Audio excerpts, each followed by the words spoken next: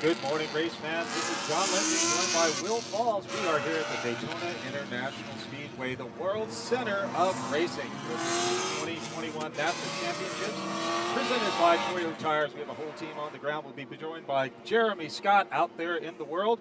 Will, how are you feeling this morning? I feel great, John. It's race day. We're excited to bring some racing to our fans. We've been here for a few days now and seeing all the excitement leading up to today. Mixed weather conditions, one of the fastest tracks in the country that we go to, and of course, beautiful bouts of beautiful Florida weather. And we're at Daytona International Speedway, John. It's pretty exciting to be at an amazing facility like this. Racers out here after it vying for a national title. I cannot believe we are here. We are so excited to bring this to you. Again, thanks to all of our major sponsors. We do have Hawk Performance on board, big-time sponsor of NASA since 2008. Of course, Toyo Tires, our presenting sponsor. Then Track Day Tire, our official tire supplier of NASA Competition Motorsport.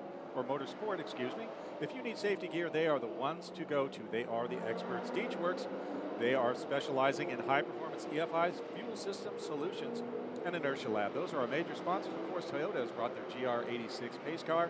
Dino Luzzi energy drink, great stuff, and then Racers 360 virtual coaching. So again, this is John Lindsay with Will Falls. Right now we have time trial, I believe, on course. Will, tell us about the time trial program. What's up with that? Time trial is a great way for people to get started competing in motorsport.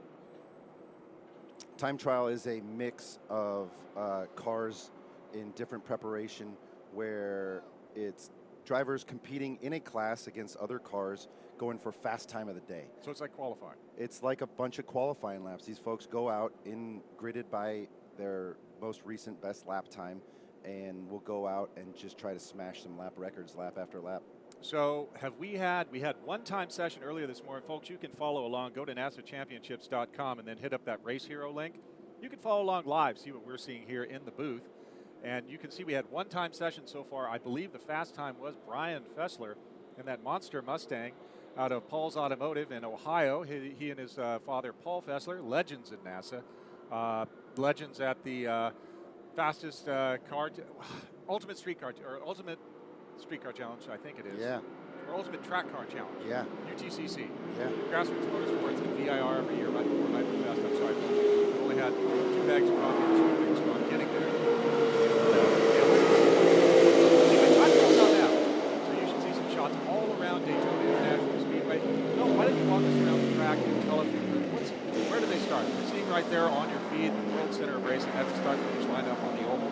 What's that first turn all about? Yeah, that's a tri-oval corner at start-finish here at Daytona. That's where a lot of these cars will be reaching their maximum velocity for the weekend as they go right into braking right after that and dive down into turn 1 and come off the NASCAR oval into the infield. Okay, into the infield. In turn 2, that's kind of a flat turn. Any tips there, Will? Turn 2 is a really fast opening chicane. It could get messy. It's pretty narrow with not a ton of runoff through there, and it's all about who got down on the brakes the right time and rolled through turn 1 and got back on the throttle, get a good run through there down to the International Horseshoe. All right, the International Horseshoe, that's like the International House of Pancakes. Tell us how you take your cakes. Turn 3 is all about, like any other corner, getting a really good run. That might be one of the more important parts of the infield here. Getting a good run through there, down through the kink, over to the west horseshoe is a large portion of our infield here, and it's really important to have a car with just enough grip to get through turn 4, but not too much downforce so that they can't, so that they're restricted in the high speed areas of the super speedway here. And you had shared that analysis with me yesterday. We were watching some of these really hairy prototypes going through there flat, and you know it is a balance. It's between the aero and the grip. If you've got killer aero that's creating a lot of downforce, you're going to slow down on the oval, which is a big part of it. So after that West Horseshoe, what happens after that, Will? Take us around. West Horseshoe, they head into turn 6, which opens, let her rip, let her eat, as they say. Let her rip, tater chip. Yeah, NASCAR banking. It's really cool sitting in the infield looking at the top of your buddy's cars with close to a 30-degree bank. I think it's a 31-degree It was gnarly yesterday. Yeah, big banking, 24-hour every year, and the bus stops changed. It's been made really wide in recent years for different NASA guys are going to take every inch of paved and concrete runoff that they can, blasting through the bus stop. So it's really fast, leading into NASCAR 3-4 and back around to start finish. Okay, looks like we have a yellow flag out, folks. We'll try to track that one down for you from control and find out what's going on. Looks like we only got one lap in. Again, this is TT4, TT5, TT6. Well, what does 4, 5, 6 mean? What's the meaning of that? Yeah, so we class all our time trial by horsepower to weight. Got it. So we class all our time trial by horsepower to weight, and TT1 is going to be our fastest one at 6.5 to 1, and TT6 is going to be the most restricted with smaller bore cars and less horsepower. And so this crosses over, time trial also crosses over into super touring in the race groups. So we're seeing a lot of, it's funny, we call it supersizing, where racers will want to get, there's a lot of contingencies here this weekend from all the sponsors. So you might want to go ahead and run a little bit of time trial, a little bit of super touring. So we had a lot of interesting crossovers in some of the racing groups where we had 944 spec, Charlie Bizzetti, legend, learned from him, first met him about, 1992, God, I'm old. And Charlie is running 944 spec, and then I want to say he is running an ST6, and he got a win in both of the qualifying wins yesterday. Then Carlos Mendez, he got a win in Spec E30 and a win in ST5, so he's double dipping. He's going back to the buffet line twice for turkey and roast beef. That's right, man. So we do have a lot of crossover. Again, and you see some raceful thing in racing. The biggest... We really develop drivers before we send them off into competition, and what's so cool about time trial is that the safety and the build aspect of the car falls under the HPDE rules. Right. So, you can throw a set of belts in the car and a 4-point bar and some sticky Toyos and go out and compete. Right. And so for people who are not familiar with NASA's programs, what is HPDE? HPDE is our high-performance driving events that we do 100 times around the country a year in most road courses around the U.S. And we start in our beginner group where you take your car out on a track and an instructor rides with you or lead follows you around, and we teach you over the course of a day or a weekend how to drive on a road course. So are there any special qualifications that you have to do before you show up, or you can just be, hey, man, I'm into cars. I love taking my car to a car show. Geez, I've done some autocrossing. No qualification. I'm a massive hard parker, and I just want to actually get some street cred. Yeah. Can anyone show up? Anybody can show up as long as their car meets a general safety inspection. Okay. They can show up, and we put them in a class. We put you in a classroom and teach you the general safety rules of the day. Think of it as a long concession karting meeting, giving you the do's and don'ts of the day. Concession karting. Oh. And we teach you what the flags mean and put you out on track. And it's a lot of good seat time at some of these great tracks like this one here where NASA, Florida runs. Now so I tend to question this poor kid too much. Well, kid. Anyone under 50 is a kid to me now. So we also have something called a hyperdrive. This is the brainchild of Chris Cabetto out of the Mid-Atlantic region, a legend in his own right. Maybe in his own mind, no? Sure. Also, both. He has a great singing voice. So if you're in Mid-Atlantic, up in the RVA, somewhere up in there, the D.C. area, great region up there in Mid-Atlantic, we have something called a hyperdrive, where it's like, what, $40? Yeah, 40. I mean, that's the thing we're crazy to talk about. We've done it in the NorCal region too. It's really cool. You get a sampler. You get a sampler platter for $50. Good. We're back green, and like you said, it's very easy to get involved with NASA. So let's see. Let's run some things down. I only think we have one green lap so far. Let's see. In TT4, Michael Earhart, number 9, is on top of the best lap. 219. Looks like 219, 220s were the fastest in TT2 or TT4 before we went yellow. TT5, Joseph Cataneo, he's out there, 221. Lucio Giuseppe, Pat Garrett, and Randy Kinsey. That's the running order in TT5. TT6, that's Xavier, or I always call him Javier. Xavier Calderon, who is a man of many talents. I had breakfast with him the other morning at the hotel, free breakfast because I'm cheap. And Xavier and I were talking. He's talking about he has a lovely daughter that he is raising up, and we were talking about the challenges of family and racing. So your family has to be on board. Xavier was, he also has many gigs in life, and he told me he was leaving here, driving up to D.C., and going to meetings at the Pentagon, so he must be pretty high speed. But anyway, again, an example of someone who's sampling a little bit of everything. He's doing TT, ST, and Spec Miata. And he's helping as a series director. So I don't think he's getting a lot of sleep this weekend. Xavier's a rock star, longtime NASA guy, also from the Mid-Atlantic region. Yep. Does a lot for us, solid competitor, and a super kind human too. So love having Xavier here. So Will, what are we looking at there? Sorry, folks, we're breaking up a little. You know, so the story I think of the weekend is going to be the Florida the weather here. It's awesome. It's tropical. But boy, we've had a lot of electrical storms and things like that. So it's kind of set us back a little bit. So we appreciate you hanging with us. We'll do our best to improvise, adapt, and overcome. But that's a good shot right there. Yeah, that's headed out of West Horseshoe down in turn 6. So I saw a C8 Corvette. Awesome. So we see an S2000 there, E36 chassis BMW, Miatas left one big wing, one no wing. So that might be a Xavier right there. Only done practice sessions, which don't count. Now TT, Will, is an interesting strategy game. So let's say right now it's cool, you know, good air, cool track, your tires aren't getting hot. So what are we doing? You know, could potentially the fast time of the weekend be this morning? That's a possibility. If this nice, cool, clean air with low humidity and clean track is the fastest time and it rains all weekend, this session matters. That's part of the exciting thing of time trial is you can't just lay down a fast lap and hope that works all weekend. It could be any session, and you never know what the weather is going to do. So generally, the cool mornings make for some good lap times. We'll see how the weather today shakes down. Yeah, again, folks, we're sorry for the choppy video quality we're getting to hear on the booth, too. We're working on it. I can see some guys frantically, what are they doing? They're ripping cables around, and yeah, one dude's got a sack of zip ties, so we'll fix it, guys. Thanks for hanging with us. But again, the strategy. So at Mid-Ohio one year, do you remember where it was the last session of the weekend, like Sunday evening, and there were two guys that were fighting for the top in TTU. I think it was Tage Evanson.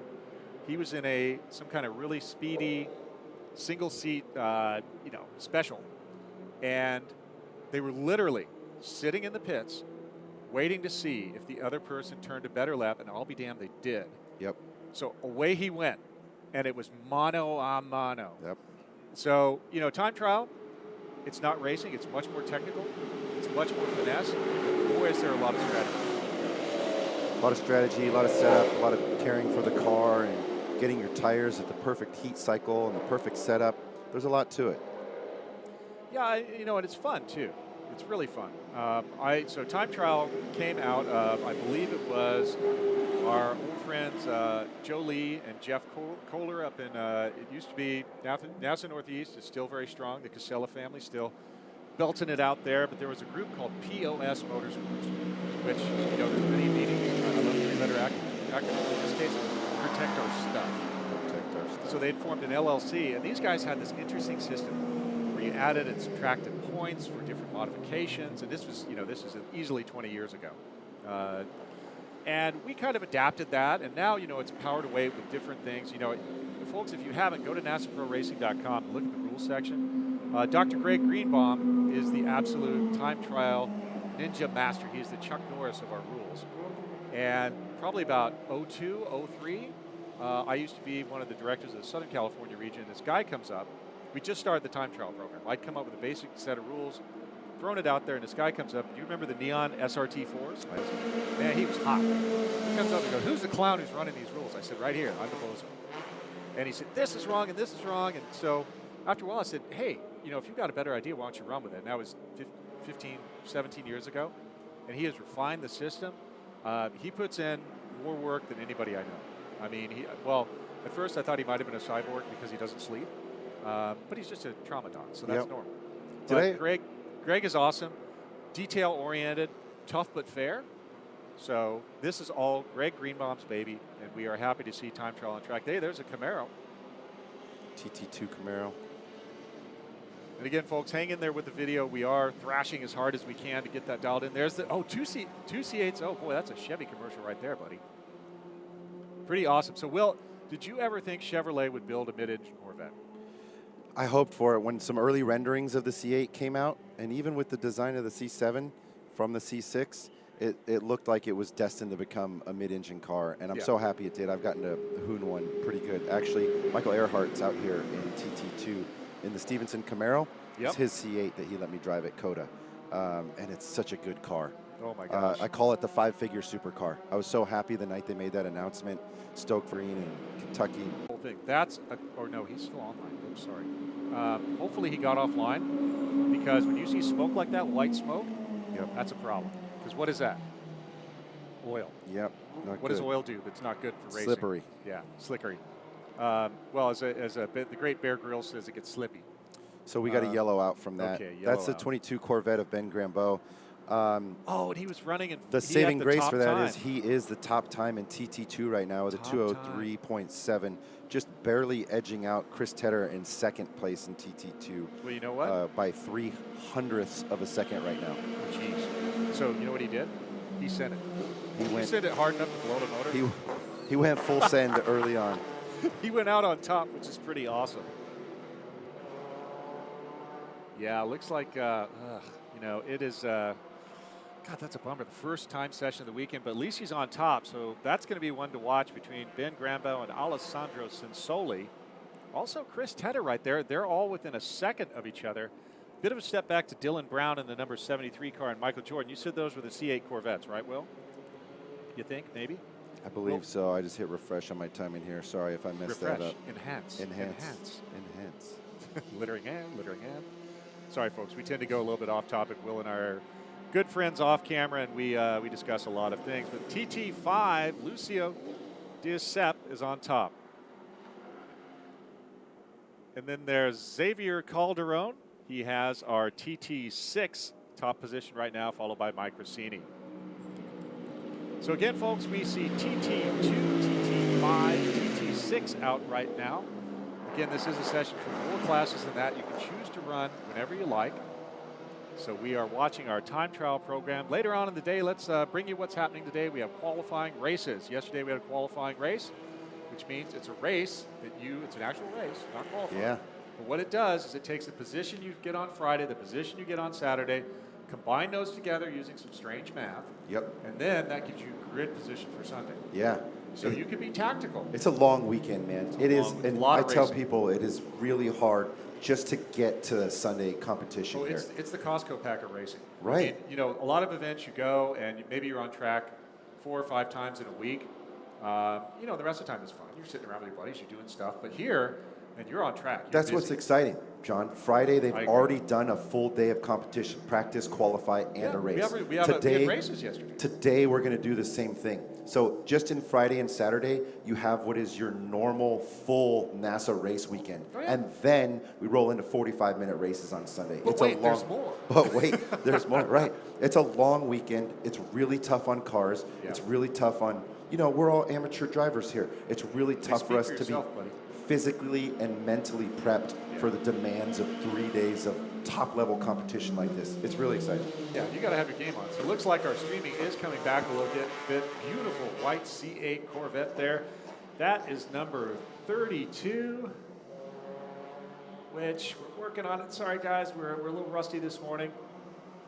That's not showing up on our timing sheet, so anyway. The blue C8, I believe, is Dylan Brown, number 3. Okay, 73, but the car was labeled 32, so that threw me a little bit. But Dylan Brown's got a really cool story with what they're doing with that blue Corvette. They're raising some money for a really cool fundraiser. We're going to talk some more about that a little bit today. Good. There's that is number 63 right there. That's Steve Loudon. He's out of Texas region. Okay, Steve Loudon, and it's a 987 chassis Cayman. It's with us in TT. How cool. All the way from Texas.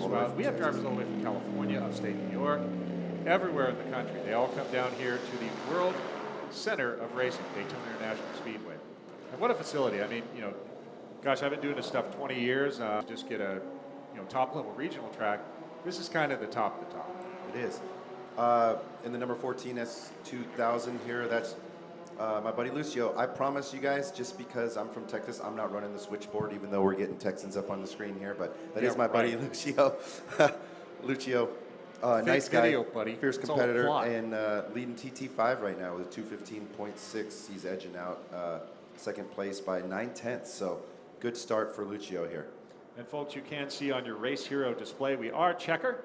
So we have checkered this session. And next up, we will have a course check, which is basically where we go out and maybe clean up some oil, and everybody can take what we call a blue room break. refresh yourself. A lot of the buildings are blue here. Yes. But yeah, well, that's an awkward moment, isn't it? Anyway, folks, next up we will have our Group A warm-up. Group A is where there's lots of excitement. That is Spec Miata. Then we'll have Group B warm-up, Group C warm-up. These don't count for anything, folks. Again, it's a warm-up. Go out, make sure nothing's busted. Maybe knock a little of the fuzz out of your head because you've only had a bag of coffee or so, something like that. So then we go to Group D warm-up, Group E warm-up, then our second round of time trial competition. And then after a little bit, looks like just before the luncheon hour, we're going to have the Group A qualifying race. Again, that's a qualifying race where it is a big deal, and it's going to set, combined with your Friday result, that sets your grid position for Sunday. Then we've got Group B, that is our Super Limited Super Touring 1, 2, 3, and GTS, the German Touring Sedan Series, number 4. Then we've got Group C coming up for their qualifying race. That is 944 Spec E46, E30, E46, BMW chassis codes. Very cool. Group D, please stay tuned. We'll be right back.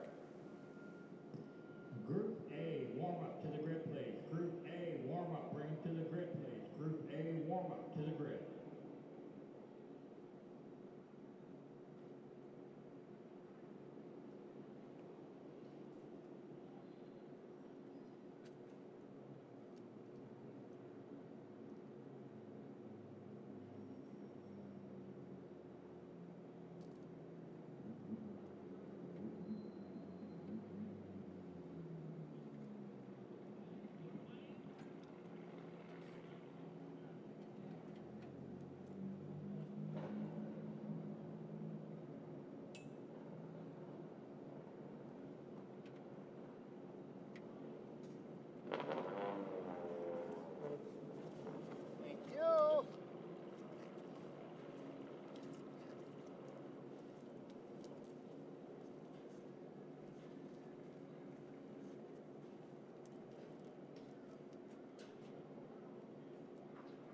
Give me a little bit of slack.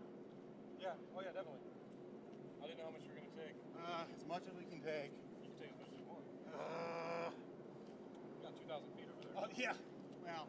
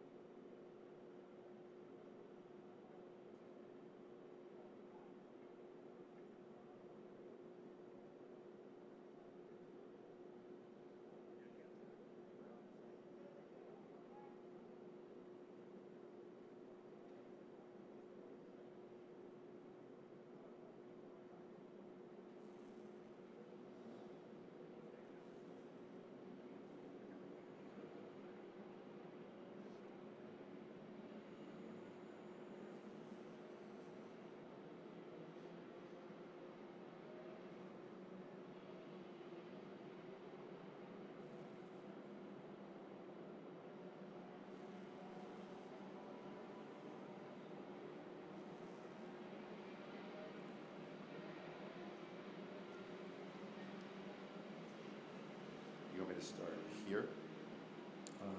Or here? Okay. Okay.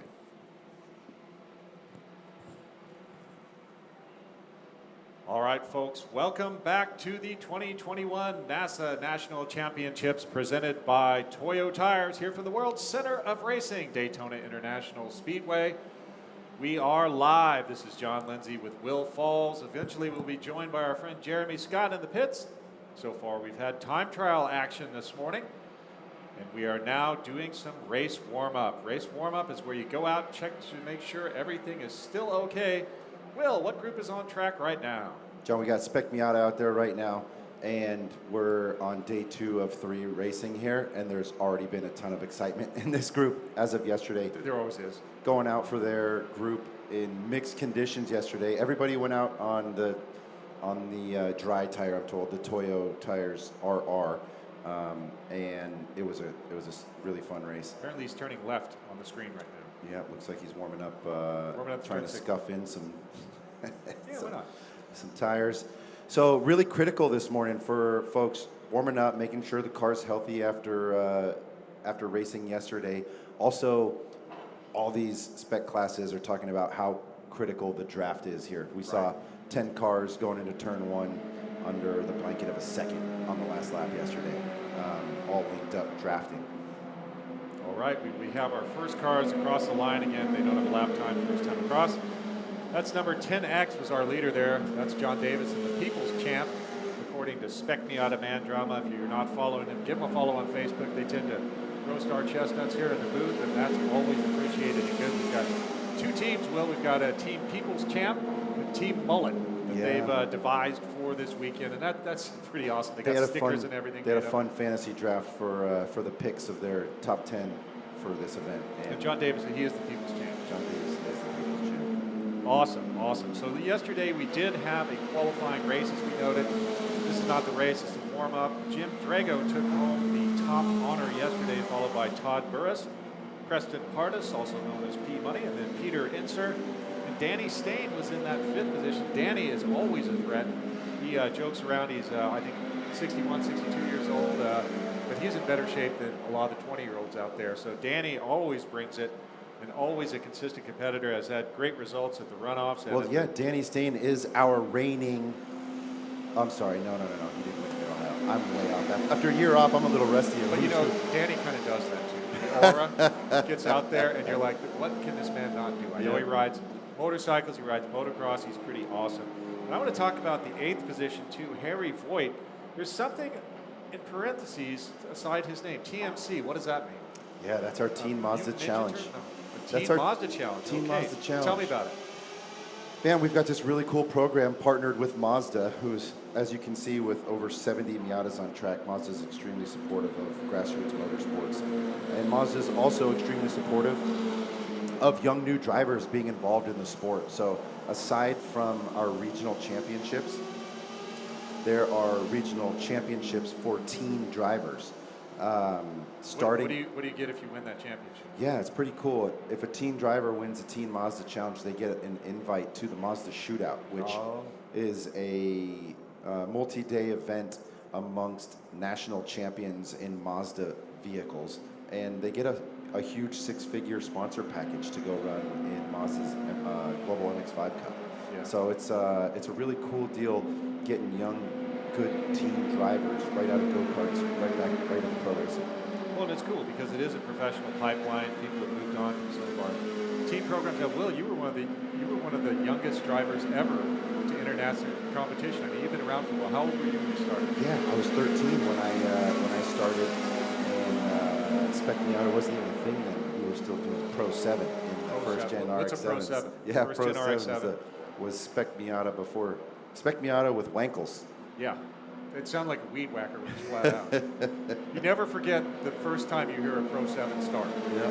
I mean, it's just like a bunch of angry weed whackers coming down the front straight. All right, folks. Well, again, the fast time yesterday was actually Peter Ensor, who finished P4. He turned a 2:18.675. Right now you're seeing 2:22, but really, you know, it's almost like winning HPD. You can't win warm-up. You can lose warm-up when you stuff your car into a wall because, you know, you didn't have all systems active yet. maybe the brain wasn't turned on and warmed up yet. So this is just shake it down. Maybe here's what I do. Honestly, if there was somebody I was having trouble with in the race, I would sit there and do that I was 7th move on grid and just wait for them to go out and go out right behind them and do a little intel, a little tactical driving. Yeah. Where, watch what they do.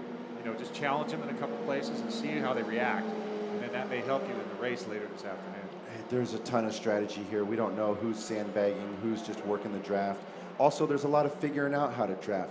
Not a lot of participants get to race on these super speedway big ovals. So there's a lot to figure out, like when you're glued to the back of a car. Right there. Look on the screen. So that's not an aggressive move. That when they bump each other, that's often welcome. Great example of the draft right there. Great example of the draft. So, I don't know if you draft right there. That may be a little bit of the chrome horn coming in. Hey, hi, I'm here. Good to see you. That looks like Danny so Stain close. and that is Danny, I think, with that very distinctive the livery 68 that of he has. Matthew Cresci out of NorCal. Cresci, okay, he has done well. I remember he did well at Mid-Ohio one year. So a lot of people have been around a long time in Spec Miata. Danny Stain right now, he has the 3rd best time. Alex Acosta owns the best time of practice. They're running in the low 220s. Again, fast time yesterday with 218. Right out of the box, John, we see how critical the draft is here. The 4 cars, well, Matthew Cresci and Danny Stain are near the top of the timesheets working together. That's just showing further how important the draft is going to be here. Yeah, the draft is important. So what do you think? Now, here's another interesting thing, Will. Are all these Miatas the same year? No, there is some parity in Spec Miata. So there's the first year, the NA, the 1.6 liter. There's the second year NA, which is a 1.8, NA8, and then there's the NB, which is... What are these? Those NBs, right? Those look like NBs. Yeah, the flip-up headlights are That's an NAs. NA. That's our Okay, early good. NA car. Wait a minute. How do you equalize 1.6 and 1.8? A lot of data, Okay. a lot of help from our friends at Mazda, and what we're using is a combination of restrictor plates and different competition minimum weights. Right, there's the draft again. Look at that. Stain, is that Stain? Danny Stain giving Matt Cresci a good push down the front straight. So they're practicing. Basically, they may be, what was it from Ted Thunder Buddies? They're draft buddies. Draft buddies, yeah. So draft buddies are going to work together in a race. These guys, I would wager unless something really weird happens, which it can. And see, with that push across the stripe, Matthew Cresci and Danny Look at Stain that. went straight to the top of the time 100%, sheet. Will, 100%. Best time right now does belong to Cresci with a 2:19.529, and as you said, it was a draft. So that's amazing. Here we have another couple of draft buddies working together. We are looking to see what the numbers are. That's number 76 is the 121. push. Okay. That's Harry Voigt in the 121 in front of the 76. Super awesome. All right, Cresci and Stain still on top, followed by Alex Acosta, Nick Bruni, Harry Voigt, Dan Williams out of our Rocky Mountain region. He's a regional director, so. I'm pretty sure that's Dan pushing Harry. So Okay. they're in 5th and 6th. So again, another example of Right, draft right, partner. right. Dan's Here really- comes the People's Champ, giving the 67 a push. They're practicing. I mean, you got to practice it. That's Von Charbonneau, Andrew Von Charbonneau and Davidson together. John Davison giving Charbonneau a push. So Let's see how it again, works. right out of the box in morning practice, we're seeing the partners work together. And Right. it's really important. It's not as easy as just follow me. When you're stuck to a guy's bumper in front of you, You got to trust him. literally, but not just you trust them, but your references are different. You got to look out of your side mirrors to know where you're at and where your braking point is. You're not just doing what the car in front of you is doing. You got to have different references. So a lot of these folks working in the draft, trading positions, doing that this morning. Well, they're giving Look it a at here's shot. a three. A three-car. Three-car Good push Lord, it's a Mazda conga line. coming down the front straight here. So, folks, we hope to have in-car cameras for you in Spec Miata. It will be Barada and the People's Champ, John Davison. They'll both have cameras on board, so that should be an interesting ride. And we will try to have those up and working for it. It gives a really unique perspective to see what's going on from inside.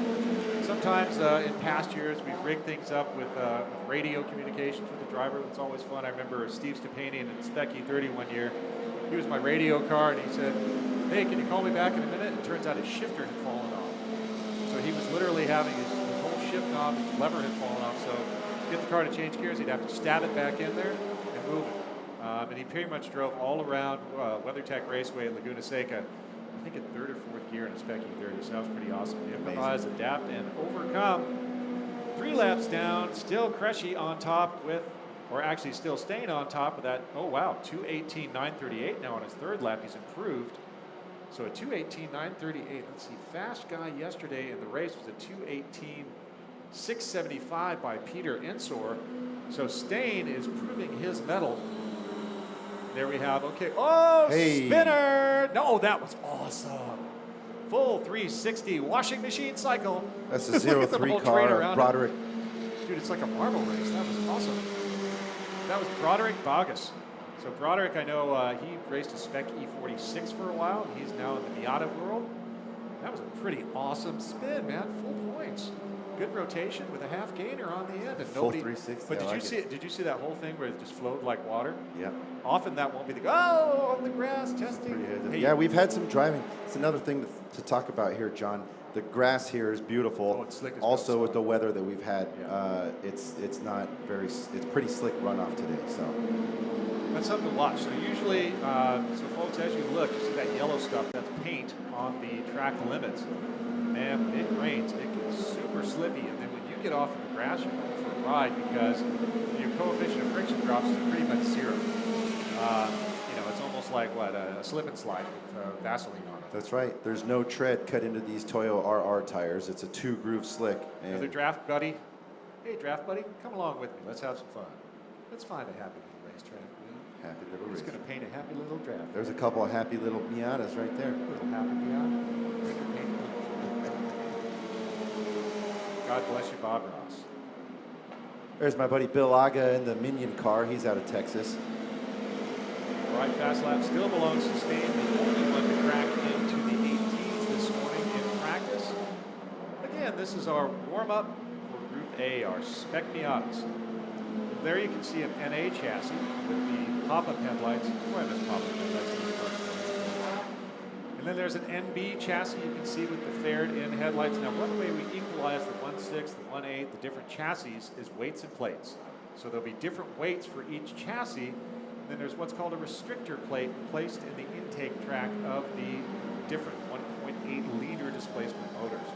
So that's how you equalize these cars. And honestly, Will, at points in the past, I've seen guys roll up with a big old stacker and a toter home, and it's like they're taking golf clubs out. And we'll have an NA 1.6, an NA 1.8, an NB, an NB VVT, and they're just basically picking the right club for whatever hole it is. Rainy weekend, you might want an NA 1.6, right? So a lot of strategy in place, but boy, this is kind of, do you remember, check me out when I first started out, I think it was an evolution of the SSC class, the trunk kit in SCCA, and then it has just evolved so much. Jim Drago, who won yesterday, was a huge component of the development of Spec Miata. Also Mike Collins, our Southern California region director, was instrumental in the development of the class. And now, I think it's pretty safe to say on any given weekend there's more Mazdas racing than any other brand on road courses around. Yeah, that's a statistic Mazda's pretty proud of, as they should be. Looks like the checkered flag's out here. 2 fastest cars in the session, Danny Stain and Matthew Cressy, are already in the pits. Will, why don't you run down our top 10? Yeah, Danny Stain in first place with a 2:18.9. Moving this morning. Second place, Matthew Cressy. Third place, Dan Williams. Fourth, Harry Voigt. Fifth, Alex Acosta. Nicholas Bruni in 6th place. Peter McIntosh out of the Northeast region in 7th. William Lambros, 8th fastest. Brian Silvestri, 9th fastest. And Celine Royan. Celine Royan. Royan, sorry. That was my first time saying that. The only reason I know Celine, because he did really well at Sebring. And then it was cool because his dad was racing in the race with him. And I had some questions about pronunciation. He just called me Papa. You know the father-son teams father-son. tug on my heartstrings. Right. Oh, yeah. Right here, Will. Right. Well, I got to go. I started going racing with my pops. Absolutely. That's Yeah, very Celine cool. Royan rounding out the top 10 here. Okay, cool. We do have a lot of father-son teams here. There's your graphics showing you. Awesome. The graphics are working. Boy, that's super cool. Danny Stain, Cressy, Williams, Dan Williams moving up in the world in the top 3 there. But again, this is practice. Practice only counts for bragging rights. And this is your first look at Group A. Spec Miata. Next up on the docket, I believe we do have Group B is coming up next for you. Group B, now that is an interesting group. Those are the Thumpers. Group B is Super Unlimited, Super Touring 1 through 3, again set horsepower to rate ratios with ST1 being the king of the ST heat. And then you've also got GTS4, which is a power to weight class just for German cars. John, it's hard to find a cooler mix of road race cars at any club event in the country than our big bore Super Touring races. From Super Unlimited down to Super Touring 3, Corvettes, Lotus, prototypes. I mean, you name it, and there's some really, really cool stuff. I don't think there's a more diverse race class in the country as far as big bore thumper race classes go. Oh, and it's gnarly. You know, Spec Miata is cool because it's a driver's class where you're not going to out horsepower someone or out grip somebody or out aero somebody. So there's a beauty there. But in the ground pounders, man, it is something really special. And Will and I spent some time out there. We were right by the kink into the West Horseshoe, and then watching just the speeds that these cars are able to achieve is just unbelievable. So that's what's coming up next. We'll have a warm-up for Group C, or Group B, excuse me, and then a Group C warm-up. Then we'll have Group D warm-up and Group E warm-up. Then we'll get back to time trial competition. And then this afternoon, starting at 11:50 Eastern Time, we'll have our first qualifying race. Again, we'll see the Spec Miatas, and that will be to set their final integer that will be put into the special mix to figure out where the grid position is. It's a lot of math. I can never do math. That's why I went into the liberal arts. And we will, not a mathematician. Great disappointment to my father. I think it has cracked Will up, folks. But again, you are seeing the world center of racing right there. Daytona International Speedway. John Lindsay and Will Falls here on the broadcast. Again, we wanted to thank our tires. Good Lord, John. We wanted to thank our It's like a motorsport prayer there. Yeah. All right, Will. Why don't you talk about a couple of our major sponsors here? Yeah, we've got TrackDayTire.com here. Track Day Tire is proud to be our official tire supplier of NASA. NASA members take advantage of Track Day Tire's enormous inventory and tech support team, focused solely on helping members extract the most from their competition tires on track. TrackDayTire.com's good people. Johnny Miller over there, one of the nicest dang guys in motorsport, and a legend in his own right in driving. So good to be partnered with Track Day Tire. Competition Motorsport, the official motorsport supplier of NASA. They have the largest inventory of auto racing safety equipment and accessories in the entire country. And they've got an exclusive discount to all NASA members. Totally awesome. Check more out about those details at DRIVENASA.com. Deutschwerks, the live broadcast is brought to you in part by Deutschwerks. They specialize in high-performance EFI fuel system solutions and offer exclusive discount to NASA members. And our buddy Inertia Lab out of Texas also. They are a suspension development company, develop damper and coilover. We are thrilled to have the new GR86 selected as the official pace car of the NASA Championships. This car is perfectly at home on a road course. It's great to see it lead all the classes out onto the track for our races this weekend. Toyota and NASA partnered in 2019 to give all GR Supra owners complimentary one-year NASA membership and a complimentary day of instruction on track in our HPDE program. This program expanded earlier this year to include all GR sports cars, like the GR86. So now owners of the GR Supra and the GR86 can learn precision driving skills from our instructors all over the country here at the track. That's a really cool one. Check out grsupra.drivenasa.com for more information on that one. Keeping us amped up today here, aside from all the bags of coffee we got here in the booth, is Dino Luzzi Energy Drink. Dino Luzzi Energy Drink is known for its delicious taste and minimal use of additive. Proud sponsor of our live broadcast with them, offering a 10% discount to all NASA members. And Racers 360, the official driving partner of NASA. Racers 360 offers elite level coaching in a personal, affordable way that's available to drivers of all levels. And it's all done virtually too. It's really cool how Dino and the team there do that. Exclusive offers and packages available to our members. So folks, if you are here in Daytona or you're listening within a drivable distance, we do have some fun stuff happening here at the track.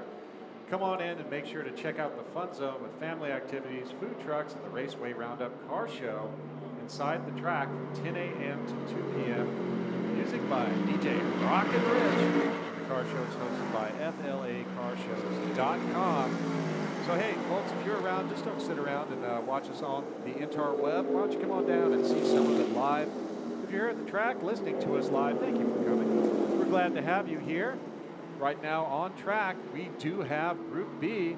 They are bringing the thunder, so I do need my thunder buddy. Thunder buddies. Right, so we are seeing them coming across the start-finish line right now. Let's talk about some of the monsters. We were discussing this earlier. Some of the crazy cars. Tell us who was the fast guy yesterday. Was Daniel Goldberg. What's he driving? Daniel Goldberg is in an IMSA LMP3 car.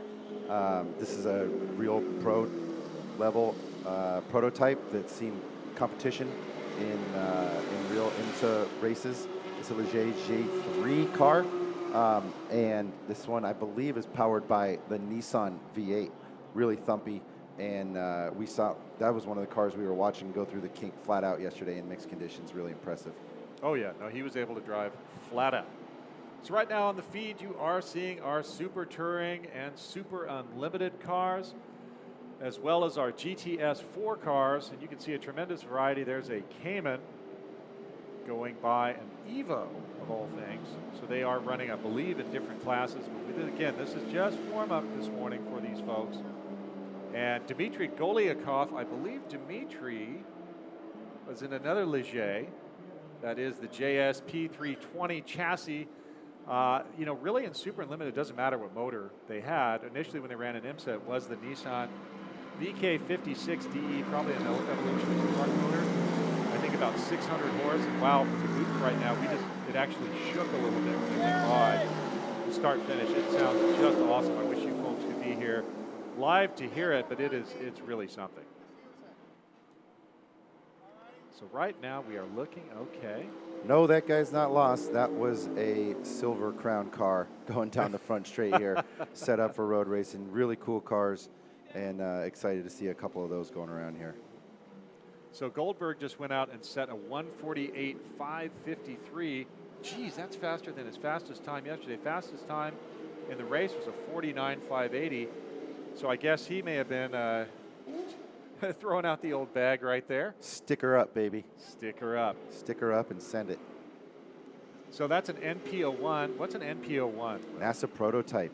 It's a really cool prototype car that is built and sold by Sabico.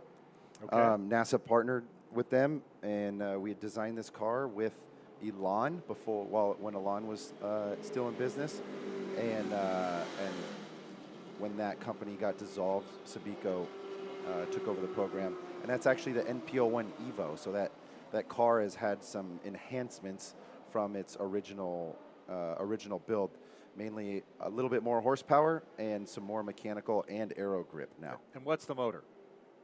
It's a Mazda. Engine. It's a Mazda engine. People get mad about that, motor versus engine. Motor's electric, right? Right. So it's a Mazda. It's what a sort Mazda. of Mazda. Yeah, it's the Mazda engine. I believe it's a 2.5 liter. I think it's either a 2.0 or 2.5. Yeah, I think it might be a 2.0. And so, folks, that's the one you'd find in maybe a Mazda 3 or something like that, but breathed on a little bit for motorsports use. And I believe they're all sealed motors. And what that means is you can't get in and monkey with it. So, you know, look, there's always things you can do to an engine to make it better. That's one of the 7s only. They're that really cool tube chassis. That's a FD RX-7 chassis. But underneath, it's all a tube frame. 7's only out of Buttonwillow, so they're all the way here from Buttonwillow, California, which is near the great city of Bakersfield in that Central Valley. So that's quite a hike for them. Right now, you see there's one of our crazy prototypes. Again, these are cars that, you know, theoretically they could run Le Mans. So these are not messing around. There's Goldberg right there in the Motel 6 livery car, and he is just wicked fast everywhere.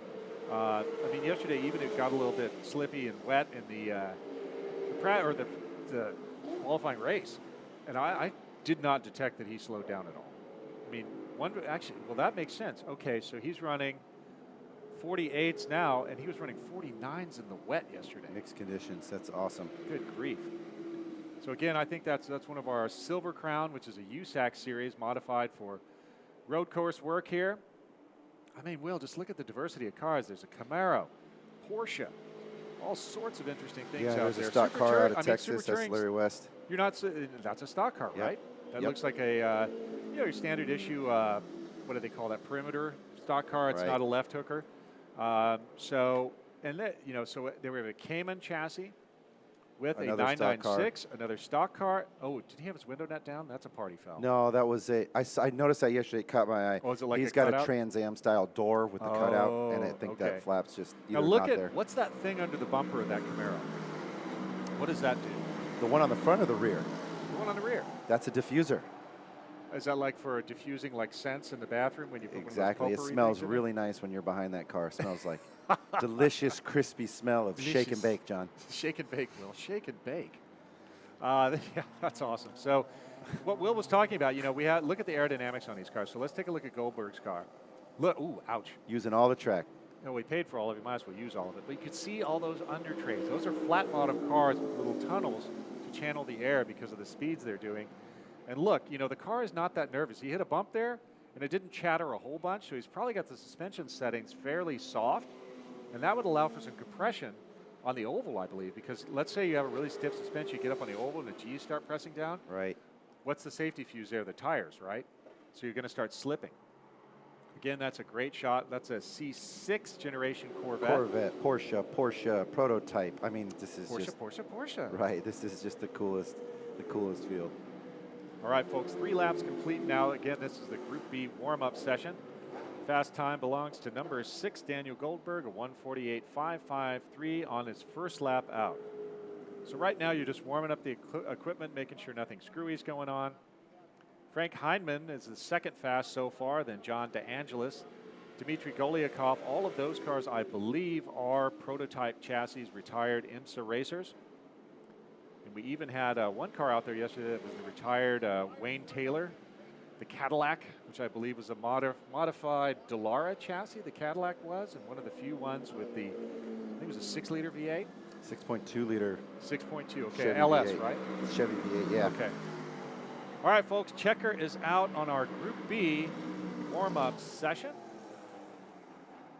Next up, Group C warm-up session. That is really cool classes, 944 spec.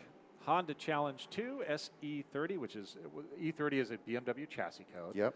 So this is your typical late 80s to early 90s BMW 325. And then SE46, which is the next subsequent chassis code from BMW, skipped right over the E36, which was the one that went from, 92 to early 2000s, somewhere in so. there. And then the E46 picks up 2001. And continued on until, what was the next chassis after that? I think F80, right? Anyway, that's all minutiae. Weird car guy stuff. You would know this. If you're a car person and you are as into cars as we are and you know all the obscure chassis I'm sure codes, our BMW friends can correct us in the chat. yeah, here, on the John. chat, please tell us just how wrong we are. All good. So, yeah, I don't, responding Thomas, I don't think that's a Praga. That is one of our NASA prototype cars. Yes, we are watching the chat. Go Spec Corvettes. I like that. Spec Corvette, that's a program I saw a little bit of, really cool. I think they were taking a C6 chassis and taking a similar approach to Spec Miata. Man, spec classes are just the best. And what you look for in a spec class is something you can get fairly cheap that doesn't have ridiculous parts prices. The car right there, that was one of those tube frame 7s only. A great program where they took, I think it was a 13B rotary, and Yep. put it in a tube chassis with a, I want to say a T5 Borg Warner. Not sure. I'm sure someone will correct me later, but a really reliable package, and they had a great spec series out in California and the NorCal and SoCal regions for a while. Again, there's a C6 Corvette. Lots of aerodynamics. I bet that probably left. It looks like it's a Z06 model. Runs the, is that the LS7 motor, Will? In the Z06? I think it is. So the LS7 motor, there's another. So many different C6. configurations in And- with Super Touring being horsepower to weight. And a There's so many C5. different LS configurations Right. here. So, so folks, if you if you're not hip on the lingo here, when we say C and then a number, it's the generation of Corvette. So C1 was, I think, 53 to 61, or no, 62. C2 is 63, the split window, the legendary split window Corvette. C2 ran from 63 to 67. C3 picked up with the Mako Shark, 63 to, well, 82 or 83, depending on who you talk to. C4, that was the one with the cool flip-up headlights, 84 to roughly, let's see, first C6 was 05, so that had a really long run. C6 was 05 to what, 2013? Oh, 2014. No, 2013. C6 ran, last C6 was 2013. C7 ran until last year, so C8 is a new cool mid-engine Corvette that we've been talking about a little bit. So more automotive trivia for you car people out there. Again, the amount of stuff that we cram into our brains instead of actually useful stuff, you really can't understand unless you're a car person. Anyway, folks, thank you so much for joining us. Again, we are at the 2021 NASA Championships presented by our good friends at Toyo Tires. Toyo makes all kinds of products. I run the light truck tires on my dually. I also run their street radials on my cars. We run the Celsius on my wife's SUV. Awesome tire. So if you don't know about Toyo, you ought to know. You've been told, and they are awesome tires. Been supporting NASA racing for almost 19 years now. Really the RA1 legendary tire. The Evolution, now the RR. So you can see our running order there. Final results, even though, is it really a result in practice or is it just a bookmark? Just the time sheet, right? It's a bookmark. It's what was that line from Fletch? Well, how do you measure?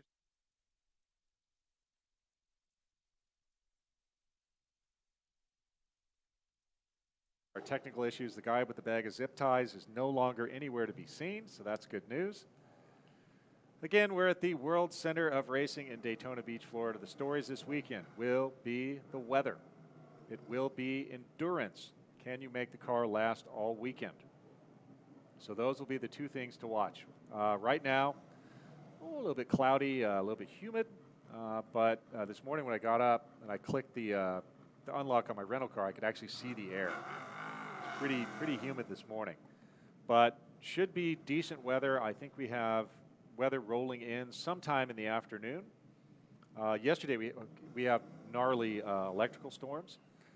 Here at the track, if you look on our feed, when we have rain and you see a little blue light going off, that's not the blue light special where you can go get the senior white belt and white shoe special at the luncheon buffet. The blue lights actually mean that we've had a lightning strike, I think, within about 10 miles. Yep. And we have to shut the track down for the safety of all of our corner marshals. Again, if I haven't already, a big shout out to the corner marshals that are here this weekend, as safety workers, the NASA officials. These are all the people that make the weekend work for us. So big thank you to all of them. Thank you to the families that let your loved ones, your husband, wife, daughter, son, uncle, aunt, partner, everything that they could be in your family. Thanks for letting them come play with us this weekend.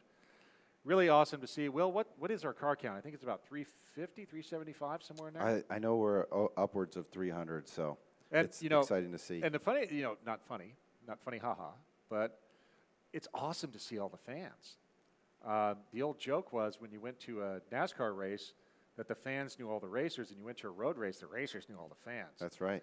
But we saw, I mean, even with the kind of challenging weather we saw yesterday, there were hundreds of fans here, which is wonderful for me. I mean, and yesterday was just a straight-up practice day. There were qualifying races. Yep.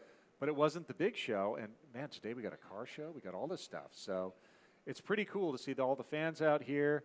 And, I mean, what a facility. Did you ever think we'd end up here? Could have never imagined that we'd be doing this here. It's amazing to see. It's right. We're looking at it on the screen, the World Center of Racing, and we're having our national championship here. Florida's open. People are out and about. It's an outdoor activity, and a lot of locals are coming out to watch some racing. A lot of family members here. Like you were saying, we've got over 100 officials here. Really cool to have people travel from all over the country to be here for this. It's a good time. Well, and I mean, you can see on your cameras, but I don't think you get a grasp of how big this place is. There's a freaking lake in the middle of it. Lake Lloyd is in the middle of the track. I know they use that for boat racing and all kinds of cool stuff like that, but I mean, a track with a lake, I think there's a golf course somewhere in the infield of the track. So, I mean, it's just a massive facility that's been developed over the years. Let's talk about the history of Daytona a little bit. Racing here really started in the 40s on the beach. They were on the beach in the 40s, and there was a group of drivers that kind of got organized. Bill France stood out as the leader, and he put together NASCAR. And it was an organized group instead of just, one promoter doing a group here and there. And then in about 1957, the idea came to build a track. And it has evolved over the years into this.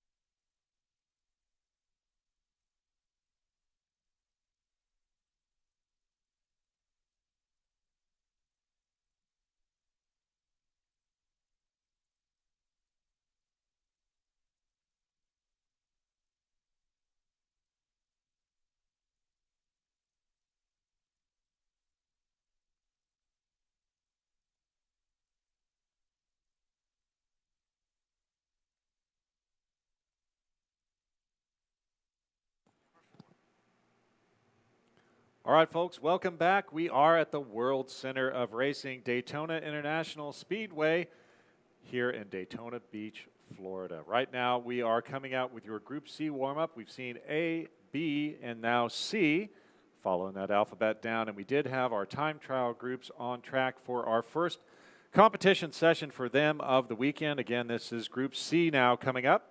Group C, 944 spec, Honda Challenge 2, SE30 and SE46. 944 is the popular Porsche 944 that ran from about 1983 in Deutschland. I think we got them here in 84. And then we've got the HC2, that's Honda Challenge 2. Spec E30, also BMW's there, 325 model, or you could even take a 318 and motor swap it. And Spec E46, which is the later chassis BMW. You can see the Hondas there. Now, the deal with Honda Challenge is this is Honda Challenge 2, which is one of the higher levels. It goes from 1 through 5. I don't think we've seen a Honda Challenge 5 car, probably since first Obama administration, somewhere in there. But these are cool cars because they are swapped. And swapped in this case means that you will take a garden variety Civic that you would drive every day to work, and you put the engine out of a hotter model like an Integra GSR, something like that, the good old B18 C5, or something even more weird. Guys have used motors out of the Honda Element.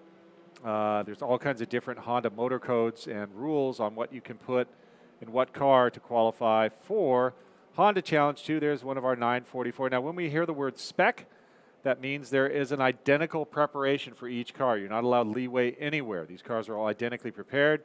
Again, that's the Porsche 944, the successor to the 924 that came out in 76, 77. The 924 had much narrower fenders. It was powered by an Audi motor out of an Audi van, kind of weak sauce. And the 944 came along in about 83, and it uses one half of the Porsche 928's V8, kind of cut in half, and that's the motor in that car. I believe it's about 2.7 liters, which is big for a four-cylinder displacement. That shot right there, you saw the tail end of one of our E30 chassis. It's one of our, I think that's a DC chassis, Acura Integra Honda Challenge 2. So we have a great diversity on track here right now. Another one of our 944s, or if you're, That's if you're Holden really Metzner, the first Integra across the stripe there. He had a great race yesterday in Honda Challenge. There was a three-way battle for the lead yesterday. Here's one of our top finishers from Honda Challenge yesterday. That is number 137. That's Holden. I believe that is that Morgan Ziegler? I think that's Holden. Holden. Oh, Metzner. that's Holden. Okay, Yeah. Holden Meltner. He finished 12th. Good Lord, John. Second yesterday in H2. Yeah. The top four in H2 were all on the same second, 2 minutes and 14 seconds. Now, they didn't have really challenging weather. I think they still had good weather. So I don't know if we'll see an improvement like we did with Goldberg and some of the Group B cars in terms of putting together better times. There's two of our 944s. They're probably going to work on the draft. Maybe they'll come up with draft buddies. E30, boy, Spec E30 is always a tremendously competitive class. I think we have about 18 of them on the grid today. Yesterday, Spec E30, the fast folks, Carlos Mendez had the win with, I think it's Andrew Engelman and then Scott McKay. He goes by Big Nasty. So I got a little confused. Sorry, folks. We're still on the first bag of coffee right now. I'll get better as the day goes along. Spec E30, E46, Turner Hilliard, and Christopher Deschong were the just saw a two Spec competitors there. E46 car exit hard left out of the International Horseshoe. Looked intentional, possibly a car issue. Okay, done blowed up. All right, folks, well, we are doing it live here at the 2021 NASA Championships presented by Toyo Tires at the Daytona International Speedway, the world's center of racing. One of our Spec E30s there, that's the E30 chassis. Very successful car for BMW. And now, I mean, you can't find a clean E30 anywhere. I was watching Bring a Trailer, and I think it was a pretty fair to Midland 325, and I think it went for like 18, 19 grand. It's crazy. And back in the day, 6-7 years ago, you could pick them up a clean one for 3 or 4 grand. So I guess it's kind of the Bring a Trailer effect, where it's gone completely bonkers. There's our Hondas again on the feed right now. You can see all sorts of different Hondas that, so that's probably, I don't know if it started life as a Civic Si or just as a, plain old EX or whatever else, but now it's been hotted up.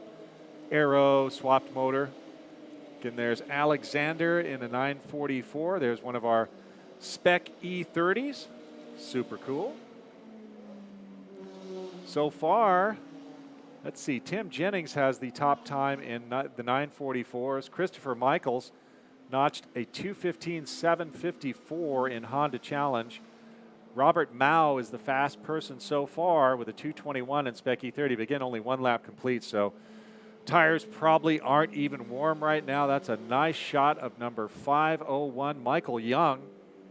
That's one of those DC chassis Integras. And so that's a Spec E46, right? Spec E46, super cool. And again, you see one of our, let's see, that's a Boxster coming around the, what? Huh. Hey, Will, why is there a Boxster out there? That must be some kind of hardship lap or something weird going on. Possibly. Interesting. So, I see big smoke. See big a lot of smoke on the smoke oval. over at the west, either at the West Horseshoe or over on the Oy NASCAR 2. vey, It looks that like. did not look good. Oy vey. Okay, so we are going to look for a yellow flag because that was a. Yeah, it looks like we're still green. Well, maybe it was just some kind of. Why is there a Boxster on track, Will? Did he not get the memo? Okay, well, let's let's adapt or improvise, adapt, and overcome. Hey, Mr. Boxster, we see you. We see you, and we appreciate you.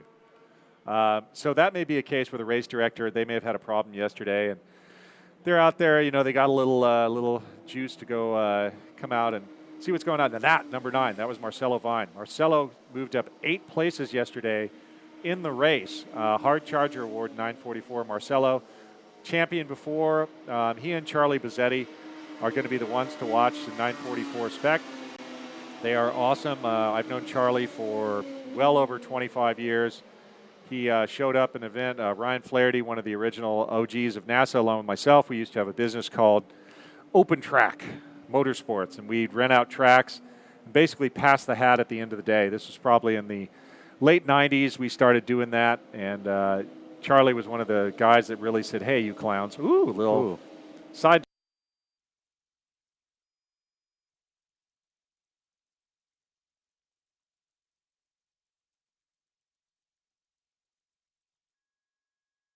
In the old days, we did it with a stopwatch, which, you know, you had to have a ton of people in the tower clicking stopwatches. Now we have these cool little things. They're AMB, which I believe is a Dutch company. It's Dutch, isn't that weird? And we do have a yellow. Oh, yellow. Okay. I saw a car off in the. Oh, yeah, something happened. So there was a car off in the infield on that last. If we go back to that last camera shot that we were on just before. I think that's the 22. Okay. Yeah, full course yellow, kids. And since it's a practice, I imagine race control, my good friend Doug McCabe up there in race control might checker this session. It looks like there's a big cleanup because this is just a warm-up, and we don't want to have it to where we start eating schedule time to go pick up a car that's busted or have to clean up some oil with some kitty litter. Some fresh step, right? That's right. Yeah, very minty. Oh, yeah. Oh, yeah, we got the pace car on track. Okay, so that's one of our E46s. We can't get a number on it right now, but they're off.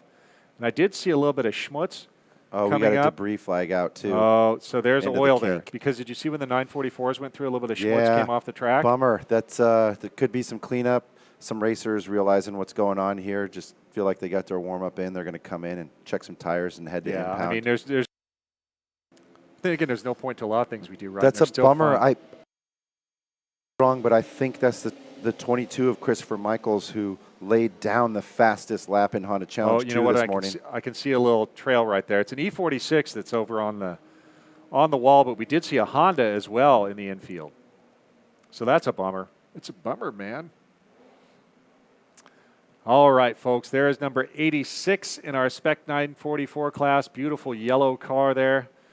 That is the 86. Is that? No, that's not Charlie, is it? 86 is Dan Miller. So Charlie Bazzetti, he's number 986, which is, wait a minute, is he, the chassis code for the Boxster is 986, but you can't run a Boxster in 944 spec, right, Will? Yeah. Am I missing something? It could be a local just out for some hot laps. I don't think that happens anymore, bud. No. And we did note something cool when we came in is that every single accessible gate when the track is hot is flashing red. So if you manage to screw up and get on there, I remember, wasn't there a motorhome on track at one of the races recently, and they had a motorhome get on the track. I think it was at Road America.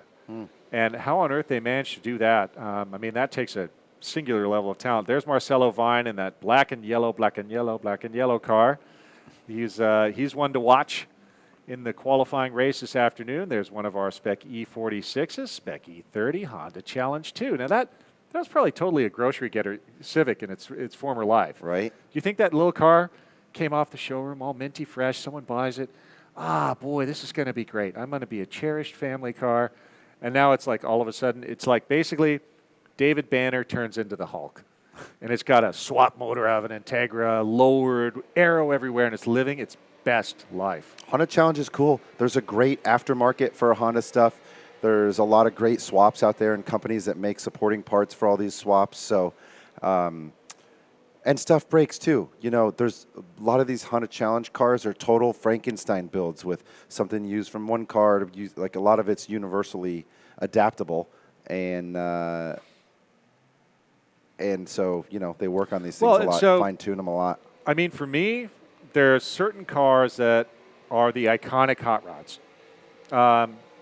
Old school, it's a Model A Ford, right?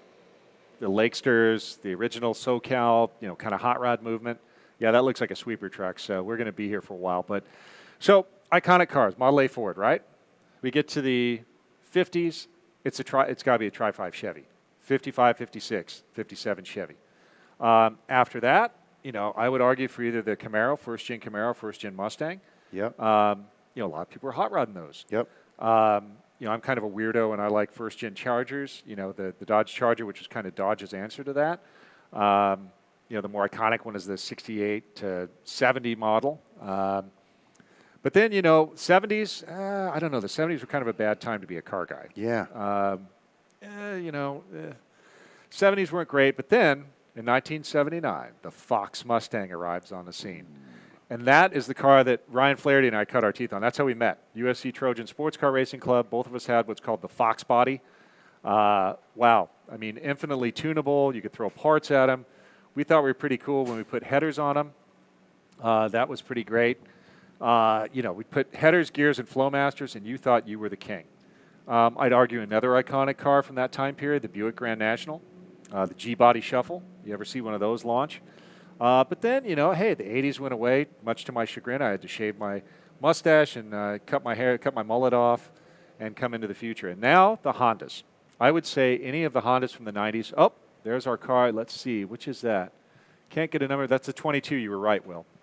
22 looks like that may have been a car that provided our oil down. So that is a bummer, man. Christopher Michaels, he went quickest this morning in this session. Well, that's the theme, right? We saw the Corvette that laid down the fast time in TT. I'm sorry. There's a 22 and a 022. That's the 022 of Michael Michael Baldridge. Okay. Sorry about that, Christopher. We weren't trying to pre-disaster you there, man. Go knock on some wood or something like that. Pray to Jobu. I did see the white Integra, which I do believe is Christopher Michaels going really. Maybe he found the oil too and was taking it easy coming. Well, and that may be why. Maybe this Specky 46 that we saw off to the side found the oil and had a bonk, had a little shunt. Could have been. Could have been. Could have. Should have. Would have. Does look like something's hanging down. I'm not sure if that's a long tube header or something. Right. Go bang. Yeah, that might be the crankshaft. Or you know what? How about an axle? What do you think? Could be an axle. Could be something good. Could be something bad. It looks bad. bad. That's an old Ren and Stimpy line. Sorry. So I mean, well, there's still time to fix it, right? So what happens if you miss a qualifying race this afternoon, but you get it fixed for Sunday? Yeah, you just don't accumulate your points. So like you mentioned earlier, Saturday and Sunday both accumulate points towards a point system, and maximum points is how you get your grid position for Sunday. So if he doesn't make this qualifying race, he'll just lose some points for qualifying Sunday. So and so what do you do on Sunday? If let's say you had a brilliant result on Friday, Saturday you've got Bupkis, Sunday you end up way back in the grid. What do you do? You just make it to the end, John. You just send it. You go full send. Send it. Full send. That's what you do. Make it to the end. Hey, I've got a message here for all our folks on the property. Motorsports Images is the official photographer of the NASA Championships. Motorsport Images is located in the blue garage number 34 throughout the event. Looking forward to providing our drivers and fans with the highest quality photos of the championship weekend. Stop by and sign up for a digital download package, depending on what you select you'd like to get. The earlier you sign up, the more photos you'll get in your photo package. When you stop by, check out the really cool custom metal and acrylic enlargements that they do with photo illustrations and other custom products. They also make 8x10 prints right here on site. Team and group photos can also be arranged. If you made it a long way out here from across the country and you've got all your friends and family, want to remember this at the Daytona garages or here with the World Center banner in the background, they can arrange that too. Stop by Blue Garage number 34. Make sure you memorize your NASA championship experience for years to come. I like it, Will. That's very good. Okay, checkered flag is out. We do see, oh man, look at that cool C10 there right there. Oh, that's cool. That's what, like a 68, nice. 69? I know I'm supposed to be talking about stuff on the track, but man, I love me a good truck. I like it. I love me a good C10. I mean, I'm kind of a square body guy, which is the 73 to 87 generation. Yep. But that's before the square. Oh, is it? No, you can see by the vertical taillights. See, that's a car person for you. Right. Totally nuts. Totally nuts. Awesome. So, anyway, folks, we can't bring this to you without our sponsors. Hawk Performance, big sponsor of NASA since 2008. You need brake pads, please look at Hawk Performance. They make a great line of products for your tow vehicle, oh, God, you see that the old Ford, like my grandpa's truck rolling in. That's the car show, dude? Yeah. Oh, this is the greatest weekend ever. Our other big sponsor, of course, the broadcast presented by Toyo Tires. Toyo Tires, they've got street car tires. They've got race car tires. Truck they've got tires. Sports car tires. I run the truck tires on my dually. I run the Celsius SUV on the family SUV. Again, great tires, can't go wrong. Track Day Tires, our official tire supplier. NASA members, again, a NASA membership is super cheap, and you can pay for it within one purchase with all these sponsors. Competition Motorsport, they are the experts when it comes to racing safety. Please give them a look. If you have questions, they have experts on staff that can answer all of your questions about any safety gear that you might need, and they will give you the straight scoop there on what you need and not sell you anything you don't. Deechworks, they do fuel injection. They are custom fuel injection suppliers. Even if you are running any kind of EFI system, please look up Deechworks. They are the experts. Inertia Lab is a suspension development company, and they specialize in damper and coilover consultation, sales, service, revalving, and custom builds. Revalving means you take a a damper, not a shock absorber, a damper, and you trick it out. You put in different valves, different things to make it do different things. Of course, Toyota has given us a brand new GR86. Shoot, this thing's so minty. It's even, I believe, a prototype. This is our official pace car. Great reports back from our pace car drivers. Of course, Toyota and NASA have partnered to give anyone who buys a GR Supra and now any GR86 as well a little bit of free tack time. So great support from Toyota. Big shout out to our friend Dan Gardner. Dan Gardner. I've known Don for 20 years, and I screwed it up.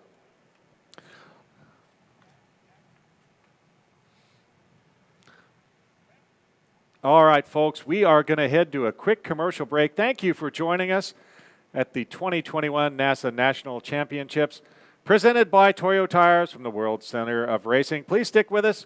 When we come back, I believe we will have some more warm-ups for you. Then we'll get into time trial competition. Thanks for joining us. Please come back soon.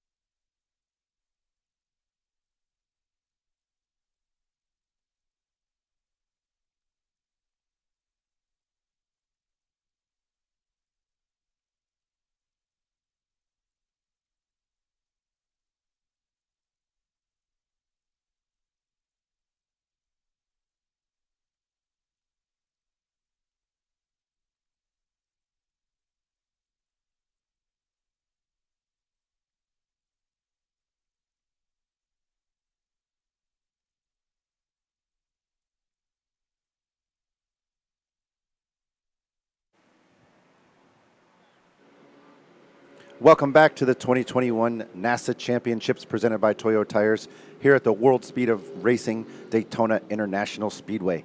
I'm here with my co-host, John Lindsay. My name is Will Falls. We're joined by Jeremy Scott doing some pit reporting for us today. And it is beautiful, 75 degrees, sunny, little clouds, beautiful Florida weather.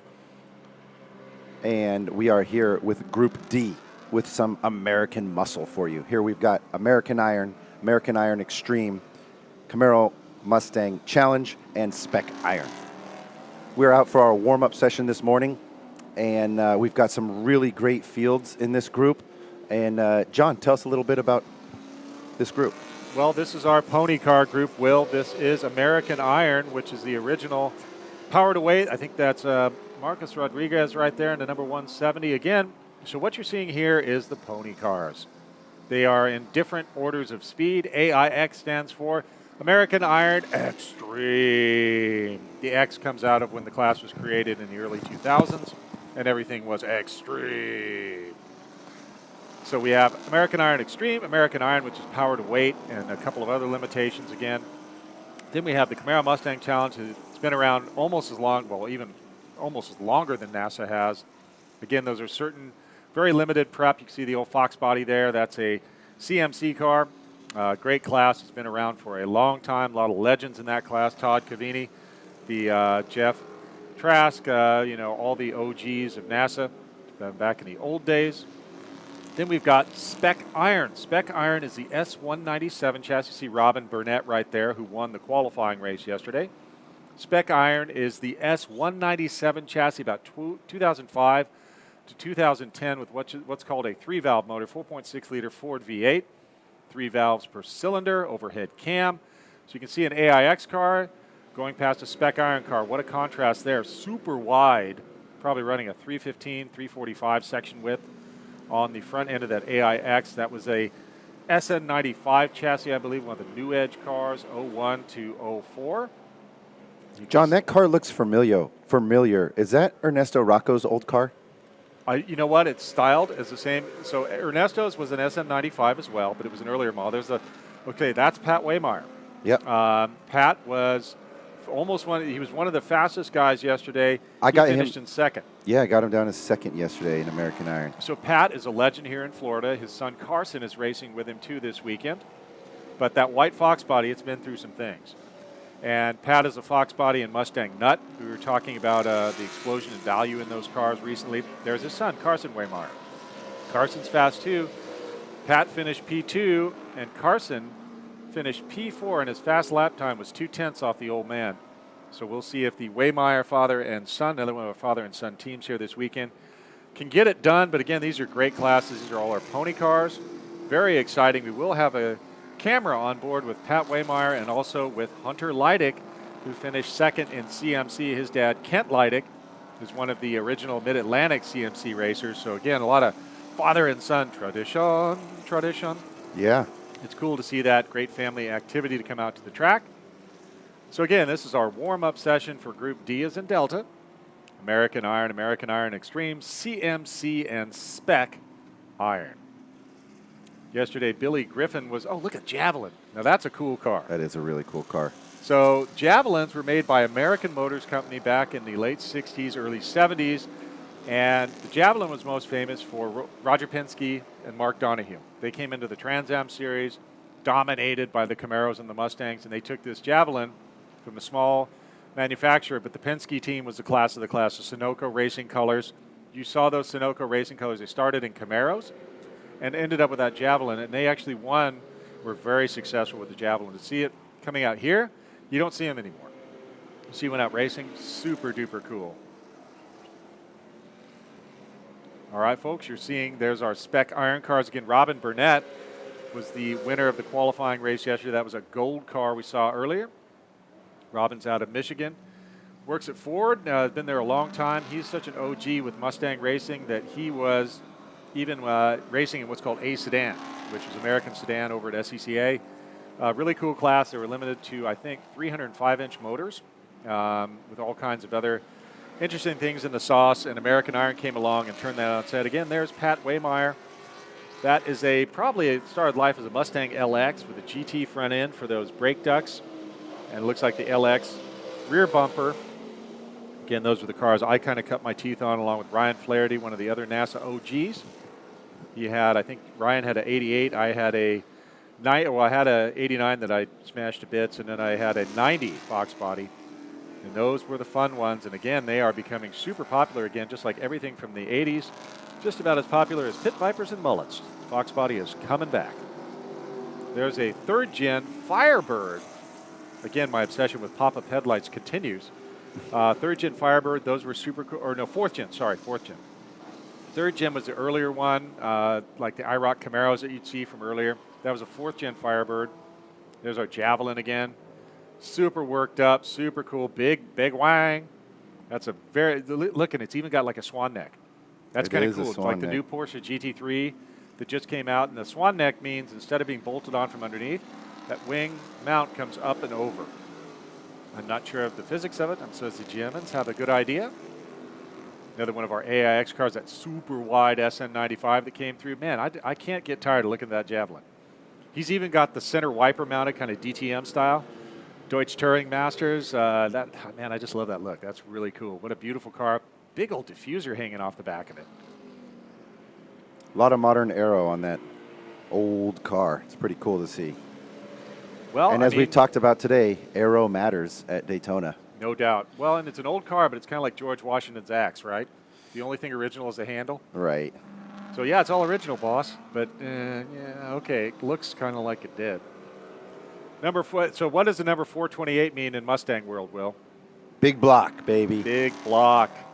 The 428 was kind of the big block. There was a single overhead cam option, the SOC, called the Cammer. And there was a regular, traditional overhead valve motor. Again, that's a legendary number. Pretty cool to see that. Out here on the racetrack, a lot of heritage there. Marcus Rodriguez there. I think that is a SN9, what's called a New Edge SN95. And I think he's put an independent rear in there. And that was a big topic of controversy about 15 years ago. The difference between the independent rear end and what's called, a solid traditional axle called a stick axle. And it was a big deal because everybody thought that the independent rear end was the secret sauce. But actually, you can make a stick axle cars. There's something called a torque arm, Watts link, or a Panhard bar, and all these different tricks to make the stick axle work pretty darn well. John, looking like this is going to be an exciting group. We love CMC, Camaro Mustang Challenge, for being a mix of cars and still having really, really close, tight racing. Right now, most of the 12 cars in the field are within a couple seconds of each other out there. Like we see yesterday's race, qualifying race winner, Josh Suknanan, in 10th, and all within a second of... Smoker. Yeah. All right, so we have a car that's smoking a little bit. Hopefully that's not oil smoke letting go. It looks like the number 69 Hey, I noticed a new fighter has joined the ring in American Iron Extreme. Number 50, Dean Martin. Is that a name that's familiar to you from Mustang World? That is a very familiar Mustang name. I mean, we're not talking like Rat Pack Dean Martin. This is Dean Martin from Core Motorsports. A very successful racer in Grand Am. I think he was a American Iron defending champion. He won a national championship at Mid-Ohio. And at Miller, I believe. Yeah, him and Chris Cabetto had one of the most fun races I've ever watched at Mid-Ohio. Father and son, look at that. Carson just laid an inside pass on his old man. Yep. So the young bull and the old bull, right? Fun stuff. Lots of action here this weekend. The NASA Championships at Daytona. So look, Carson Waymeyer right now holds the top time in AI in this practice session. So he's getting it done. Fourth gen Camaro. God, I keep screwing that up. Fourth gen Camaro there. Awesome cars. Remember when those came out, man, that was just an absolute wake-up call. Between a third gen and a fourth gen Camaro, I mean, just, wow, what a difference. Huge difference. Those cars were revolutionary back when they came out. And now, shoot, I guess they're vintage, right? Right. You know, it's really cool. It's a testament to what Patrick Waymeyer is doing and to our rules. Patrick out there and Carson in Fox bodies running against much newer S197s. Hey, Serpent Stanks, thank you for the explanation on the aero there. Cleaning up the air, that's great. Tim, I love that full Griggs suspension comment. That was the great war of the early 2000s, the Griggs versus Maximum Motorsports. I was Team Griggs and I was Team Maximum, and man, it was like the Real Housewives of Button Willow. I mean, we had all kinds of fun drama going on and really good times. Okay, that car that we just saw looks like there was something hanging down on the left rear that may have been hitting the tire. So that may not be oil smoke. Again, there's a 4th Gen Firebird with that WS6 package hood. So when I say WS6, if There you look, it goes. I just caught what you were talking about, John. okay, cool. Well, that is in. Okay, there's There that it smoker. is. Okay, you see something rattling around? Something's touching the tire, it looks like. Yep. So that could be just body work, and it's going to do what we call self-clearancing. Yep. But hopefully it doesn't self-clearance the tire too and run it down to a cord and then boom. Number 43 right there, American Iron Extreme. That's Michael Knabb. Michael so far best time in the practice session of 2:07.561. That is a cool looking car. There's one of our AI racers. That's Bruce Brierly in the number 77 Mustang. Oh, so Bruce and Pat Waymire are good buddies, and it's fun to watch them race against each other because they've been racing against each other for a decade. And watching the two of them together is awesome because they compete hard against each other, but they're also good friends. So that's going to be a great race to watch. Hopefully Bruce can come up to the front, find Pat, maybe harass Carson a little bit, and we'll have a great race in AI. Now, we talk about power to weight ratios. Will, how do you verify the power of a car? Well, just up the paddock from us, we have 2 DynoJet dynos here in the paddock. What's a dyno? Dyno is a tool to measure horsepower and torque of a vehicle. How does it do it? You put the car on this contraption, and the car spins a bunch of drums, and then magic happens. And a little excitement there for you guys, the number 6 CMC car. That was Jim Mayer. Did you notice that he went in a little bit deep, locked up the left front, and then really smartly gathered it up before he hit the grass?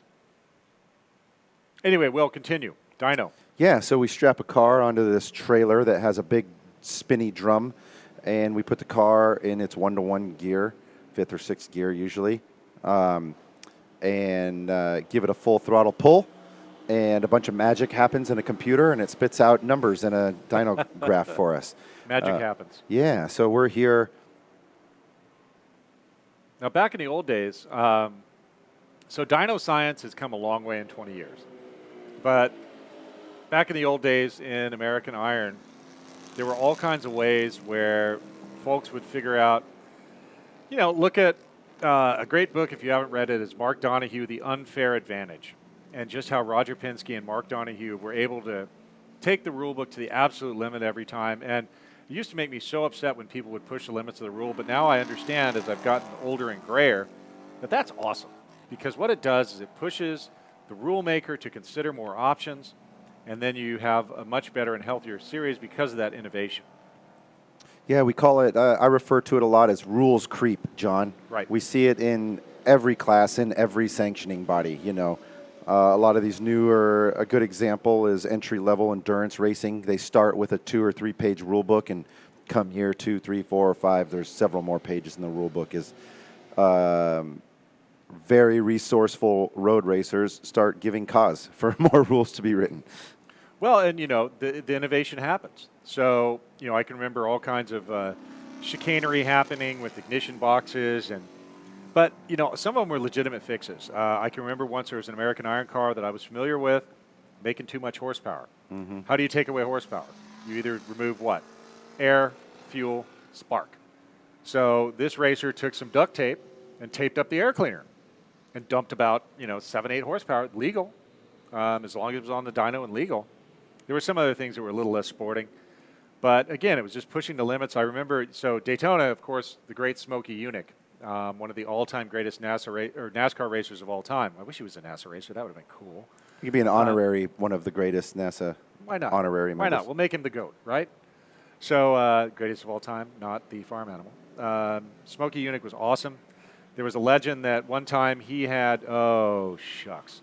Bummer. Is that Hunter Leidick? I think it is. Oh, no. Oh, no. That's not cool at all. Yeah, that's that a 23X. Darn it. So he Hunter had some Leidick. mechanical troubles yesterday, came back from them. Looks like he is Out of luck again. Okay. Well, that's disappointing, but, we'll get through it. Our safety crews will go pick him up. We're under checkered now, so these cars will be coming off. Good time for our safety crews to run out there and bring him in and see what happens. All right, well, let's give you a quick rundown. Top 3 American Iron. Carson Waymeyer was fast guy out there, 202.201. Kobe Shield, Marcus Rodriguez with a 202.825. Dustin Carnell, and then Pat Waymeyer. Oh, boy, the Padawan learner is suddenly outperforming the Jedi.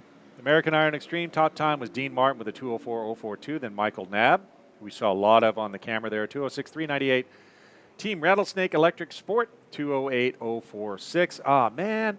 The curse continues. Hunter Leidick was the fastest in CMC, 212.137. That's happened 3 times now, Will. Well, no, actually it was a goof when we read the number wrong on the Honda. So that's twice. 3 times. Don't say Beetlejuice 3 times. Hunter Leidick had fast time, then Russ Carter. Bob Denton, a legend from the Great Lakes region. Then Spec Iron, Darren Mock. Number 29, Cash Canada, I had a great talk with last night. Again, there's a rundown of the results. Carson Waymeyer, Kobe Shield, Marcus Rodriguez, Dustin Cornell, Pat Waymeyer are our top 5 in American Iron. All right, well, we did talk about Spec Iron a little bit. Darren Mock was fastest. Cash Canada in the 2nd position. We had a good chat last night. He told me his dad used to race in IMSA, so he's continuing that tradition. Then Joe Plachaki, Robin Burnett, who was our winner yesterday, and Patrick Roof. That's your top 5 in Spec Iron. Nice shot there with the checkered flag. We are at the end of Group D. Coming up next will be Group E, which is our Legends and our Thunder Roadsters and all sorts of cool stuff in Group E. GTS 3, the NPO 1s, Super Touring 4, 5, and 6. So Group E will be our final warm-up. Then we're back to more time trial competition in the afternoon, and then we'll take a little bit of a break to go have some burritos, and then we will be back for our afternoon qualifying races. Again, the qualifying races, we had a set of qualifying races yesterday. The racers had a number of points assigned to them. They'll race again today, get more points, mix them together, shake them up, shaken not stirred, and then they will come out with the qualifying grid for the big show on Sunday. So right now, that was your Group D warm-up session. Again, there's no prizes for this one. The only prize is if you're able to keep the car intact, warm yourself up, and say, all right, make it so. All right, so we're back to the start-finish line there on your camera shot. Running on time so far. Big credit to the safety crews here at Daytona. You can see them there. They are consummate professionals working in tandem with the race control, the race directors, a big team making sure everyone is safe on track and also keeping the competition moving and keeping it fair. So big thank you to all of our officials on track today, all of our rescue workers, and everybody who has a big part in making the show happen.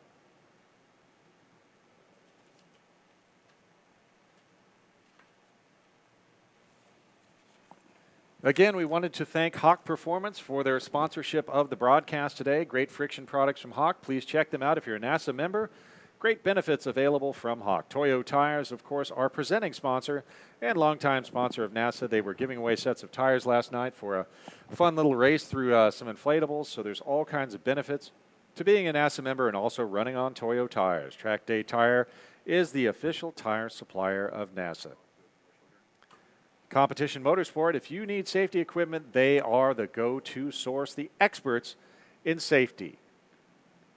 Deechworks, they are masters of EFI fuel system solutions and offer an exclusive discount to NASA members. Inertia Lab, they are the ones to see for your damper and coil-over needs. We also want to thank Toyota for loaning us out their GR86, a hot brand new sports car, successor to the first gen. Second gen is pretty awesome. You can see it pacing all the NASA racing this weekend. Big thank you to Dino Luzzi Energy Drink. Super tasty, minimal use of anything unhappy. And they are powering us here in the booth, keeping us awake. Racers 360 is the official driver coaching partner of NASA. They offer elite level coaching in a personal and affordable way that is available to drivers of all levels online. And again, make sure to check out the Fun Zone with family activities, food trucks, and the Raceway Roundup Car Show inside the track from 10 a.m. to 2 p.m. We've seen some of the cars streaming in. Lots of great variety there. Thank you for all of the fans attending the car show and your NASA championships this weekend presented by Toyo Tires. Music is by DJ Rockin' Rich. Our car show is hosted by FLAcarshows.com. So, folks, we are finishing up our Group D warm-up. We can see on our different monitors we have the eye in the sky here. We are watching them getting towed off, and the track will be clean again. We'll take a quick break, I believe, for a course check, and then we'll be back with our final warm-up session. After that, we'll have our time trial sessions, round 2. Second round for time trial. They got in 1 round this morning. And after the Group E warm-up, we'll go straight into that competition. Then we'll have a course check. Then we'll have our Group A. That's the Spec Miatas. 70-plus Miatas on track. That's going to be a good one. You paid for the whole seat, but you're only going to need the edge for the Spec Miatas.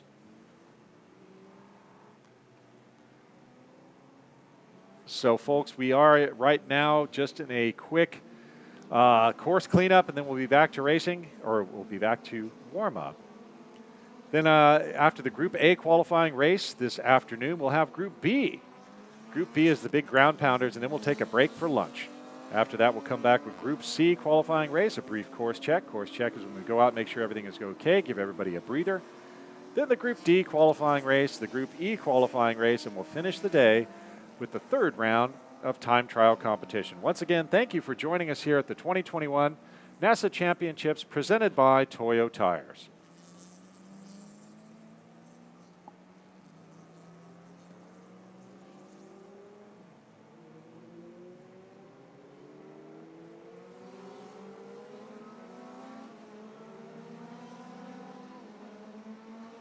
All right, folks, looks like we do have Group E coming out now.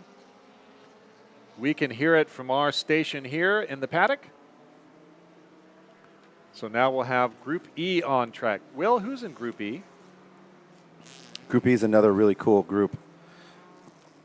Legends and Thunder Roadsters. We saw some really good action in the Thunder Roadster group yesterday. Again, spec sealed cars, all bump drafted and pushed into the front.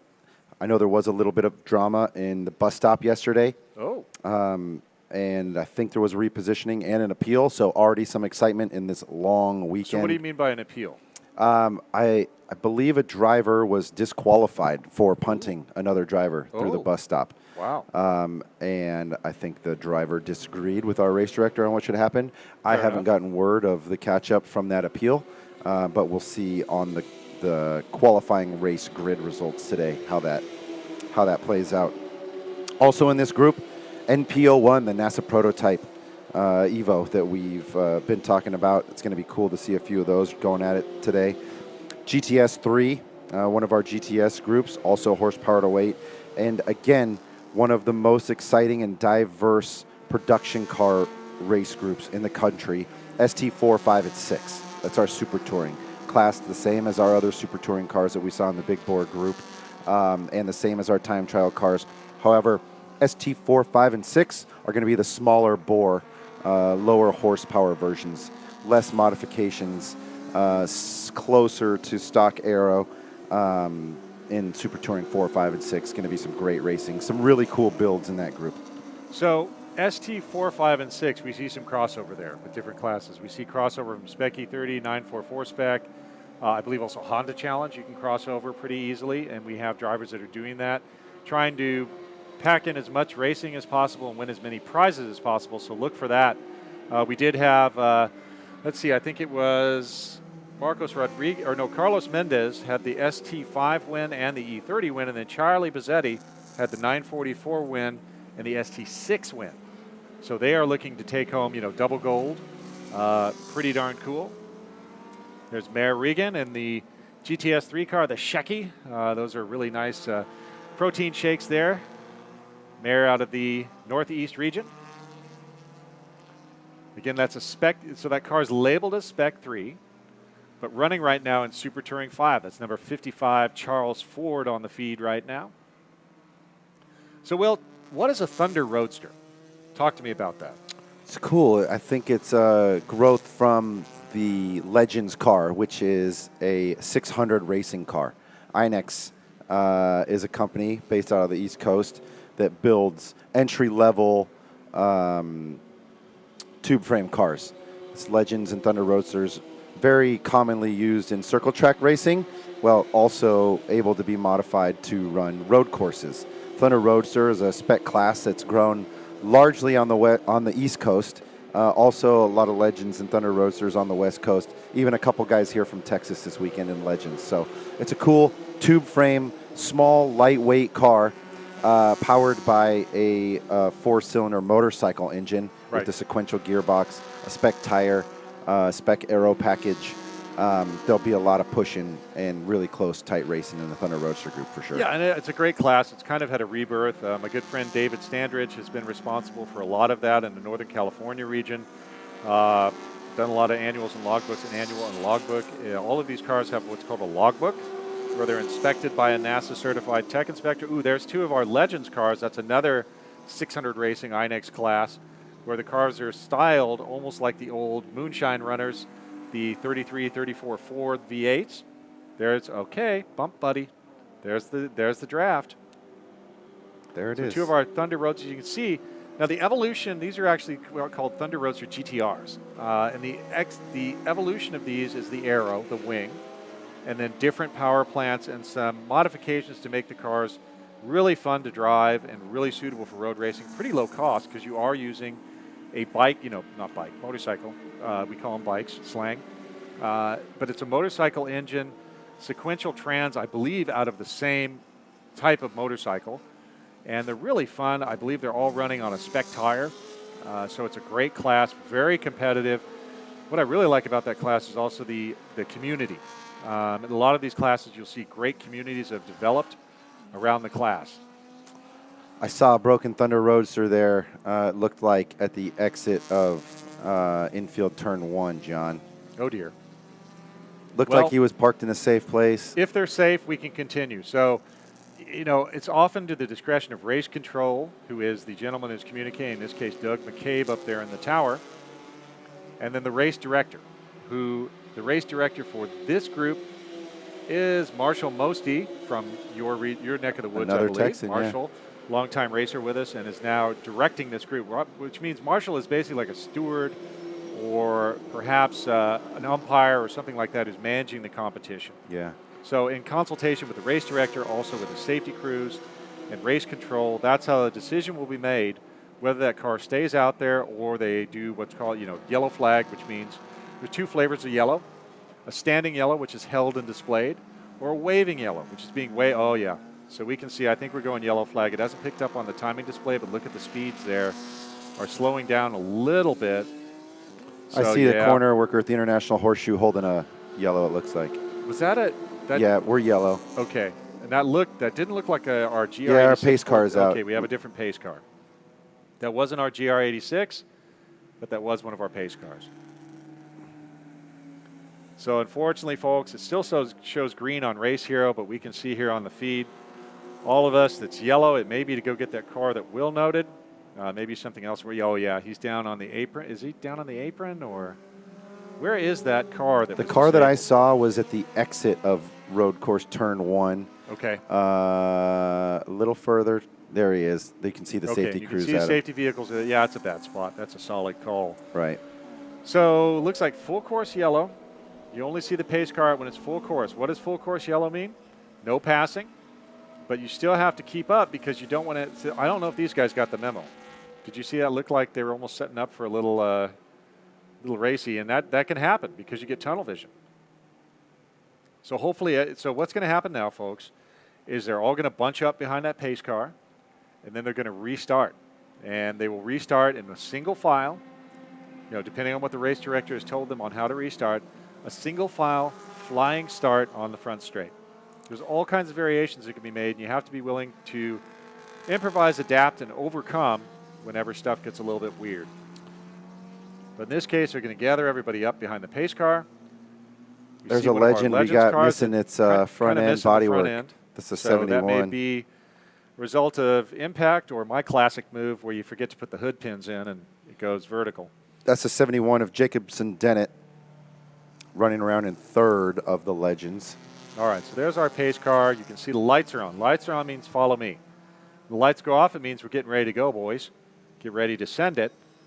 But right now the lights are on, and they are grouping up this whole group. So the John, pace car. I want to point something out here real quick. Absolutely. We talked about the Thunder Roadster racing being really, really close and how important the draft is. Those two pretty neon-colored and white GT Thunder Roadsters that we saw go by earlier, that's brothers out of NorCal, Ryan and Robert Reducal. I mean, you can't make this up.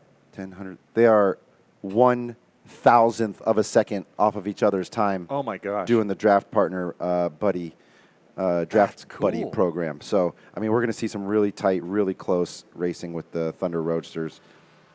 Well, and I mean that's a story in itself. Their dad, Randy, longtime NASA racer, has been involved with the 600 racing, Legends, and Thunder Roadster program forever, as long as I can remember. Yep. And so now it's the second generation with Ryan and Robert. Man, a thousandth apart. That is insane. Yeah. Tenth, hundredths, thousandths, if you're a math guy. Yeah, that is very close. So we are unfortunately under a full course yellow right now. Is that a second pace car? Oh no. No. Pace car lights off. Looks like lights out on pace. They're Okay. So pace car lights off, coming back into the pits. So the leader of this group, that Thunder Roadster, has control of the pace, and it looks already like on it. Looks like they're speeding up a little bit. That's kind of a party foul because you don't want the. Okay, we're back to green. Green, green, green. But often you don't want to, if you're controlling the group, you don't want to speed way up because it creates a crazy accordion factor. But hey, it's practice, it's warm up, so no big deal. They handled it successfully. Way to go to the safety crew, race director, and race control for clearing that car. So that was quick. That was really quick. All right, on the feed, we have our Legends car, missing its front end a little bit. One of our Thunder Roadsters right behind. Looks like that's numbered 101, Jason Oler. Again, a mixed group here, all kinds of different things. We've got our, it's good. I mean, they're not racing for position because it's warm up, but again, maybe that's some kind of strategic and, dare I say, tactical deal where they are figuring out something together, or one of them is trying to get a little bit of data on the other one. I think it's a combination of both, John. You always want to stack up the competition as well as do what you can for yourself, like learning what the draft feels like and where it works the best and where a good place to stick your nose is going to be later this weekend for position. So, okay, so that does answer my question. There's that Boxster again, 986. So Charlie, for some reason, had his 986 out in the 944 spec group, so maybe he was just doing some sighting, but he is racing the 986 in Super Touring 6. So Charlie has two different cars. It wasn't the 944 that he had being the wheel, the high hand, low hand combination. Yep. There's the draft, man. You were going right. Into the bus stop. And look at him using all the track, all the curb, all the way to the grass, and then some. That's like synchronized and through swimming. the dirt. Ooh. Yeah, that was a little green flash there. All right, I had some, now you take some. There you go. Yeah, and you're flat out on the oval. I mean, you are driving flat out.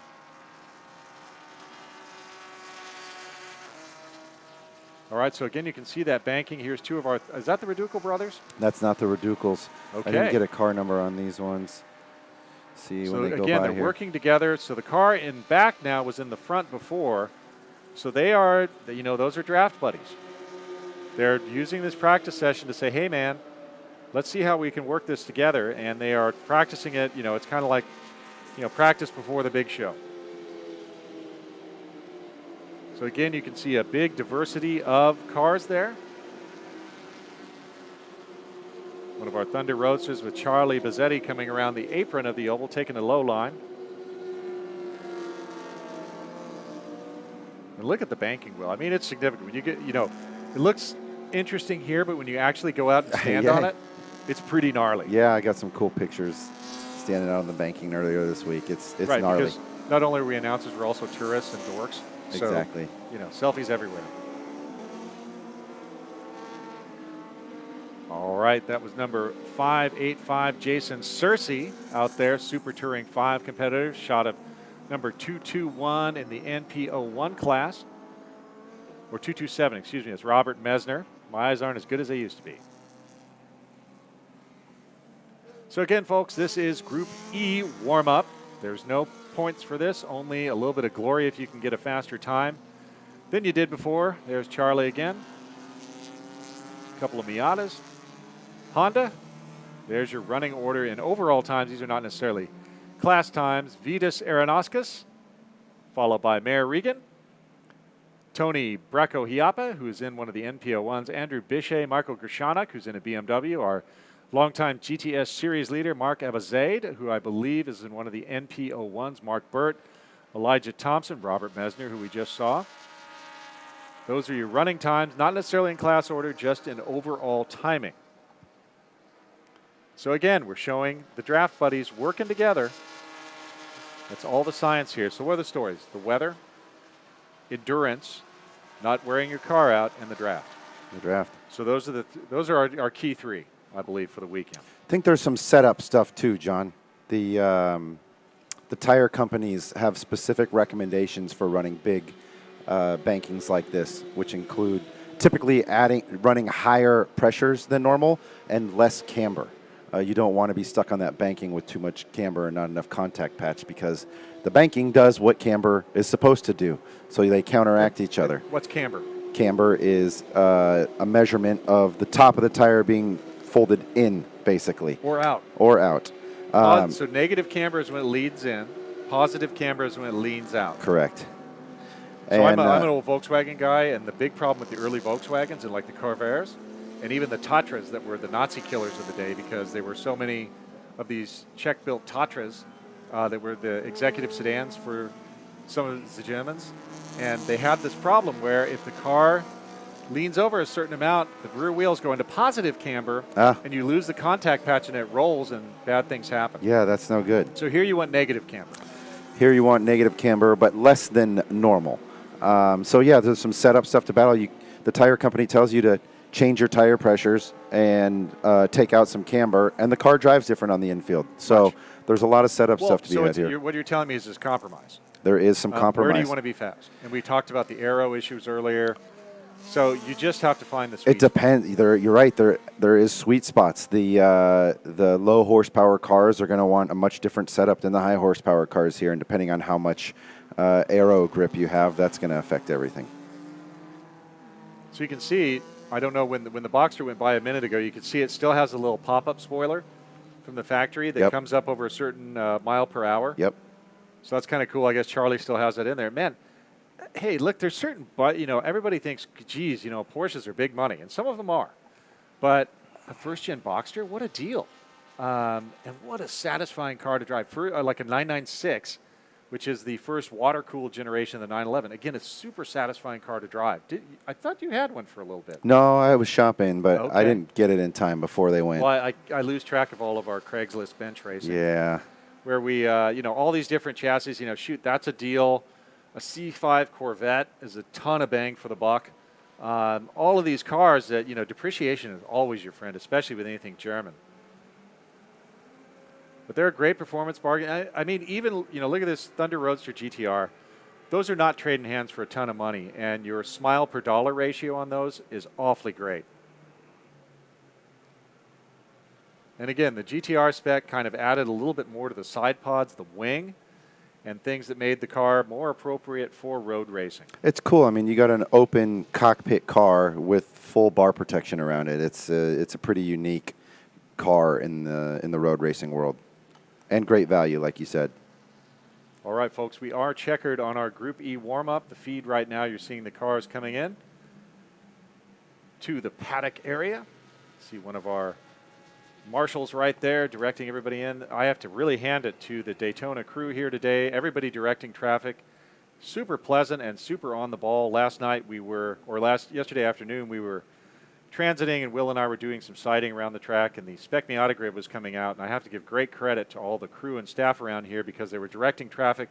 I don't know if you remember the 1970 movie about George S. Patton, and there was a scene in there where all these tanks came together at a four-way intersection like that, and they were all jammed up because nobody was doing anything. And General Patton, in the movie, played by George C. Scott, he gets up on a tank and starts directing traffic. Hey, you, over there, over there.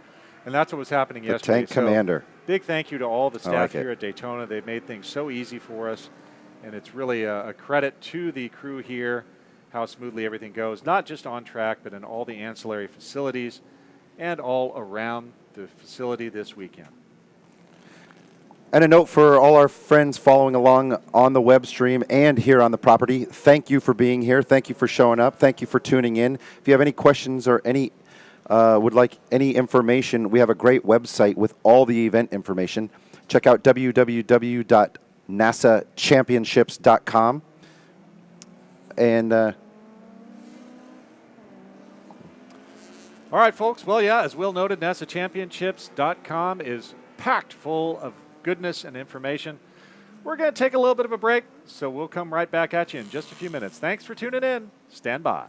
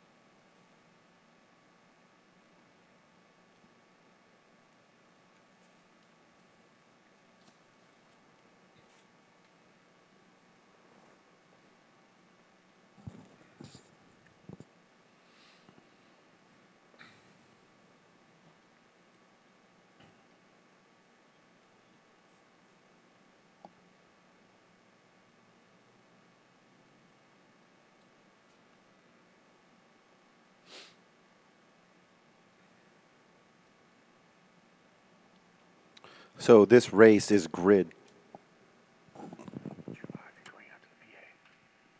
You're going out. You just went out to the PA. Yeah, I just heard that. Yeah.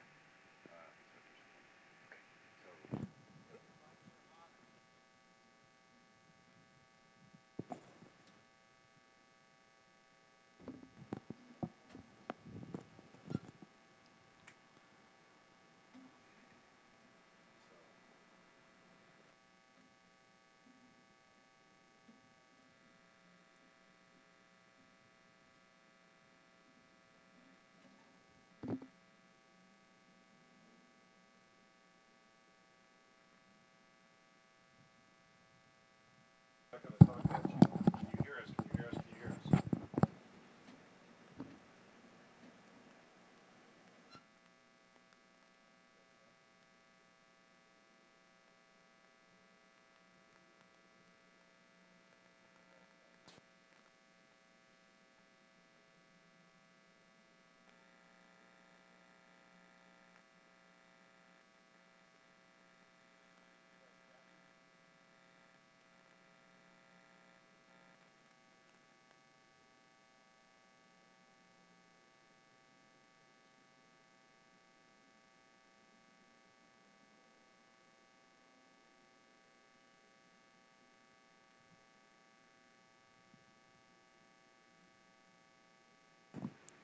Copy.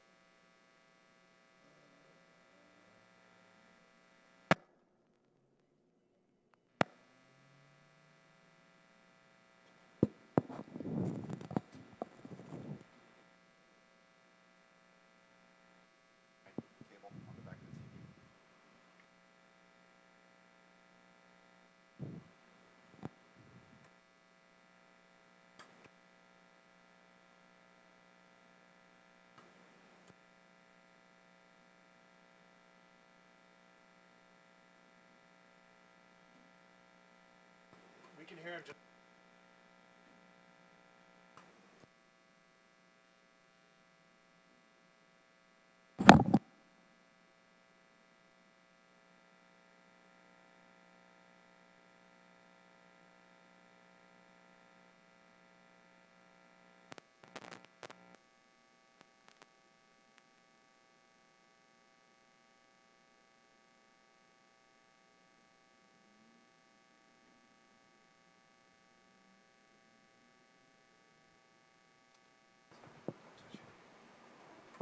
we're ready. If you can hear us on talkback. No, we don't. We can hear you on talk.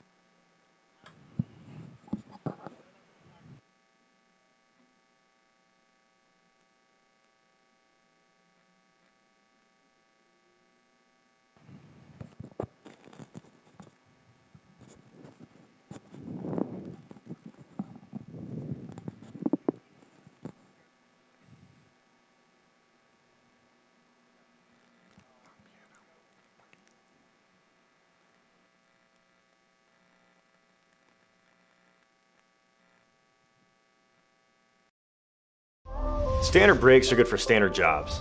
When you want absolute confidence in demanding braking applications, insist on Hawk Performance products. Proudly made in the USA, Hawk Performance far exceeds expectations, delivering clean, precise stopping power up to 40% more than original equipment brakes. So you may be asking, do I really need Hawk Performance brakes?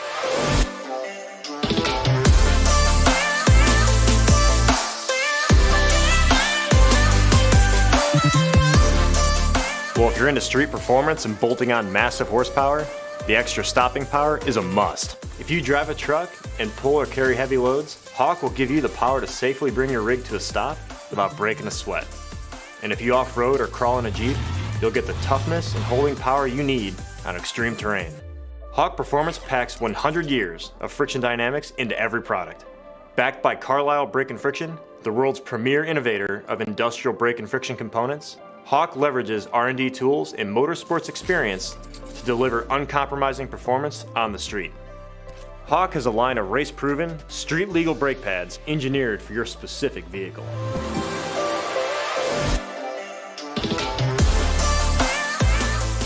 The HPS 5.0 high-performance street pad pulls out all the stops for big horsepower muscle cars, tuners, and European sedans. The Performance Ceramic line redefines clean, quick stopping power for modern sports cars. The LTS line is engineered for light and full-size trucks, SUVs, and Jeeps, offering superior fade resistance, strong bite, and long pad life on any terrain. And the Super Duty line delivers confidence when faced with the demands of bringing a heavy camper, boat, or work trailer to a stop. Pair any brake option with our Talon high-performance street rotors, and you've got an edge on the street and off-road. There's no reason to settle for less. Choose pads that are race-proven and street-legal. Find the Hawk Performance brake dealer near you at hawkperformance.com.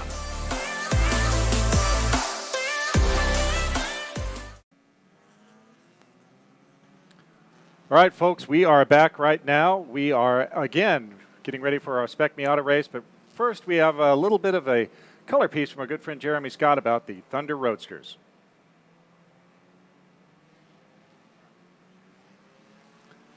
Well, folks, looks like we did run out of time on that one. Sorry for the miss. We've been fighting the clock all day.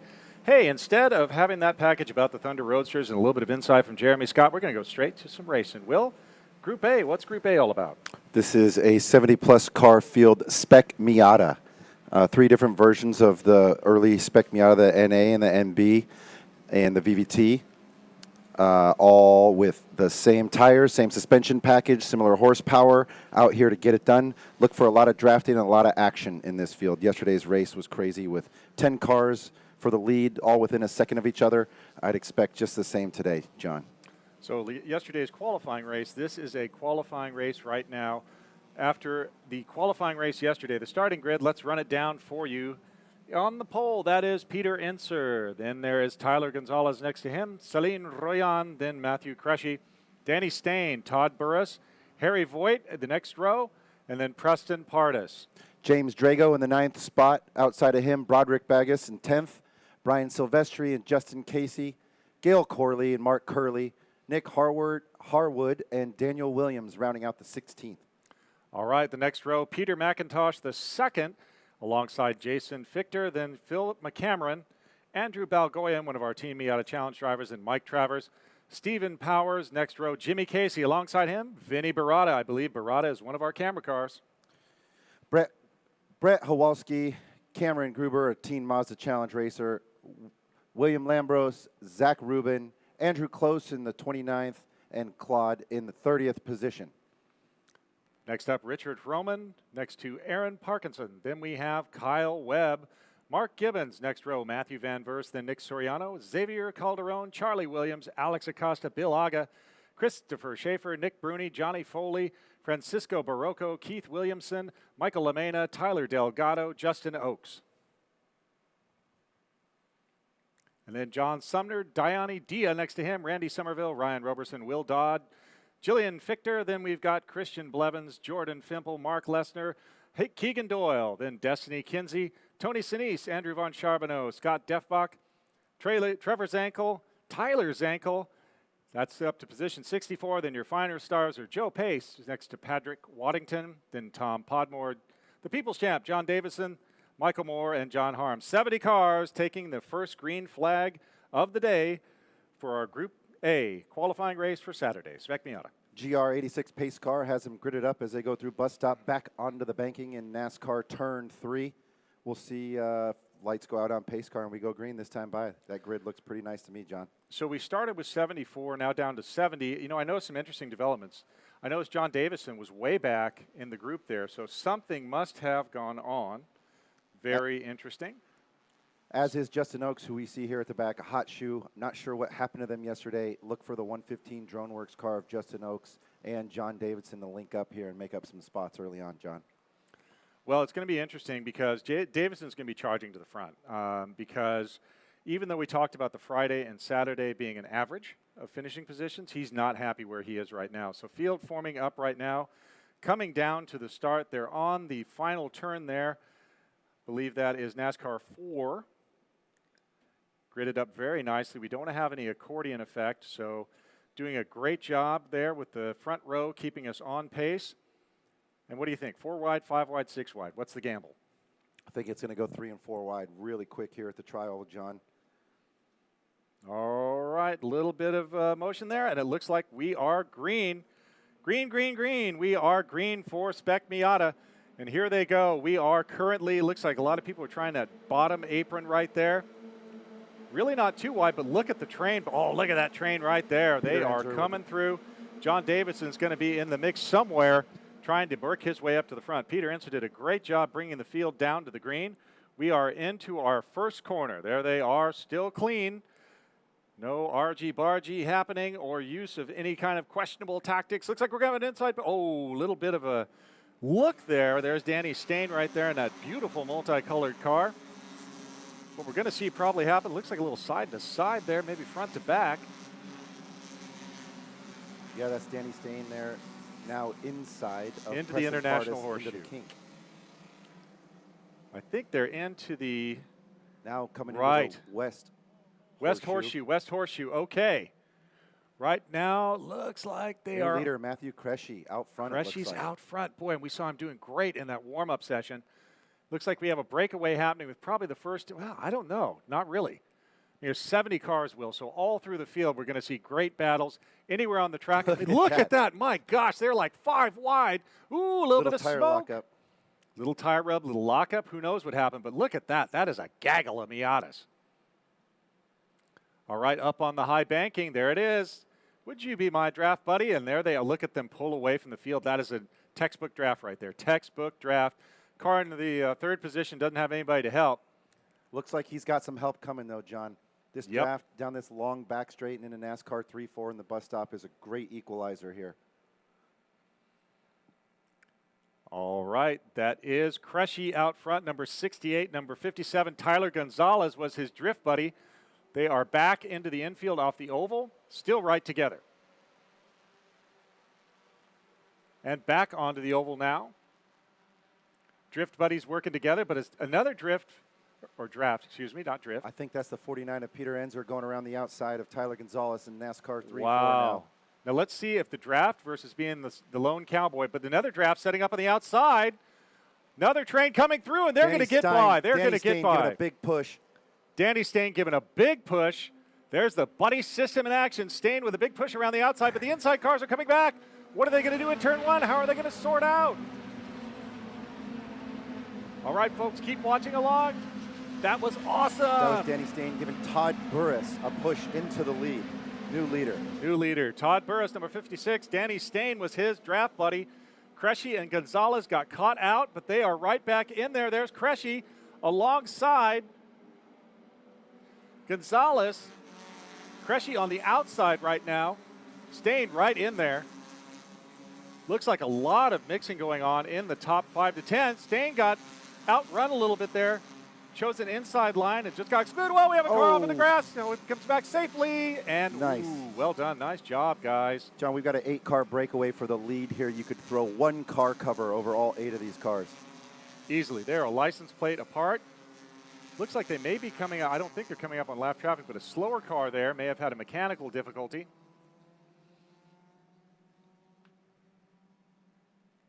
All right, looks like Gonzalez is still out in front. I believe that's Crushy just behind. The two of them working together. They may have had a little meeting I think over that's our the break. orange 56 of Todd Burris out front, followed by Cressy now. Okay. All right, Let's see folks, what so this you see race the trait- field is kind of, oh, we had a spinner. That looks That's like the number 20 car. All right, down on the oval now. Look at this. 4-car draft, 3 cars put together. Someone coming around the outside there, trying another draft, 2 columns. Too wide into the bus stop. Oh, wow. Great move by that yellow and blue car there. Very Into nice second, work. right past Cressy. Very nice work. That is 56 Todd Burris out front. Hit it through the oval, about ready to get some help. No, not helping, but coming in 2 different drafts. Here comes Preston Columns Pardis on the coming around top the of the oval. outside. Look at that, 2 columns, folks, coming around the outside. Burris just got left. Nobody would be his draft buddy. Preston Pardis around the outside with a good draft partner here. Looks like they got a great run through NASCAR 3-4. Preston Pardis, your new leader. 3 laps, 3 leaders. Unbelievable. That's Spec Miata Racing for you, folks. Not going to be over on this one by a long shot. Looking at that drafting, one of our keys to the race. And they are working together and making it happen around the Daytona International Speedway.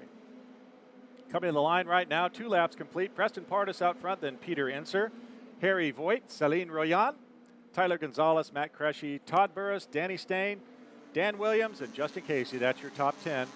Working lap number 3, 2 laps complete. This qualifying race is scheduled for 35 minutes from when the pace car leaves the pits until we head in to the checker flag. Right now we got a breakaway. Looks like the top 5 cars, Will, would you say? Yeah, that's the 42 of Preston Pardis with a nice little bit of a breakaway. Looks like Celine Royan in second there. Again, though, it's so fun when they hit this NASCAR 3, how the draft equalizes everything. I don't think you want to be leading here. Number 8.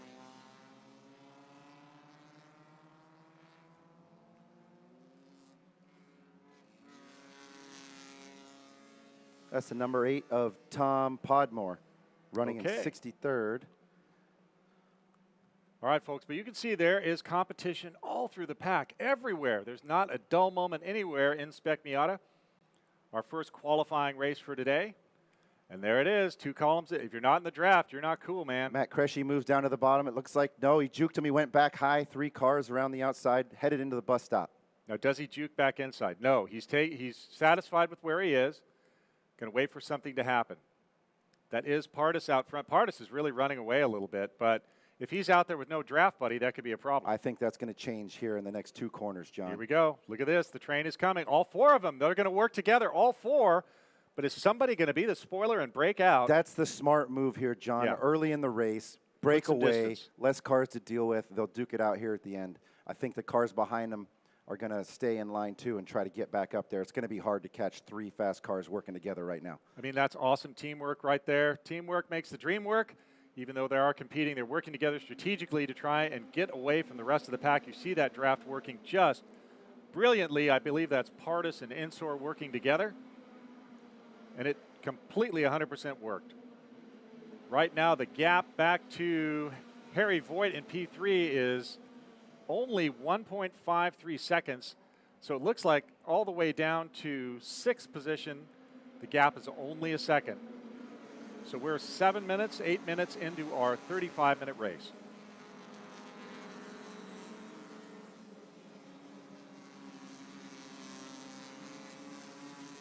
And look at all the different lines they're choosing through these corners. Often it's because somebody else is in the line you want, but there's also a strategic element.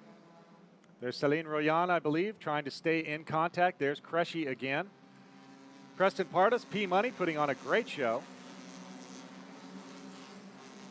Very impressive work there with that team.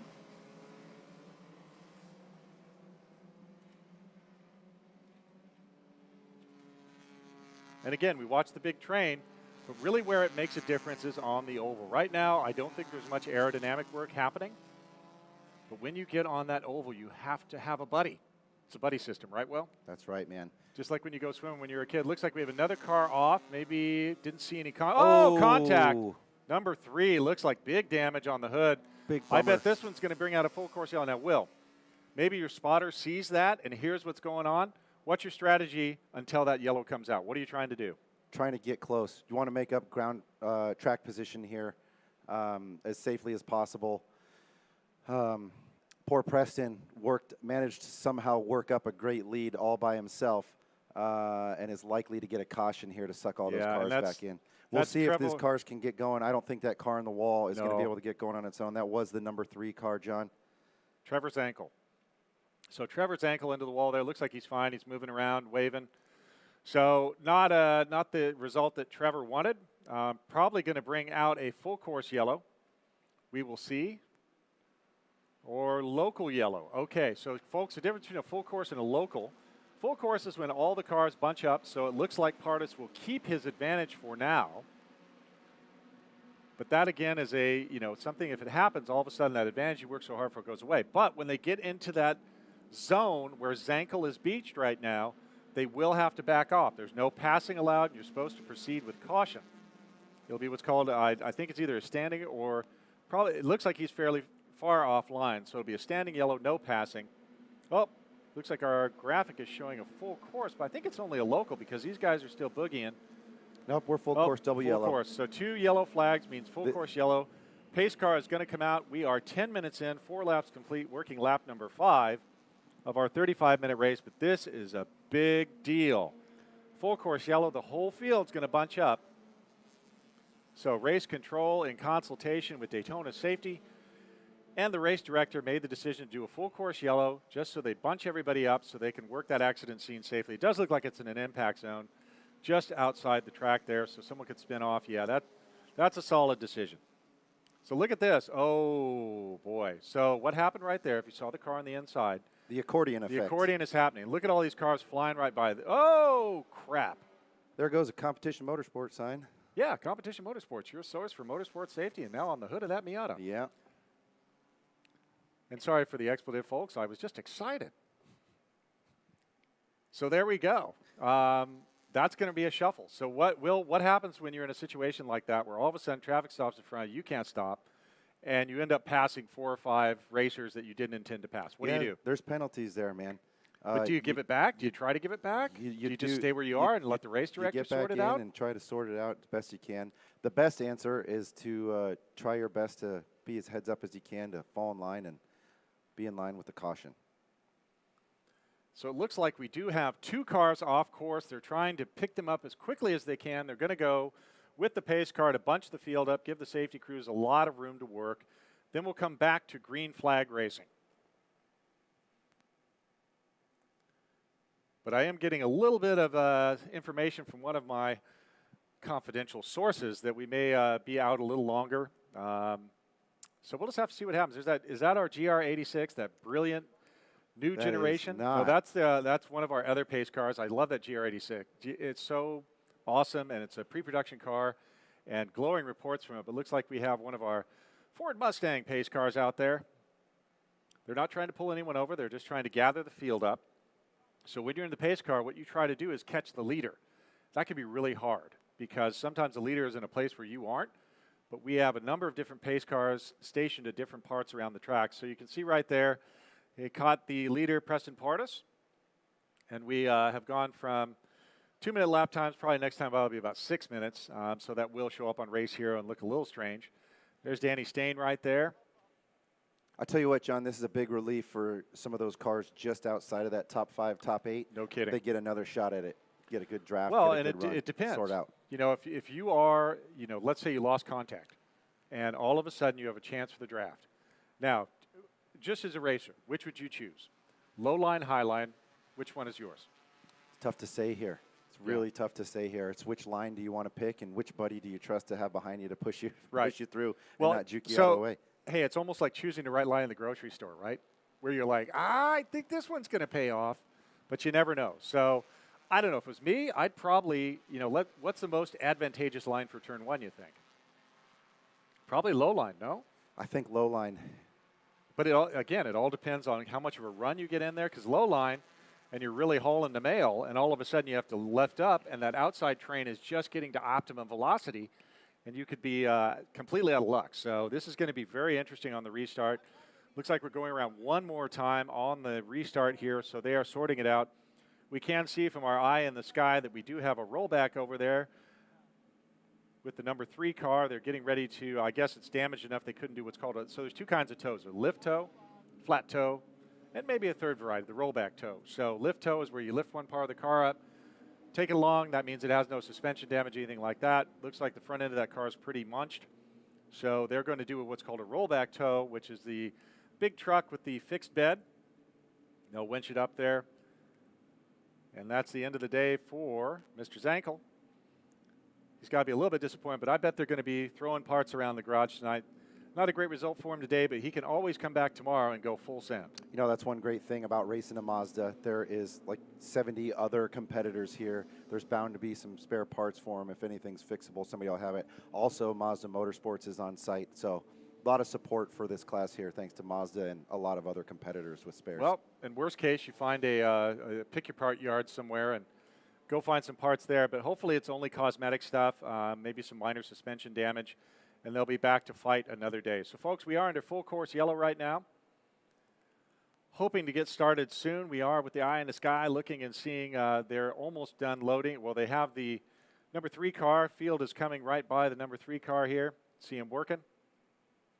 And hopefully we will get back to green flag racing soon. Hey, folks, don't forget there's a big car show in the infield today. Also, the Family Fun Zone is right there. So we have both of those things happening, even if you're not watching the racing. Lots to do here at Daytona International Speedway, the world's center of racing. Yeah, for all our folks on site here today, the Fan Zone has a bunch of fun stuff going on till about 3 p.m. We've got a face painter so you can get your favorite driver's car number painted on your face. Bounce houses, a 100-foot obstacle course, a water slide, a rock wall. Really built to be family-friendly here at the NASA Championships Daytona. All right, well, we're still under full course yellow. We are monitoring all circuits here from the booth.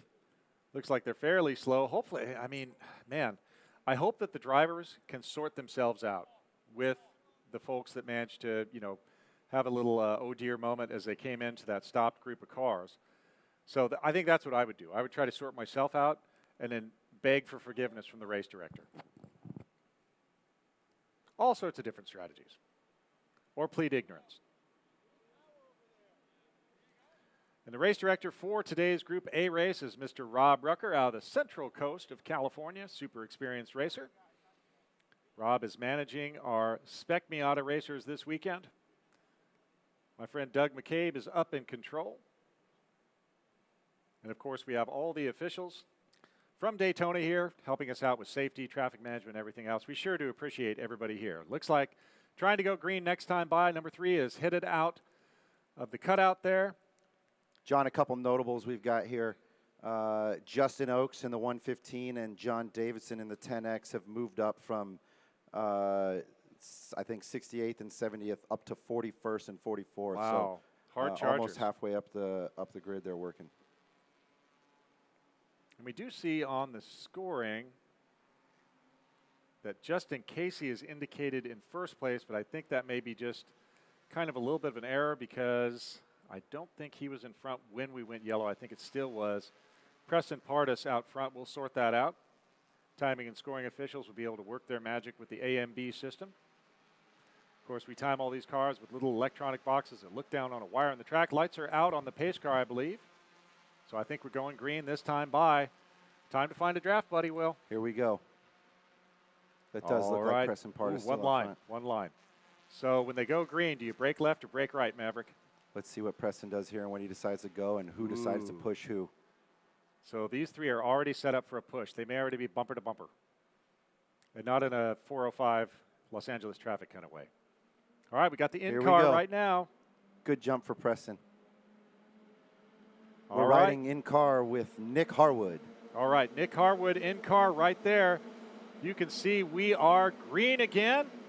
Let's see what Nick chooses. He's trying to find a draft buddy, but he's not close enough. He's not in contact, so they're falling back a little bit. He chooses the outside line into turn 1. Look at that big group of cars. Are they going to get through clean? Ooh, boy, that's really close. Oh, my gosh, look at all of them trying different lines. Awesome in-car view right now. We are back to green, and this is a great in-car view. Wow, Will, this is like being there. Oh, another car More off. cars off in the Oh, a international couple cars horseshoe. off, 1 car off, 3 cars off, 4 cars off. Hey, 5 cars off, 6 cars off. Wow, they are using the whole track. And then some. I guess the grass has dried out a little bit because we didn't see any big spins there. Nice retention of control by our drivers that did get a little bit out in the dirt. Again, there's the grass line. We just saw it. Oh, boy, they are really trying to make up some time. Wow, it looks like number 03 there. That's Broderick Bogus. He's on a tear. You saw him make just an incredible inside pass there. But again, look at all these cars. 3 wide, 4 wide. Everybody choosing a different line and trying to stay off of each other's fenders.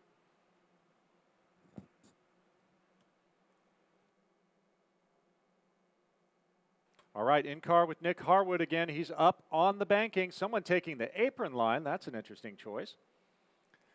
But he has found a draft buddy. Nick They're Harwood. trying. Here we go, out front again. That's Pardis and Cresci. Pardis and Cresci working together. Hey, man, let's get away from all these guys. Let's see if we can set each other up to have a good battle right at the end. So far, working lap number 7, 20 minutes down of our 35-minute contest. Again, this is our first qualifying race of the day, Spec Miata.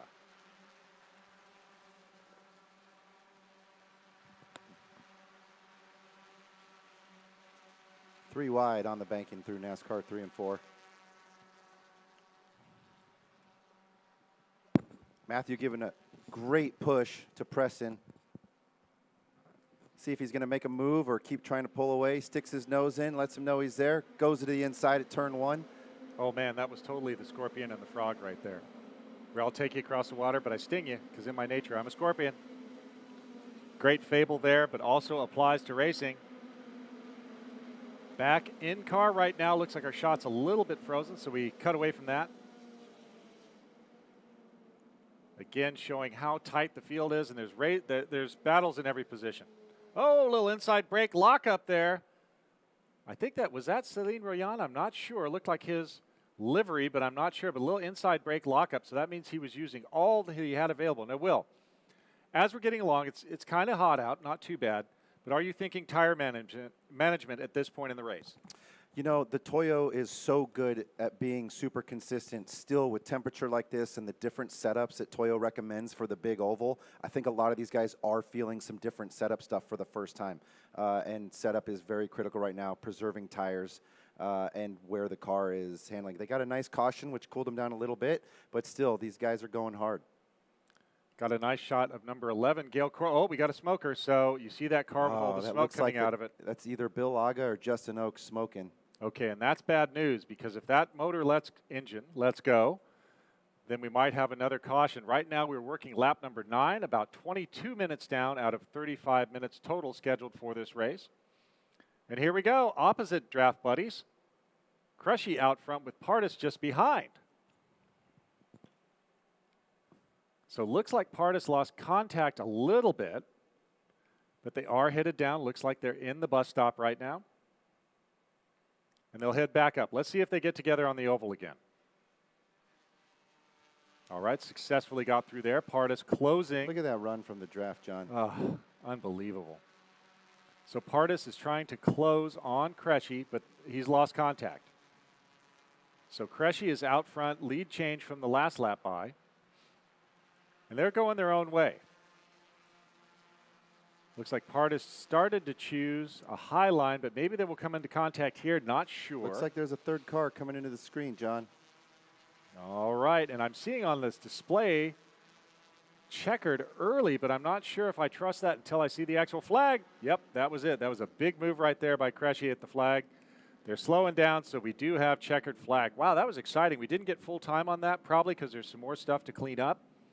But what an exciting race. 8 laps completed. So we'll wait for a second for the final running order to come up, but that was exciting. Supposed to be 35 minutes, a little bit less than that. Camera car coming across the line. Oh, got some hanging body work. Time for a little zip tie magic. Oh, hey, look at the bobbly tail light. And winking at us, John. I know. Now, what you're praying for is it doesn't come off. Yeah. So hopefully that wiring harness is strong enough to hold Mr. Blobby on there and it stays on. Oh, geez, yeah, there's safety trucks right there. So, another big. Okay, that's one where that looks like a big incident. You see a car with a bent-up hood. Yeah, it must have happened on the last lap. We missed Yeah, that. ambulance there as well. We never like to see that. So that's why they checkered it. Very wise decision by Rob Rucker, our race director, to end it early instead of trying to go around. Because realistically, what would we have gotten? More full course yellow. We got green, white checker. Sure. So that was a solid call by our race director. So we're going to end a little bit early, folks. Next up will be Group B for their qualifying race. But Group A is pretty much in the books now. On this one, what's going to happen in the stewards booth? Do you think there's going to be some repositions? Not sure. Didn't quite catch the full incident there at the International Horseshoe or this last one on the last lap. All participants that are in any scuffle on track do report to impound and talk with their race director and fill out some paperwork, and we'll review the race director will review some video and assess fault, if any. So, folks, we will give you the top 10 or 15 here, but remember, these are all provisional. Subject to adjustment. Look, there's our two draft buddies right together. Mr. Pardis and Mr. Cresci, they had a great race. Really set the tone there. I think I can see Danny Stain poking in there in that very distinctive livery of his car. Yep, that's Mr. Stain right there. He finished P3 on the podium. So the three of those cars, those are ones to watch. Something must have happened to Jim Drago because he's nowhere to be found in the top here, and he is very fast. So something must have happened to Jim.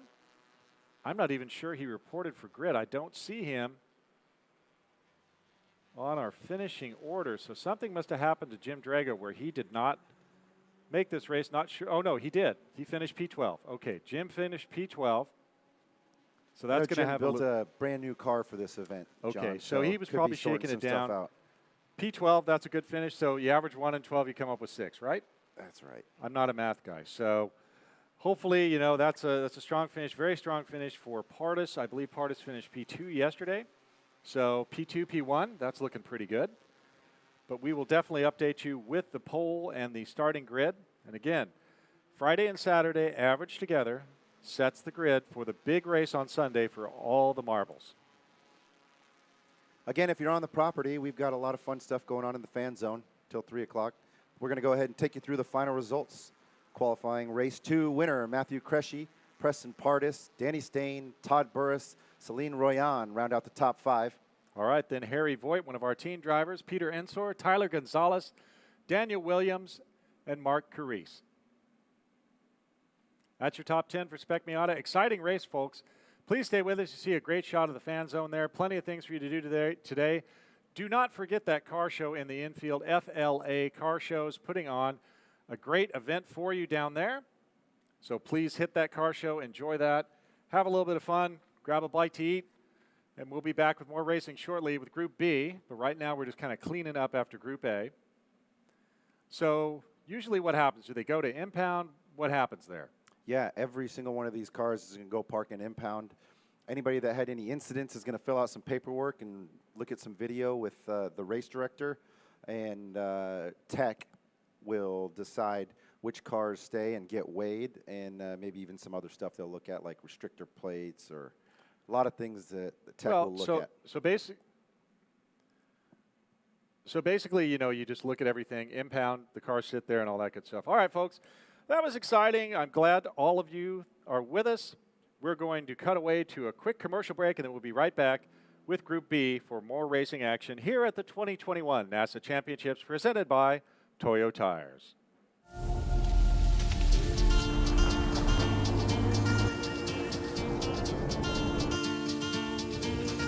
For the secret spots.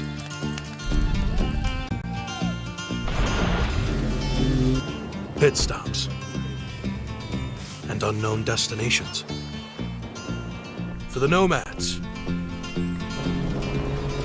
Nesters.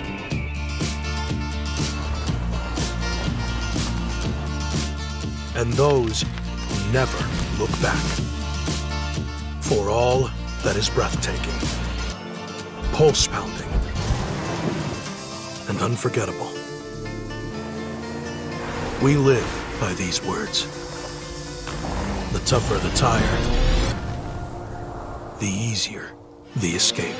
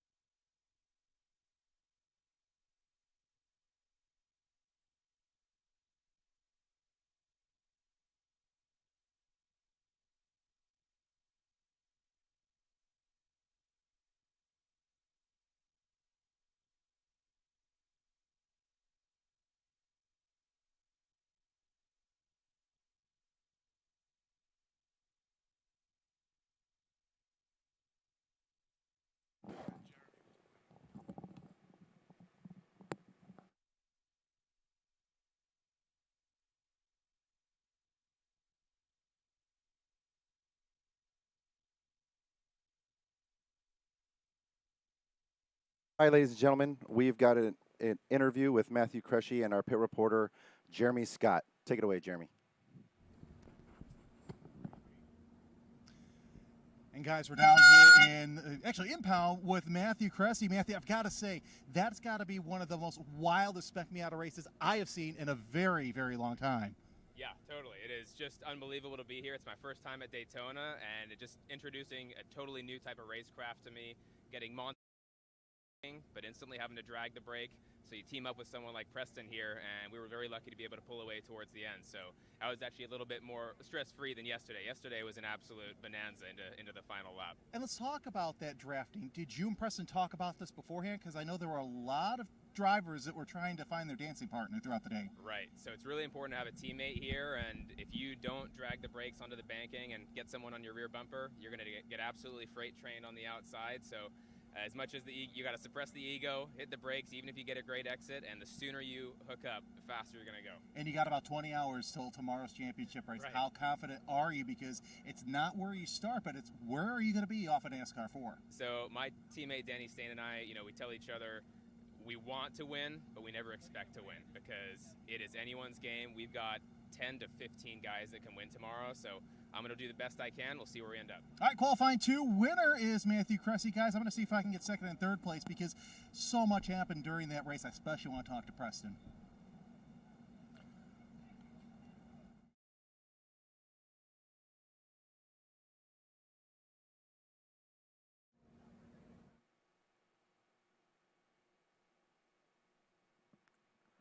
And that was a great interview right there with our winner of that race. So, folks, we are going to take a very quick break for some commercial messages, and then we'll be right back with more racing here at the 2021 NASA Championships presented by Toyo Tires.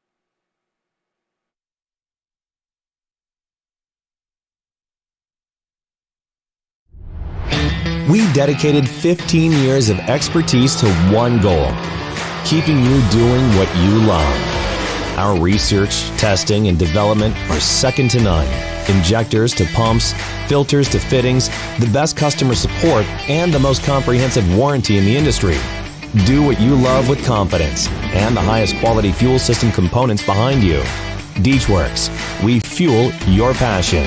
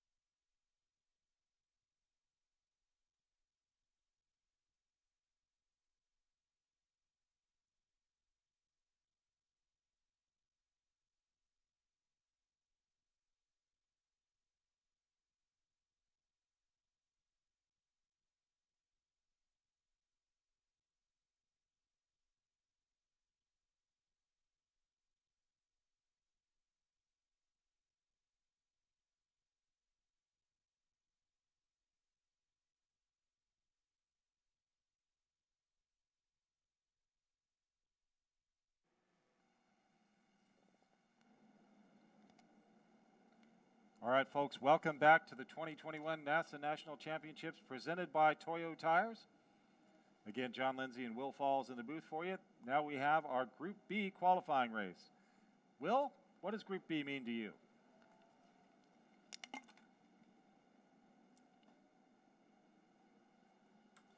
Group B's got to be one of my favorite groups this weekend, John. Super Unlimited and Super Touring 1, Super Touring 2, and Super Touring 3. This is the big bore, run what you brung group. I don't think there's a cooler mix of amateur race cars in the U.S. Everything from stock cars to prototypes to Corvettes, Lotus, BMWs, all kinds of really, really cool cars built basically to horsepower to weight ratios. And then Super Unlimited, what's that all about? Super Unlimited is run what you brung. Gonzo. No class compliance rules, as much horsepower, as big a tires, as much aero, whatever you want, as long as it passes our safety standards. Full Gonzo. So right there, that's Brian Goldberg in front. Again, we had determined he is running that Ligier chassis, right? Yeah. With the Nissan VQ LMP3 car, yeah. Yep, pretty cool. These are LMP, which is the ACO, the Automobile Club Ouest, the FIA class for Le Mans prototypes. So you can see the first 3 cars in a row there. Those are those really cool Le Mans prototypes. They have tons of downforce. You can see the Mustang back there. That's Brian Fessler. Now, Brian, I think he was being a little bit cheeky with us earlier because he went out in TTU and ran a faster time than the fastest race time and the fastest practice time this morning. I think a little bird told me that they've been running on low boost for these first couple of days. Oh, my. So we'll see what this car can do. I do know it was close to 200 miles an hour at the Tri-Oval, so that's something to be looking for. Buckets, that is something. Thing is an absolute rocket ship. So that'll be interesting. Does the homebrew Paul's Automotive Engineering out of, I believe, Cincinnati, Ohio, is it able to compete with the top level Ligier with all the technology on board? But then again, Paul and his son Brian tuning that car to within an inch of its life. It had no idea what was going to happen to it when it came out of the factory. Here we are, folks. Brian Goldberg has control of the field. Looks like pace car is off, and we're getting ready for the green flag, and expect them to go plaid here. All right, waiting for that green flag, and you'll be able to tell when they go because it'll get real loud. Goldberg doing a great job controlling the pace. He chose that inside line, and we're off. Jeez, look at him go. Good jump from Goldberg. Wow, look at Fessler coming down. Up the inside. Oh, wow. I think they turned it up to 11, John. Yeah, somebody just pulled a ninja move. Oh, Brian, that was beautiful. Did you see that? Yeah, pretty good. Oh, that was sneaky. I love it. All right, field now through turn 1. That was our Super Unlimited. Looks like everybody's starting together in one group. Super Unlimited, Super Touring 1, Super Touring 2, Super Touring 3. There's Fessler challenging Goldberg. He came out of nowhere. That's kind of weird. Hugo. Wow. Where else in the world can you see a home-built S550 Mustang compete with an LMP3 car? This is awesome, John. Well, and I don't know if it's exactly home-built because the Fesslers are pros at their shop. That car runs in time trials. It's kind of a legend, as are Paul and Brian. Looks like Goldberg is getting a little bit of a lead there. He did get by. So we're watching one of our Camaros. That's probably an ST1 or ST2 car.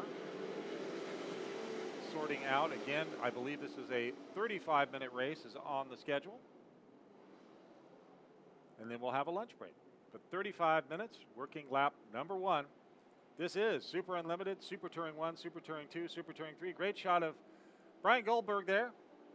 Looks like he's put a little bit of a maybe Brian was just making him nervous. Like, where did that come from? And now he can hang back, get a good finishing position. He can do the same thing tomorrow. But as you said, there's low boost, high boost. And again, this is Gonzo. There's nothing that says you have to run low boost, high boost, medium boost, kind of good boost. It's all up to you. Oh boy, and they are pulling away from the field. Right there, Fessler and Goldberg really giving us a show in Super Unlimited. Goldberg right now looks like he's coming across the stripe for the first time. We'll give you a running order once everybody goes through. Oh, we got a car off. That's number 81. That's Larry West. Larry West out of Texas in his Super Unlimited stock car. Looks like he's having a problem.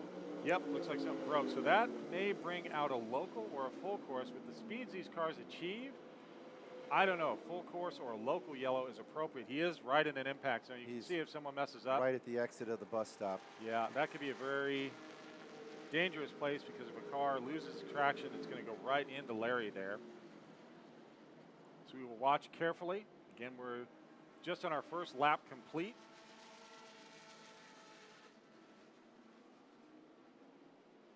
So Daniel Goldberg first, then Brian Fessler. This is Super Unlimited. Then John DeAngelis, Jacek Mucha. Then Brian Tyler and Dmitry Golikov. That's your top 6 in Super Unlimited. Fast lap of the race so far, a 1:48.461 from Daniel Goldberg. Not Brian Goldberg, Daniel Goldberg. Did I say Brian? Sorry. No, it was me. I was owning my error, Will. Okay, single yellow. So we are seeing a single yellow on the field. That means it's called a local yellow. So right in that zone, now it's upgraded to what's called a waving yellow, which means prepare to take evasive action, no passing. So right there in the bus stop now, looks like they've upgraded to before it, so they're backing it up a little bit. Yeah, so they're the going to people aren't passing for quite a ways before they get to that incident from with Larry 6 West. all the way down the back straight is now not a passing zone. So, Will, what happens if you pass in a passing zone and it's not kosher? There's some varying rules depending on which yellow it is, but you'll get repositioned essentially. If you pass somebody under yellow, it's a deemed offense that will have you lose positions after the race. So still seeing, I think that is our ST3 right there. So I know that is Super Touring 3 that we're seeing right now, that field. I think that was Eric Magnuson in the gold car that we're looking at, but John Hubner is out in front of Super Touring 3. Now, wait a minute. Where is Zach Hillman? Because he and Eric Magnuson were having a great battle, so I don't see Zach Hillman out there right now, so that's an interesting story to follow. You know what, along. John? I think that's a GTS race, and I think maybe Magnuson's doing GTS and Super Touring. Okay. Well, folks, the eye in the sky is telling us pace car is out that GR86 has picked up Daniel Goldberg. Safety crew on site there. You're watching him work. They're going to get number 81 there, Larry West, out of the way, and hopefully we go back to green. But I believe they have called a full course yellow. So they're going to gather him up again now. If you're Brian Fessler, do you pull a sneaky move again like that? Not sneaky, just basically do you show that you actually have a couple of aces in your deck? Or do you keep it on the down low? I think he's keeping them on their toes this early, John. I love it. So we talked about tactics and strategy in time trial. Now you're seeing the same thing in Super Unlimited. So, folks, this is what's called a flat toe. Again, hooking up a strap because that car can roll under its own power. They'll find an exit to duck out of, and then we'll be back to green flag racing this time around. Now, the field is not bunched up. You can see that. They're still kind of spread out. I don't think they've pulled the yellows yet. You can see that on the feed. So they haven't, it sounds awfully, no, there's the yellows, the double yellows right there on the left at our corner station with a corner marshal. But the field is not bunched up, Will, not by, so what do? You're not going to pass, obviously, but you should keep kind of hauling the mail. Yeah, the direction in the rules is to catch the car in front of you under full course yellow, so. Right. So I think what's going to happen is the smart move is if you have a spotter.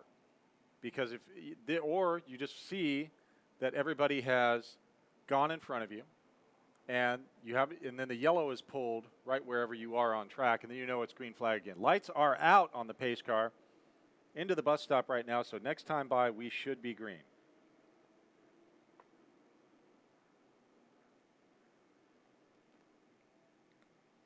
And I do have confirmation from one of my confidential sources we will be green this time by.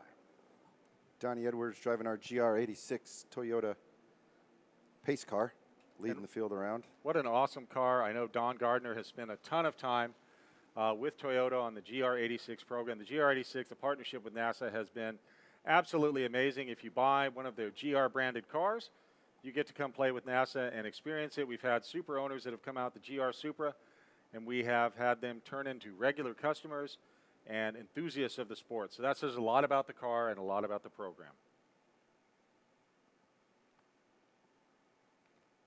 And the GR86 is the next generation. I did get a chance to look around it a little bit, and I've seen the media reviews so far, very positive. So big win there for Toyota with the GR program. And they're off. Looks like Goldberg's not going to let Fessler do what he did at the start. But Got he's a good right jump there. on the Look restart. at that closing rate. Brian is not messing around, folks. He is closing on Daniel Goldberg right there at the start. And you know, Brian's car is a turbo car, whereas Daniel's car is naturally aspirated. So Brian may have had to wait to build boost there, and he got caught. You know, how do you keep it up on boost unless you have some sort of anti-lag? That is going to be an advantage on the go for a naturally aspirated car. And by naturally aspirated, I mean no turbo, no supercharger. All right, folks, good shot there. We have one of our Silver Crown cars challenging one of our prototypes, or actually the prototypes seem to be coming around the inside. Great racing right there.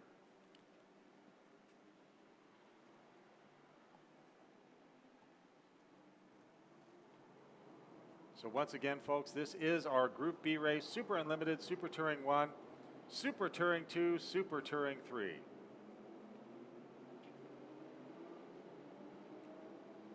Once again, there is Mr. Goldberg putting on a little bit of a clinic.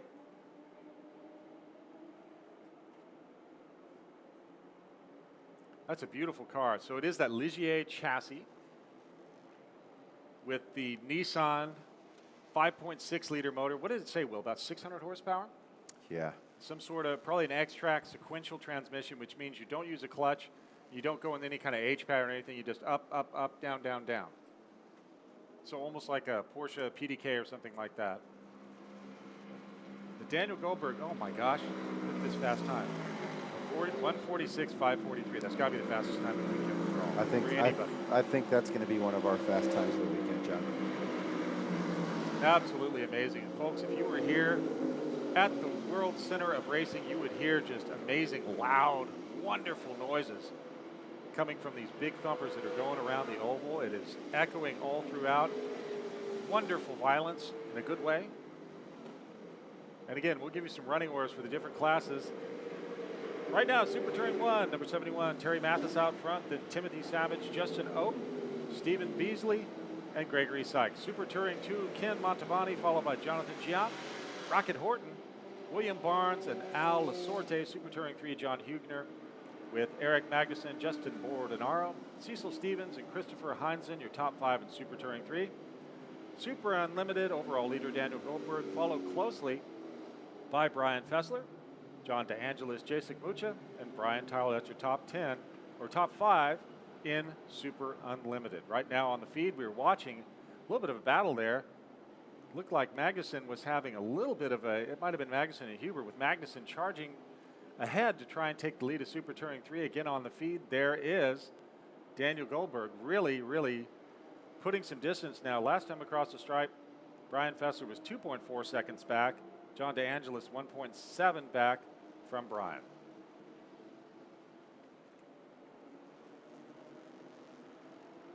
There was your number 7 car on the screen. I believe that's one of our ST3 entries. Oh, no. Rick Ellis into the wall. That's a bummer. So one of our Super Unlimited cars, that is number 11, Rick Ellis into the wall. He may have another, unless he can free himself. But look, he's got damage on the right rear. He's trying to get it going. So, but, okay, come on, he got buddy. himself out of the wall. Wow. Some damage on the So left he may front be able there. to self-extract. Okay, so the tie rods aren't busted because you can see he still has full articulation. The body's just a little bit dented up, so he's self-extracted. But boy, there's major damage to the rear of that car, and I think from the front. So he may have taken a hit to the rear, and then the front looks like it is pretty messed up. But again, on these stock cars, it's kind of beautiful because you are able to get it. The body panels are very easy to source, very easy to pull out, and underneath has a super strong tube frame. So right there, self-extracting, that's Rick Ellis. What a good citizen. He's choosing one of the return roads to get out of the way so he doesn't have to be towed. Trying to prioritize green flag racing for his fellow competitors in Super Unlimited. Not great is in the wall, but Rick, wonderful job out there, clearing yourself out and keeping green flag racing going. Again, we're working lap number 6 12 minutes down of a 35-minute contest here in our big bore group. Super Unlimited, Super Touring 1, Super Touring 2, Super Touring 3. So Will, right there. So it seems like the Corvette is kind of a Swiss Army knife in these big bore classes. So you can tune it for all different things, all different classes. Yeah, John, there's so many LS configurations, drivetrain configurations, aero configurations, suspension, so much different stuff to do between the C5 and the C6. We see them in tons of configurations here between ST1, 2, and 3 classes. So what generation is that on the screen right That's now? a 71. C7. All right, so that is our leader in ST1, Terry Mathis. That was a beautiful, you said, C7 chassis, 7th generation. Good stuff. So that was our leader in ST1, Terry Mathis, currently turning 154.835. Fastest lap in his class, just set the best lap for that class, Super Touring 1. So again, Super Touring, it goes in order of speed.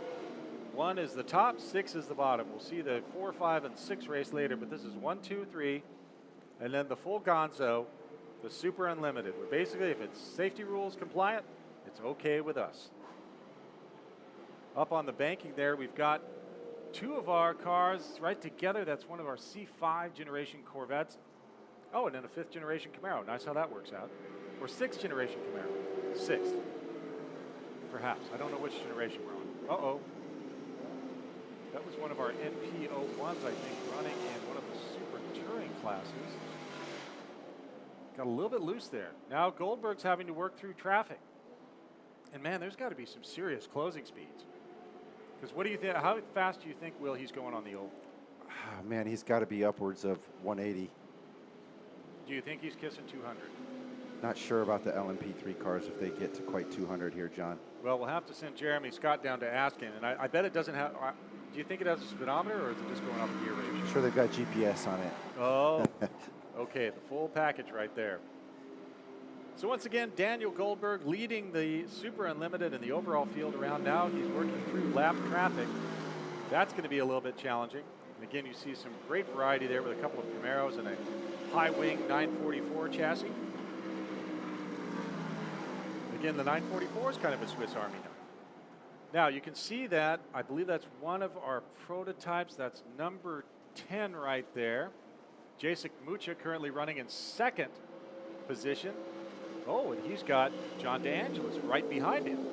So good battle facing up for 2nd and 3rd in Super Unlimited between Mucha and DeAngelis. I believe those are both Ligier chassis again, probably in the same spec. There they are right there. Now, the black one in front, Will, you were telling me, is that one of the ex-Cadillac cars? I didn't see which one that was. Yes, the old Wayne Taylor Racing DPI car is here. So it's not a Ligier. That is a Dallara-based car, another chassis manufacturer with the different power plant. That's got the GM power plant in it instead of the Nissan. Yeah, that's the GM 6.2 V8. The famed LS motor. If it don't go, LS swap it.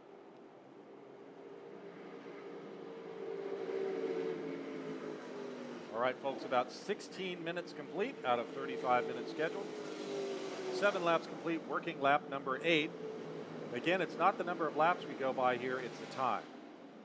From when the pace car leaves the pits until the checker. We hope for that 35 minutes. We, of course, had to checker our previous race a little bit early because of some problems on the track. Good call, save the car, save the driver, save the track. But now we have 35 minutes scheduled here for ST1, ST2, ST3, and Super Unlimited. There's a C6 Corvette. That's number 5 in ST2, which is our 2nd place. Jonathan Gian in that yellow Corvette. 2nd place in Super Touring 2. John, I was corrected in the comments. Terry Mathis is in a C6, not a C7. Oh, strong. Thank you for that, folks. We do read the comments. Customer service on site 24/7. That's right. All right, another look at ST1. That was number 3, Stephen Beasley, currently running in P5, but Goldberg is coming through. Now that yellow, did you see that flag, Will? The blue with the orange stripe. Right. What does that mean? It means there's a race going on and you're not in it, Oh. John. Yeah, otherwise known as a passing flag. Passing flag. So that means, hey, buddy, look at your mirrors. Something evil this way comes. All right, there we have one of our ST2 Porsches, I believe, an ST1 Camaro. There's Mr. Mathis right now, number 71, currently leading. Super Touring 1, you know what? It did, because of the way the headlights were set up at first, it looked like a C7, but as a C6. That thing looks pretty bad to the bone. Did you see how wide the rear tires were? It looks pretty cool. That's not messing around. There he is, Terry Mathis again right now. Zooming around, I believe that is the West Horseshoe Wheel that we just saw. So now it becomes a challenge. If you're one of the fast cars in Super Unlimited, now you have to work through traffic. So I don't know, when you drive, are you able to set a pick like you're in basketball? You can, absolutely. Using picks is part of the strategy here if you're racing somebody through lap traffic. Other times, if you're alone trying to get through traffic, it's planning to get the good run. So right now, I think that's our ST3 leaders. I believe that is Hubner and Magnussen right there having a heck of a battle while Goldberg goes right by him. So there is our Super Unlimited leader going past our ST3 leaders. And mad respect for Mr. Goldberg as he did not disturb their race at all. Did you see him kind of lift a little bit to let them sort themselves out? Playing nice in mixed group racing is several parts. One, it's part of being a good sport and clean driver. And two, there is some survival instinct there, not forcing anything this early on in the weekend when there's still a 45-minute race left tomorrow, John. And we did see Rocket Horton's Porsche there for a minute. There's Brian Fessler. I bet he is putting a lap on that car in front of him. And again, the variety, big wing Corvette. That is number 5 right now. Jonathan Gian currently running P2 in Super Touring 2. Coming up on the 20-minute out of 35 scheduled, working lap number 10 until Daniel Goldberg comes around and resets the clock or resets the ticker for us.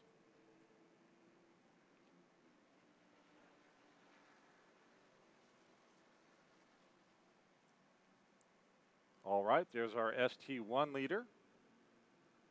Oh, actually, Justin Oakes has taken over first place now. Yeah, pretty cool, man. We saw Justin Oakes go from almost dead last up to into the 30s in the Spec Miata race, get out of his car at impound, probably get golf carted over to pre-grid to jump into his Corvette to come out here, now leading Super Touring 1. And I think he's our hard charger so far, up 5 positions from where he started. I can't see anyone else on the tape that's up 5 positions. So he may be our hard charger for the group and definitely for his class to come up in Super Touring 1, which is really fast. Yeah, Justin Oakes out of the Texas region, strong competitor, super strong built cars, built by G-Speed down in Crescent, Texas. Really fast. He's got a second on the second place car in Super Touring 1 to here in this session. So again, that gold BMW, that is Eric Magnussen. I think John Hubner is just out in front of him, so they're settling into a comfortable pace. Ooh, a little bit of debris there. Will, what does that look like to you? Part Looks of a like tire. a tire chunk to me, John. Oh boy, that's not going to end well. So what's the flag that we see when there's debris? What does it look like? Red, oh yeah, red and yellow flat. stripes. I think that's Rocket Horton. He may have a flat. Look how slow he's going. Oof, car's dodging that hit thing. Hit the gator right there. So often on the highway you'll call that piece of tire a gator, especially down here in Florida. Kind of looks like an alligator. And so one of the cars. That was Paul Davidson coming through in the number 6 Camaro that hit that big piece of tire, John. Hey, and weird trivia, Paul Davidson works with my cousin Scott Yancey at BDO. Small world, huh? Small world. Hey, shout out to Paul and cousin Scott. Hi, cousin Scott. All right, folks, we just saw over the Race Hero that they did choose to checker this one. 21 minutes elapsed, 11 laps complete, and that's where we're going to call the Group B race. So lots of excitement there. I really want to follow along tomorrow with what Brian Fessler is going to do. Paul and Brian have some tricks up their sleeve, and I imagine there's going to be a little scheming going on tonight in the Paul's Automotive Engineering Garage.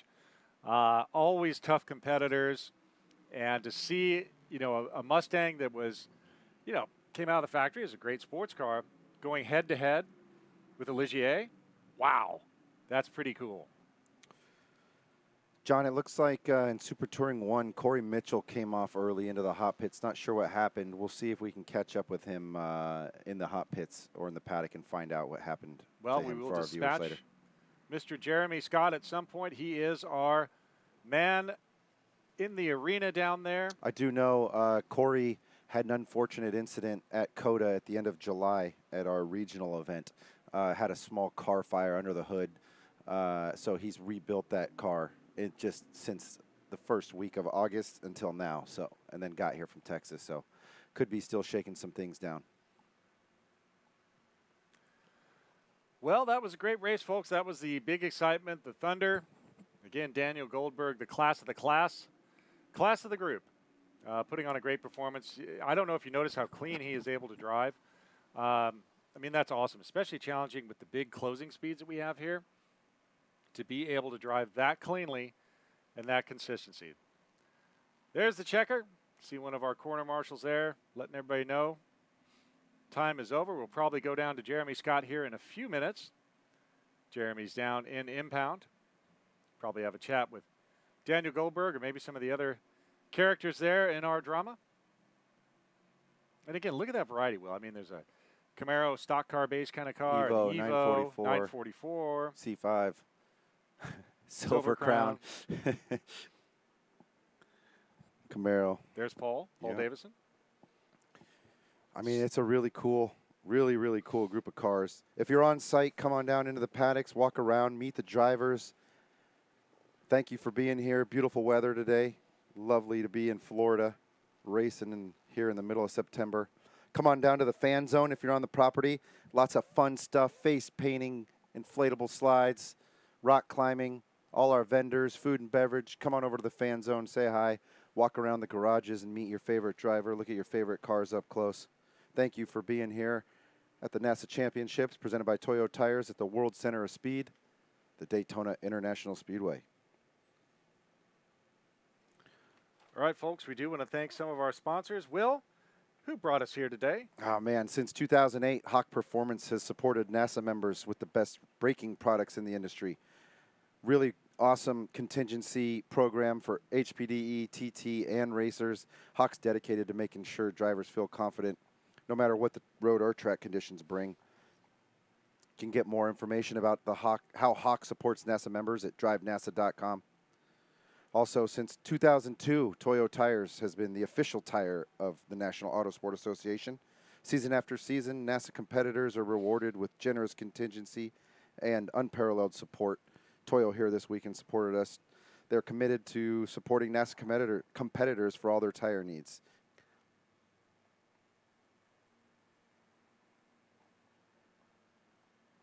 Track Day Tire is our proud official tire supplier of NASA. NASA members are able to take advantage of TrackDayTire.com's inventory and technical support. More information from them at DriveNASA.com as well. Also, Competition Motorsports is the official motorsport supplier of NASA. They have the largest inventory of auto racing safety equipment and accessories in the nation. Exclusive discounts for NASA members. Check out CompetitionMotorsport.com or see more information about the contingency at DriveNASA.com. Deutschwerks, the live broadcast is brought to you in part by Deutschwerks. They specialize in high-performance EFI fuel system solutions and offer exclusive discounts to NASA members. Our friends at Inertia Lab are helping bring this broadcast to you. Inertia Lab is a suspension development company. They specialize in damper and coilover consultation, sales, service, revalving, and custom builds. We're putting together programs for 2022. And we're excited, so stay tuned for more and visit inertialaboratory.com for more information there. You guys saw our GR86 pace car, the official pace car of our national championships. This car works great on a road course. It's good to see it lead all our classes out here today. It's a big part of our program where we partnered with Toyota to get Supra owners complimentary track day and memberships here with NASA. That program expanded this year to the GR86. Really good to see that here. Dino Luzzi energy drink, known for its delicious taste and minimal use of additives like taurine. Proud sponsor of this live broadcast, Dino Luzzi is offering 10% discount and free shipping to all NASA members. For more information, head over to the Fan Zone and get a sample of some Dino Luzzi energy drinks. Racers 360 is the official driving coaching partner. Racers 360 offers remote, elite level coaching in a personal and affordable way. Check out Racers 360. We're going to be right back, folks. Thank you for tuning in to the 2021 NASA Championships presented by Toyo Tires here at Daytona International Speedway. We're going to be right back after some messages from these sponsors. Thanks for tuning in. Hi, I'm Chris Hagan, owner of Inertia Lab. We are a suspension development company that specializes in dampers and coilover setups. We do custom builds, off-the-shelf builds, as well as servicing of various damper components. We also do consulting and can help you come up with which setup or package works best for what you're doing. For 2022, we're working on a contingency program for NASA drivers that helps successful drivers afford to keep their dampers and suspension setup in top shape. And we're also working on something for the people who don't always finish on the podium or at all, who are just showing up to have fun, who can help them or have something to offer everybody.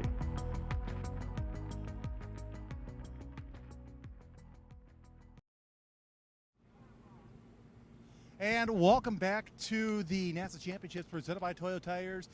Got the overall winner from this last group here, Daniel Goldberg, joining us. I've got to say, you've been fast all weekend. You've been fast in practice. You've been fast in qualifying. You've been fast in race 1. Now it's race 2. You got to feel pretty good about your chances tomorrow. I do. Want to thank Performance Tech. The car's been dead on. Our sponsors, Motel 6 and Zing Soft Seltzer. Yeah, the car's running great, turning pretty good lap times, and you know, in the races, there's cars with a lot more horsepower. So really, the start and the first couple laps are super key. I'm really putting my focus on those to get the most out of the tires right when the race starts. Hopefully, build a little gap, and then I can do my thing from there. It doesn't seem like you have to worry about the light being left on for you, because the second that green flag goes out, you're ahead of the field. But I want to talk about that start. You had the Mustang behind you. Did you have a feeling that it might be a little bit tougher later on, or did you have confidence that once the car got warmed up, you'd be able to sail away from the field? Honestly, not sure. He's been kind of building up the things in that car, so I haven't been able to gauge myself. He's got a lot of horsepower, so he was right there at turn 1. I didn't know if he was going to, you know, try and stick it around the outside or something. So pretty much just ran my slightly defensive line through there. You know, didn't know. I just put my head down, turned the best first couple laps I could.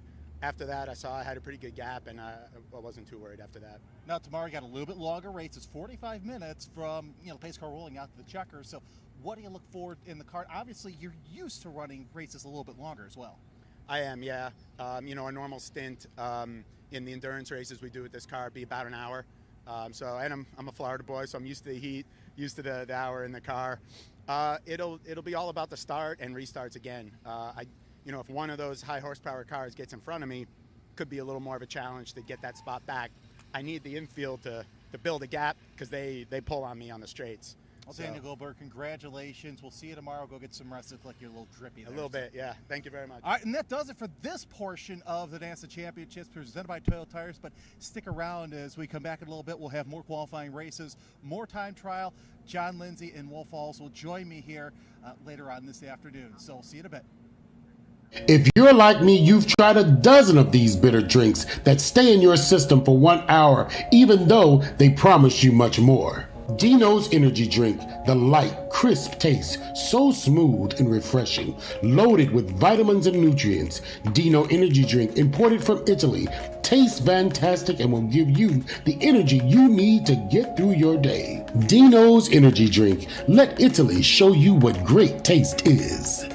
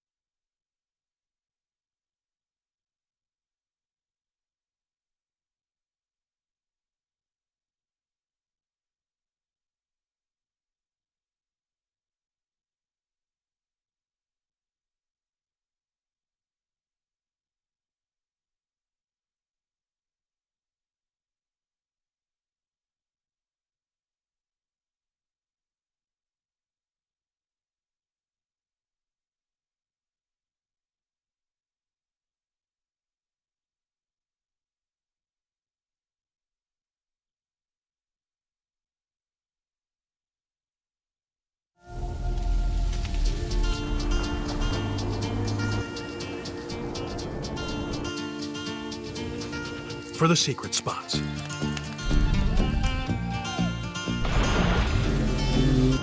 Pit stops and unknown destinations. For the nomads, nesters,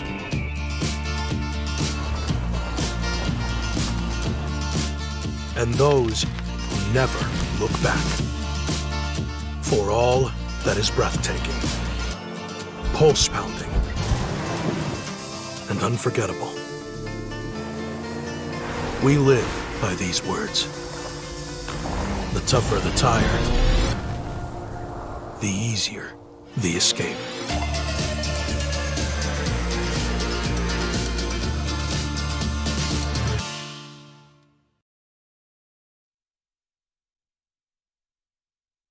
Folks, welcome back to the 2021 NASA Championships presented by Toyo Tires. It's time for our Group C, their second qualifying race of the weekend. Group C is 944 spec, Honda Challenge 2, Spec E30, Spec E46, and possibly Spec 3. There's a Spec E30 on your feed. They are lining up. Traditionally, Spec E30 has a standing start as opposed to a flying start. Notice, Will, we never say the word rolling. That's a terrible word at a racetrack. Standing starts. Honda Challenge 2. Getting ready to take Okay, the so flag. it looks like our first flyer is away. That's the Hondas. The feed you are seeing on the video is our Spec E30s. They are coming around to line up and do their standing start. I think the 944s will do a flyer. So Honda Challenge is away. That's going to be a great race. We had awesome competition in the top 4 spots with Morgan Ziegler, Holden Metzner, Ryan Bradfield, and Scott Adams. So that'll be a race to watch up at the front there. We'll see if we can get a shot of our 944 start. And then we will have our Spec E30 possibly standing start. Standing starts happen when you have the starter rolls or holds up a furled flag. There's the 944s. They're away right now. Good start. Marcelo Vine way out in front, probably being chased by Charlie Bazzetti as always. 944s are away, so our next wave will be the standing start for the Spec E30s. And I believe the Spec E46s may have been at the tail of that 944 field. So right now we are watching for Spec E30 does a flying start. I was mistaken, folks. All 3 waves are away, and here's what we're going to be seeing. Big battles up front between Carlos Mendez, Scott McKay, and Andrew Engemann, all in E30. Of course, Marcelo Vine and Charlie Bazzetti always going at each other. Honda Challenge 2 across the line. Waiting for our first lap, 35 minutes scheduled. We just started, 1 minute and 30 seconds elapsed. Waiting for the first time across the stripe. Right now you're seeing Honda Challenge right there. That's Scott Adams into the lead for Honda Challenge 2, going into the bus stop, coming out onto NASCAR 3. And earlier we talked about the DC chassis. That's the DB second gen Acura Integra. Probably with a later model power plant. Again, this is the class where the motor swaps are the order of the day in Honda Challenge 2. Little And action look at that on the draft work. banking. Oh, looks like Scott did not get in with a banking Morgan buddy. and Holden going around the outside. Down into the tri-oval. Scott Adams back to third with the draft. Oh, man, that draft buddy thing is so key. That's like Morgan Ziegler into the lead, Holden Metzner in second, and Scott Adams in third there. Great battle going on with the draft. Looks like Marcelo Vine leading 944 spec through the bus stop. Charlie Bazzetti just behind Charlie, multiple-time champion in NASA, also racing his 986. Ooh, big smoker there. That was from the front end of one of the 944s. So hopefully that's nothing too bad. But smoke is never a good sign. No Cheech, no Chong, no smoke. That's the usual order of the day, so we'll see what is going to happen in the 944 group. I mean, they're nose to tail for the top 3 coming into the tri-oval in 944. Yeah, that's a great shot right there, Will. Now look, draft buddies Bazzetti and Vine working together. Longtime friends, longtime racing together. Both out of the SoCal region, probably doing the smart thing, working together to try to build up a lead and then hash it out alone near the end of the session. Let's get through this other stuff, and then we'll take off the gloves later and have ourselves a slap fight. That's Dai Win there in the Honda Challenge field. Dye's running in 11th place in Honda Challenge. All right, Spec E30, here comes the draft buddies across the line. So Spec E30, that was Corey Smith and I think Scott Big Nasty McKay getting in on the draft there. Carlos Mendez in 3rd position, then Eric Pennington, Robert Mao, Tulio Rosado, Rajiv Jam, Brian Edmonds, Andrew Engelman, and Jason Wisthoff. That's your top 10 in Spec E30. There's Marcelo Vine right now in that number 9 car. It's awesome, Good battle John, up front seeing at him 944. put a little bit of gap in the infield, and then we'll see what the draft's going to do. Here's Honda Challenge 2. So much going on in this session. Morgan Ziegler, Towen, Holden Metzer, Towen, Scott Adams. Let's see how the draft plays out as they go through NASCAR 3-4 onto the front straight this time. And they've got a 4th car in tow. Looks like Christopher Michaels in tow. This is a great race for Honda Challenge 2. Let's see what happens. Scott Adams looks like he has a run coming around the outside of the oval into 2nd place. How far is he going to take this run? Towen, Christopher Michaels up into 3rd as they go down into turn 1 into the infield. Big run, 3 wide into infield turn 1. Oh, man, and there's Charlie Bazzetti again working together with Marcelo Vine, but P3, Matt Giuffre, he is right there. Just moved in 2nd around Bazzetti. He worked the draft like a master, came around that. Oh, man, they were right stuck together, and I don't know how he pulled that off. Now, let's see if the draft buddies come together. All 3 work together. Charlie's coming up. He's probably going to get onto Matt's bumper. There it is. A little bit of contact. Let's go get Marcelo. Come on, let's work together, draft buddy. Here we go. You can see him sucking up Marcelo again. Looks like he's going to make a move out of NASCAR 4. Marcelo's moving high. Is he going to go high? Where's he going to go? Charlie's on the outside. Charlie gets a run on the outside. Oh, man. The draft game here is awesome. Look but at look, him now Charlie's starting to fall back a little bit. Man, it's like following a semi on the highway. Looks like Matt was going to try a little sneaky inside move there. All right, back to Honda Challenge. That's number 181. That is Team Mordor. I believe that's the Lovelies, Shane and Melissa, working together with their 4-door Civic. Here's Spec E30. Again, working together in the draft. That's a 71 of Corey Smith in the lead. Towen Carlos Mendez and Scott McKay around. Eric Pennington and Robert Mao. Look at the 944s, Will. This is amazing. The top 4 mounting a big-time breakaway. Vine in front, then Giuffre, then Charlie. And P4, Derek Moorhead is right there as well. So great battle up front. They are really pulling away right now. There's your top 4 That's our or top 5. 4 in Honda Challenge. Pretty awesome.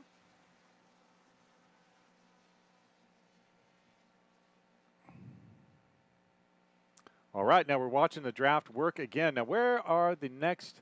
Okay, so there's 2 draft groups right there in Honda Challenge up front. So this is very interesting how people are working it. Here's the Spec E30 field all right together. Number 71 in front there. That is Corey Smith, our leader. Carlos Mendez right there. Scott McKay not far off. Top 5 mounting a big-time breakaway from the rest of the Spec E30 field. Then another group with a 944 mixed in. They started behind 944, so they're already into lap traffic, which shows you that Spec E30 is hustling through the field. Oh, big bump right there. So you can see there's a pretty big dip right there, Will.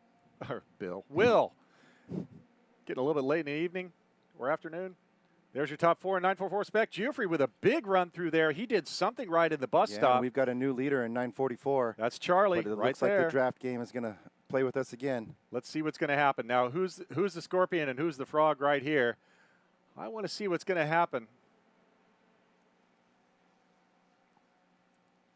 All right, there's the 944s. Looks like the draft is broken. So we are getting different shots around the track of all of our different groups trying to stay with it. Great racing happening in all the classes here right now. There's your 944s back on E30 now. Again, with some lap traffic 944s mixed in. So again, hey, different classes. You can be in a drought. Look at that. Let's work together. Right there. 5-mile-an-hour safety bumpers for the win. Didn't work out, did it? Not quite. Let's see if he can get in the side draft. And yeah, I don't know. I mean, the cars have been running very close lap times between the 944 and the E30, very different cars. But at the same time, same lap time, let's go. Let's go, baby. All right, there's a 944. Jufrey with a little bit off there. I don't know whether that was debris on the track already or if he found a little bit of grass. Here's Honda Challenge 2. That's the battle up front with Honda Challenge 2. Morgan Ziegler out front, Christopher Michaels, then Holden and Metzner, and Scott Adams. That's your top 4. Right now we got that top 3 has a breakaway, then back to 4 and 5. So lots of excitement here. Back to 944. Looks like that is number 24, Alexander, currently running, let's see, where, a little bit far back, but not too bad.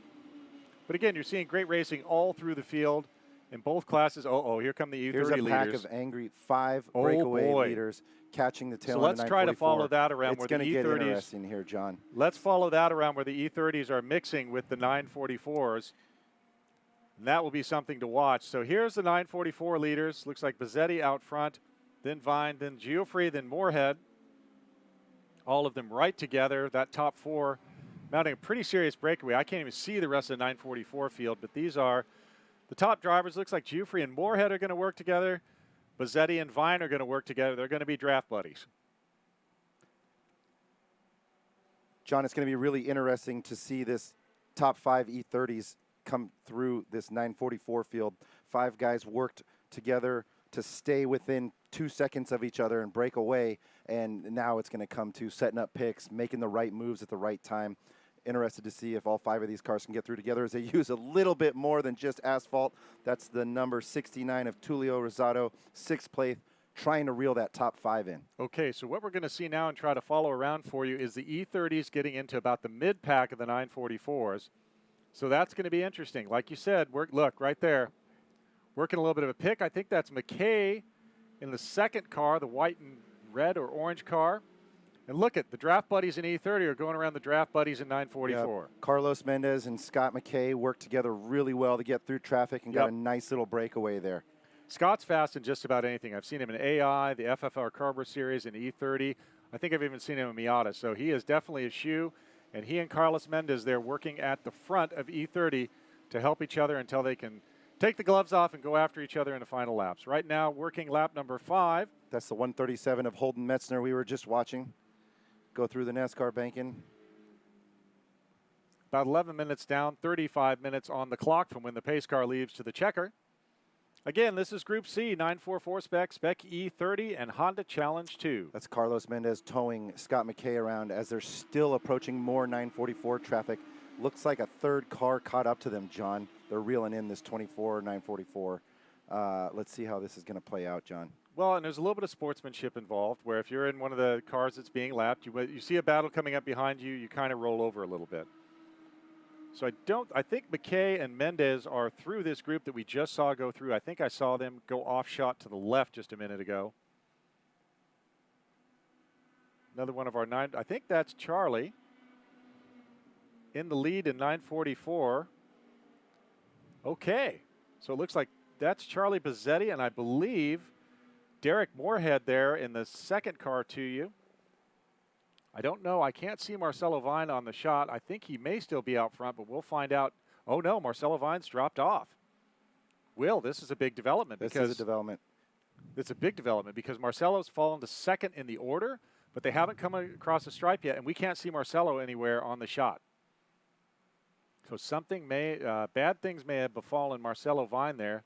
Charlie Bazzetti and Derek Moorhead, I can't see Matt Geoffrey either in the white 944, so maybe Marcelo Vine and Geoffrey got together. No, Derek Moorhead now running P2.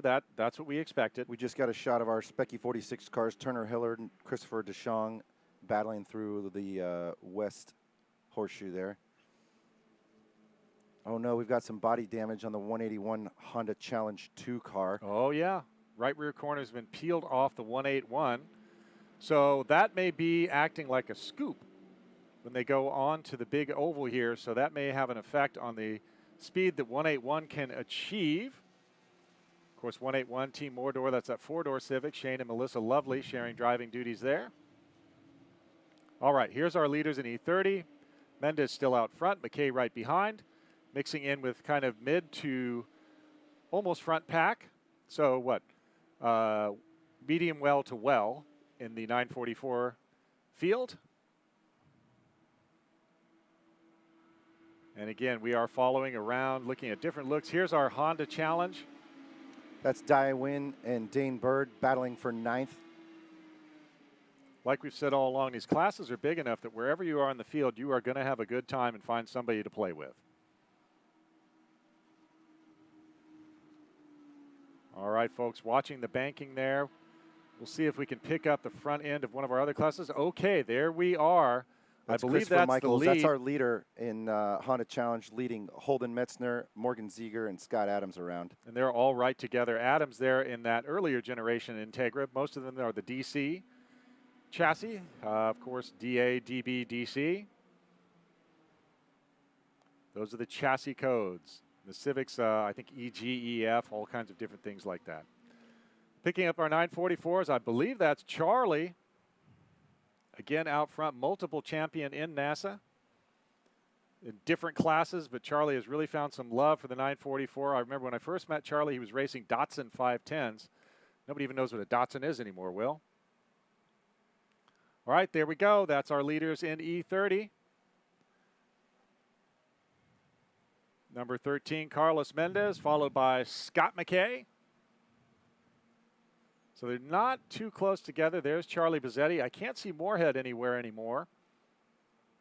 So Charlie's trying to put a little bit of distance on it, and maybe he can rest a little bit and preserve himself. I know he's got another race later in the day in his Boxster, if I'm correct. And I believe one of the ST races later today. So Charlie's establishing dominance and then taking it easy because it looks like Marcelo Vine may be out, falling down the order. Actually, Marcelo's only in 3rd with Giuffre, so they're out. Oh, there they are right there. Okay. I think I can see Giuffre in the white. Yes. Nope. Incorrect. So those are our Honda Challenge folks. I think that's Brent Bauer working through right now some of the lap traffic. Brent running right now in P7. He's kind of on his own a little bit. Boy, that's a pretty car. That used to be a show car. I remember I met Brent up at Virginia International. Okay. Here's Marcelo Vine. That's where he's been hiding out.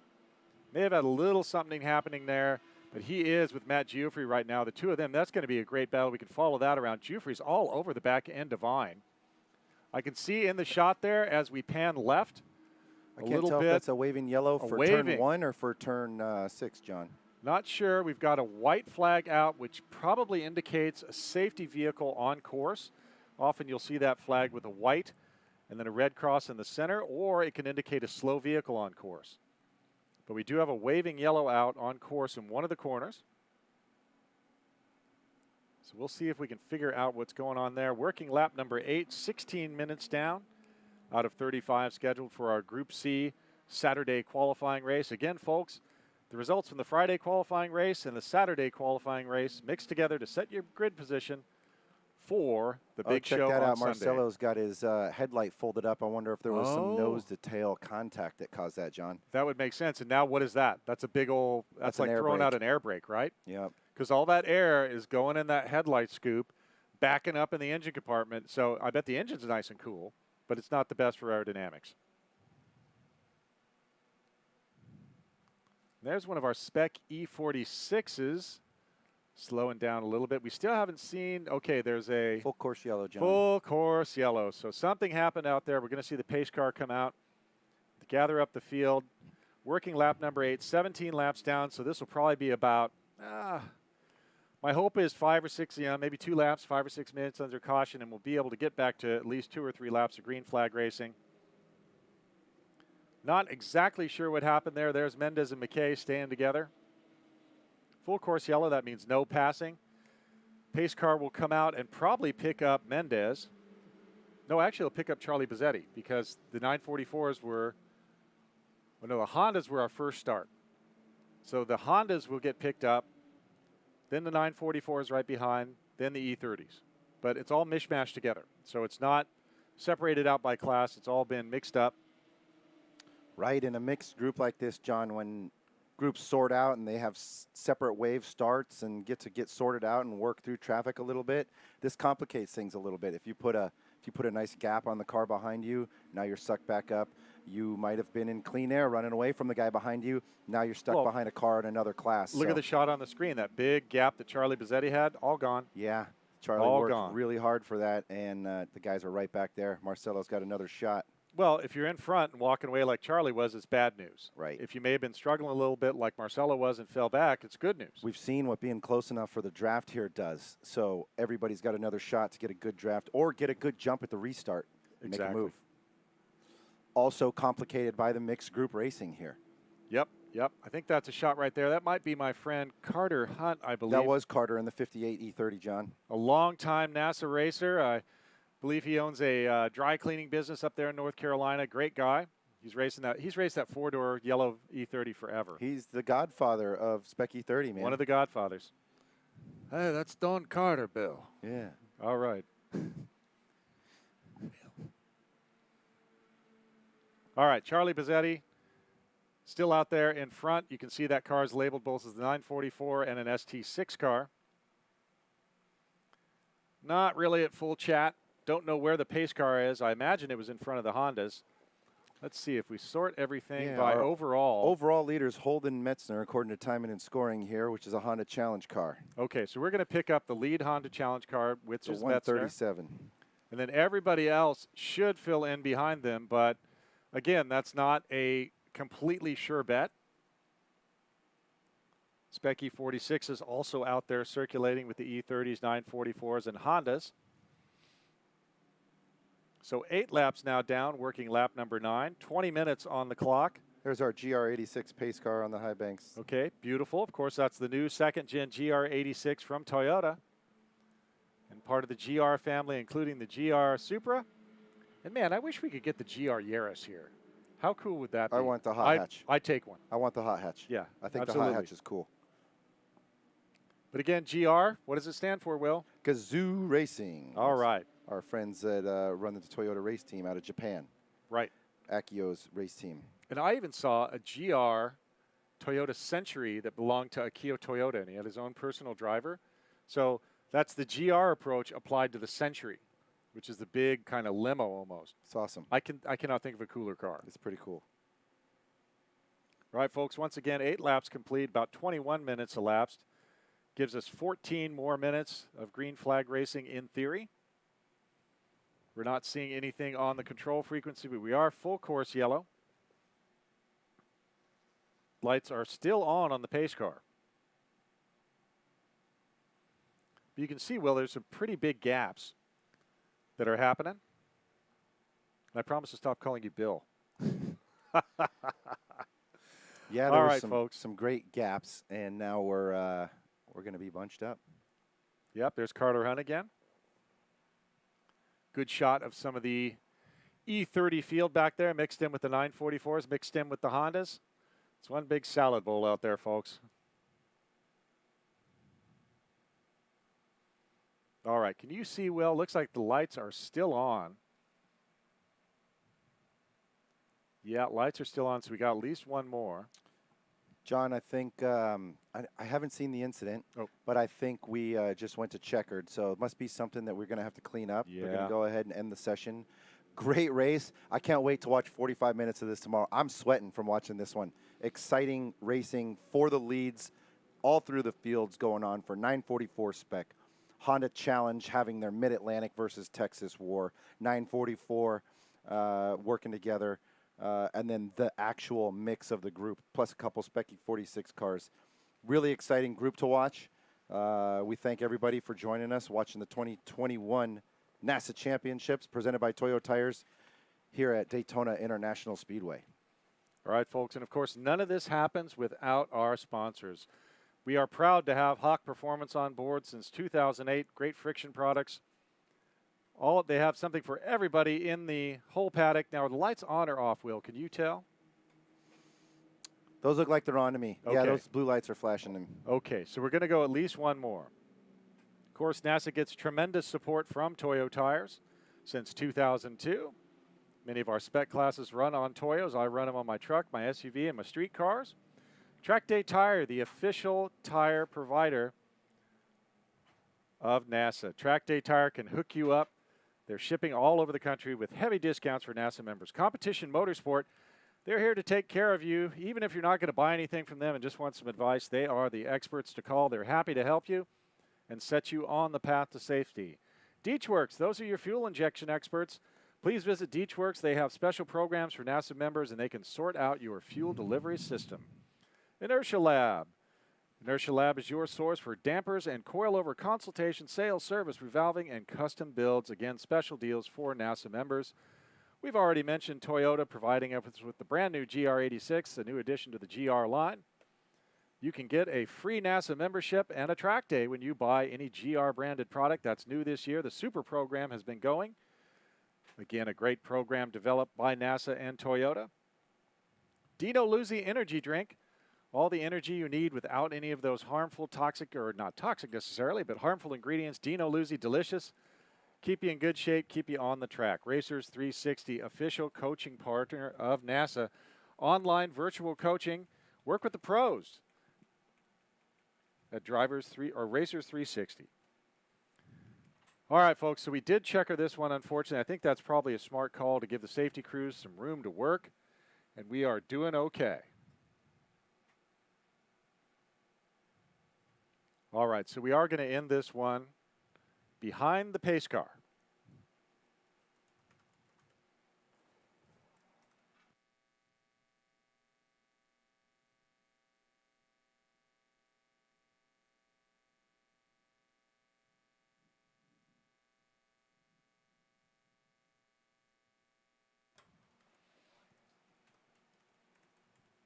All right, folks, so we are finishing up our Group B race, or Group C, I'm sorry.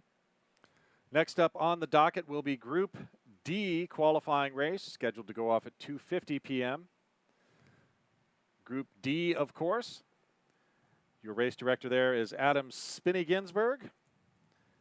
And you have American Iron Extreme, CMC, and Spec Iron. Those are NASA's pony cars. You will see Chevy Camaros, Pontiac Firebirds, Ford Mustangs. I don't think I saw any Mercury Capris. That'd be kind of cool if that existed. But again, that's going to be our pony car class, which is coming up next. There's Mendez and McKay. Absent any visits to the steward's office, those two will finish 1-2. Good result for both of them. Good result from yesterday. I think Mendez has sewed up the pole position for Spec E30. And Scott McKay most likely will move up into P2, depending on where Andrew Engelman finished, because he was second yesterday. So again, folks, we are ending this one a little bit early, but we still have the Group D qualifying race coming up, our pony cars.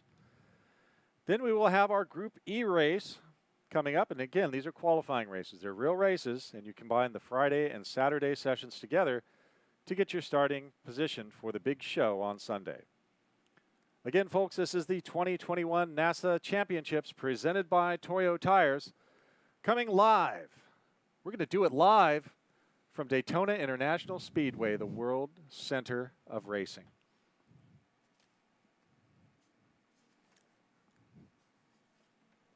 So again, folks, we are just waiting for the Group C racers to clear. And then we will have our Group D racers. We did build in a course check. All right, folks, we'll run down the final results for you right now. These are official. So it looks like for Honda Challenge, Holden Metzner, Morgan Ziegler, Scott Adams, Ryan Bradfield, Michael Young, Brent Bauer, Turner Hilliard. And I think we may be a little mixed up because Christopher DeShong, if I'm right, is running an E46. Yeah, unfortunately, these are a little scattered, folks, because it's showing the overall finishing order. So hold on. Let's pull up Race Hero, and we'll give it to you by classes. So just a sec. We'll pull that up. Our graphic got a little bit scrambled. No problem there, though. They've been doing a great job all weekend. So 944 spec. Will, how'd it go for the top 5? All right, top 5 in 944 spec. Charlie Mazzetti out front, then Derek Moorhead, Marcelo Vine, Matt Giuffre, and Tim Jennings. Those are your top 5 in 944 spec. Honda Challenge 2, Holden Metzner, Morgan Ziegler, Scott Adams rounding out the top 3, Ryan Bradfield, and Michael Young rounding out the top 5 in Honda Challenge 2, John. All right, then, Will, we go to Spec E30. Carlos Mendez with a dominating performance, followed by his good buddy Scott Big Nasty McKay. Corey Smith, Eric Pennington, and Robert Mao. That's your top 5 in Spec E30. Spec E46, we had 2 competitors out there. Turner Hilliard with the win, followed by Christopher Deschamps. All right, folks, well, we're going to take a quick break. We'll be right back. Again, we're coming back with Group D.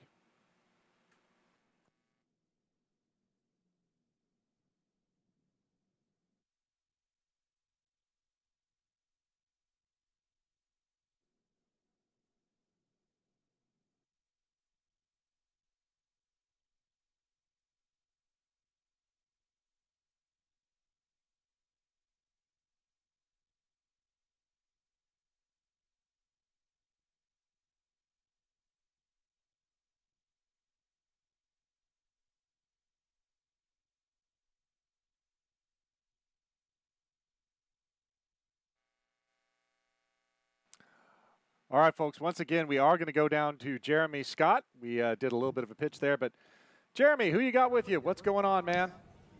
Well, John, I've got Holden Metzner, and Holden, I've got to say, you had a little bit of a rough time keeping the lead, but you timed that pass for the lead just right, just in time for the full course. I'll talk us about that race. So, race was a great race. My first time at Daytona, and learned a lot during yesterday's race. The track, there's a lot of strategy involved. The draft is huge, so what position you're in at what point in time in the race and how you time it right has a lot to do with how you finish. So. And that's what we're seeing in the lower horsepower categories, where it's all about momentum. What is it like learning a track, and oh, by the way, you're running for a national championship? It's great. It's a fun track. It's simple but complex at the same time. There's a lot of like details that take a while to pick up and get good at it. But no, it's great racing. It's been a lot of fun so far, and keep going faster throughout the weekend. Now, being in Florida, we know that conditions can change in a heartbeat, especially with the wet weather. How do you feel going into tomorrow, knowing that the rain chances are a little bit greater than what we saw today? I feel fine. Never been on high banks before in the rain, but yeah, whatever happens. If it rains, we'll be just fine. All right, your overall and Honda Challenge 2 winner, Holden Metzner. And guys, I think that we're going to have a nice little draft fest again tomorrow for both this class and the 944s.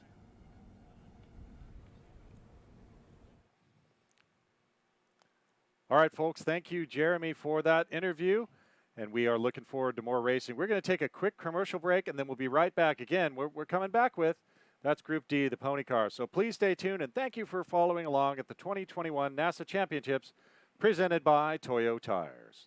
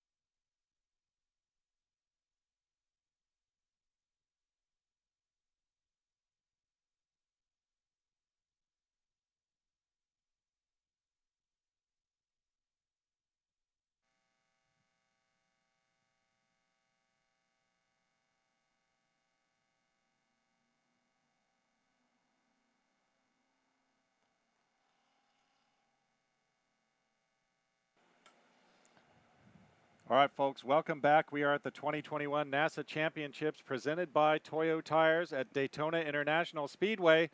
This is the Pony Cars, American Iron Extreme, Camaro Mustang Challenge, and Spec Iron, all the Pony Cars in NASA right here in one place. We're getting ready for the green. This is their second qualifying race of the weekend. Got some great stories throughout the grid. Looks like AIX is going to lead us off with a flyer.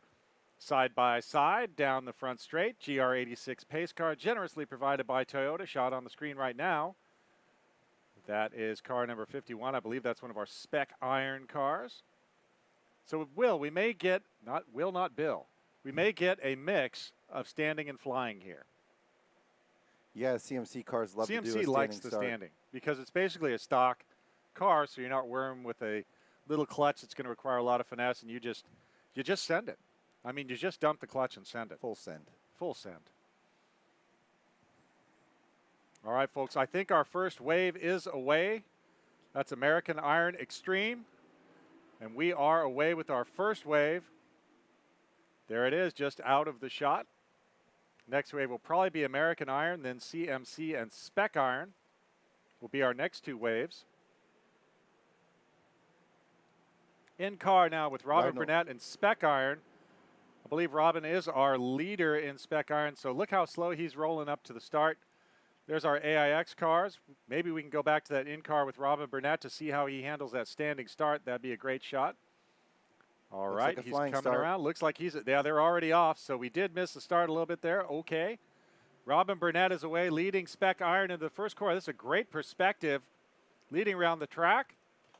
Already some action happening in Spec Iron. You saw a fender there in Robin's periphery vision.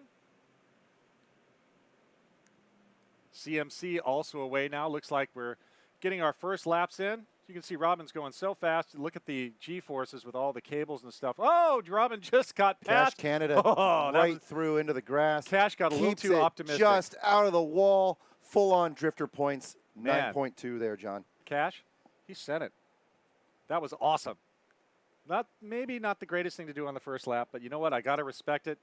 I love the player. I love the game. Style points.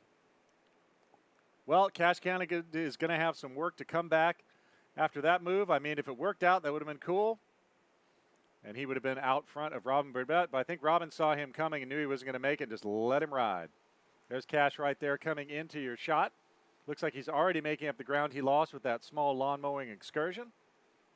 And there's your CMC field, that Fox body Mustang. Josh Suk leading the CMC field around. Nice work. Looks like a Spec Iron car got mixed in there a little bit, may have had an incident. And here comes the AI field, or at least one of the AI contenders. That is number 85. He must have fallen off early, John. I think he must have fallen off because it looks like Jeff Lindstrom is still out in front with Kobe Shield, Carson, and Pat Waymeyer, father and son, right together. So again, folks, 35-minute schedule. There's a Robin Burnett in that gold S197 Spec Iron car. He is hauling the mail. Did you see all the motion in the ocean when he went over those curves? You can get away with that in Spec Iron. Looks like now the American Iron cars are coming across the line. Kobe Shield in first, Jeff John, Lindstrom. That's the 29 of Cash Canada behind Burnett, so I must have misspoken about who went off there at the start. Got it. It was number 11, so I think in all the excitement. That's Cale Phillips, John. All right, it was Phil. Cash is still, well, okay. Cash, I apologize. You are right there eating up Robin Burnett's back bumper. Now inside, okay, this is Patrick Waymeyer at the front of the AI field. Great shot right there in that Fox body Mustang. You can see he's taking it right to the shift light. Last time by, he was behind his son, Carson. I think Carson's there in the red Fox body. Is Dad going to try an inside pass here? He's pulling up. You can see the first two cars, 1, 2, 3, 4. That's your American Iron running order outside. Patrick Waymeyer's windshield, his son Carson just in front. And they are working it hard. Looks like they're through West Horseshoe, Will. What do you think, John? Does he think that's his son in front of him or just the podium spot? Yeah, I don't know, man. That's a tough one because that's a tough one. That's totally like, the Lion King right there. I mean, what do? You know Simba's coming up. Right. But what are you going to do? All right, Great there we have, here. I think that's our American Iron Extreme field, the number 50. That is Dean Martin right there. So that is your American Iron That's Extreme our top three field. in AI. Awesome. Sorry. AIX. X is for Extreme. CMC right there, you can tell. Looks like good things happening there. They're all right together, all equally prepared. That's the 95 of Sean Stern, I think. So I think those are our front runners. Out in front right there in CMC is Joshua Suknanen, as you said, Russ Carter, Matt Goodrich, Timothy Bennett, Frank Monicelli, Bob Denton, Hunter Leidick. Hunter Leidick is in a backup car. His car broke. One of the other competitors generously loaned him his car so he could accrue points. Awesome move, and just the sportsmanship that's right there in CMC. Right now, their spec iron leader. Looks like that is Robin Burnett, but looks like Robin. Yeah, John. Has Cash Canada in front of him now. Cash managed to pull off a pass. Robin Burnett in the gold. Watch him go to work with this draft. Is he going to go high or low? I think he's going to stay on the apron with Cash, and he's going to pop out and try to move around side and take the advantage into turn 1. All right, folks, there we are. We're following it. Okay, I was wrong. Cash moved up the apron a little bit. Robin's trying a run down the apron, trying to get the advantage. He's got the run, John. Oh, Looks that's like a he's great gonna run. Get into the lead before they get to the braking zone going into the... All right, only 2 laps And complete. Look at Cash pushing Canada it around come the back outside. around the outside. Oh, my gosh. What a battle between those two. Cash Canada and Robin Burnett going after each other. All right, here we are in American Iron. That is the lead pack in American Iron right there. There's the Waymeyer boys and the red and white Foxes. They are trying to get something done right there. They are trying to get Kobe Shield and Jeff Lindstrom right now. All right, so all the American Iron cars staying in a pack there. This is our extreme field right here. Billy Griffin, I believe, is out in front of American Iron Extreme. Then Robert Shaw and Dean Martin right there is the final car in our shot. Again, American Iron Extreme does not have really a horsepower limit and has allowed much more preparation than the American Iron cars, which are limited to a power to weight ratio, a certain section width tire, and lots of other prep limits. But that's our American Iron Extreme leaders right now, thundering down the banking, coming into turn number 1. All right, these look like a little bit further back in the American Iron field. I think that's the 58 of Wes Deering, followed by Bobby Bird in the 67. No, that's the 428, John. Sorry. No problem. Of Brady Bierman. So we did have a little bit of a shuffle there, folks. We do read off the timing and scoring computer, but a lot of things happen in between the scoring computer and where we are now. Again, a nice panoramic shot there. Now we're on American Iron Extreme again. Billy Griffin, Robert Shaw, Dean Martin working it really good in the infield there in the number 50. Well, I don't think Dean has the horsepower that these other two cars have, but he has the Dean. So The Dean Dean factor. drives an IMSA, drives everywhere he can. Awesome driver. So we are looking at, I believe that is a little bit deeper in the American Iron field. I think that's the 90 of Robert Kaiser. Okay, cool. Will's got my back there. So now we're in car with Waymeyer, still in that. Whoa, did you see him get loose there? So that is a really developed car over many, many years, the Fox body. Uh-oh. Oh, no. We got a smoker. That is number 123. I believe that's one of our American Iron cars. That's Carmine Pace. Carmine Pace now looks like he's out of the race. He did a service to his fellow racers, pulled over by the safety trucks. Smart driving, pulled up right to the safety trucks. Here Back we to are Patrick on the Waymeyer. oval. Did you see that power shift right there, Will? What Super gear do you strong. think that was? 5th? Super strong. Super strong. Strong kung fu there by Patrick Waymeyer trying to close in on his son, Carson. A great shot. Really gives you a lot of perspective of how far up on the angle you go on that banking. Back into the bus stop right now. Pat driving very smoothly, not upsetting the car, not really using the curbing at all because he wants to maintain a consistent contact patch. Now let's see how the draft works out. Oh boy, Blue looks and like we yellow. have a yellow flag coming out. Probably a full course, not sure what happened. There may, I suspect it may have been an oil down. Maybe where Carmine Pace had that smoke issue. Oh, there's another car off, John. Okay, another car off. So looks like that's at the West Horseshoe. Okay. There's a car off to the left entering the West Horseshoe. All right, so unfortunately, folks, we did get 4 laps complete, almost 9 minutes. Again, 35 minutes scheduled, so hopefully we'll be able to clean this one up, get the pace car out there, gather them up, clean it up, and then green, green, green. All right, so let's do some running orders right now, just real quick to get you up to date. Kobe Shield in the first place in American Iron, then Jeff Lindstrom about 2.5 seconds back, and then about 0.7 back is Carson Waymeyer, followed by his dad, Pat. And then Patrick is followed by Bruce Byerly, his wingman, Dustin Cornell, Wes Steering, Bobby Bird, Brady Behrman, Russ Lane in that chicken and pickle entry. I love that. That's a great, I mean, that's got to be a heck of a food franchise. Chicken and pickle, that's awesome. Cameron Graysbury, Carmine Pace, Robert Kaiser, Charlie Bosselman. It looks like Marcus Rodriguez retired. American Iron Extreme, Billy Griffin, Robert Shaw, Dean Martin, Michael Knabb, Team Rattlesnake Electric Sport, and Doug Larson. That's your running order right now. In American Iron Extreme, we are still showing yellow on our screens. As you follow along with Race Hero, you can see it too. John, really cool story. Terry Savi actually gave his car up so that Hunter Leidick could continue to compete this weekend. So that's heck incredible. Of a sportsman in Terry. Big hat tip to you, sir, and go get her done, Hunter. He's running in 6th in a car that I don't know how many laps he's turned in this car. So shot on the screen right now, folks, just to explain a little bit of the flags to you. Double yellow means full course yellow, no passing anywhere, gather up behind the pace car. White vehicle means either a slow vehicle on course or a safety vehicle. I imagine it's the safety vehicle. So we will see how that works out. Looks like there's your American Iron leaders all gathering up. So any gap that had been accumulated, gone. Unless it goes back green before the gap gets made up. So we'll have to see how that shakes out.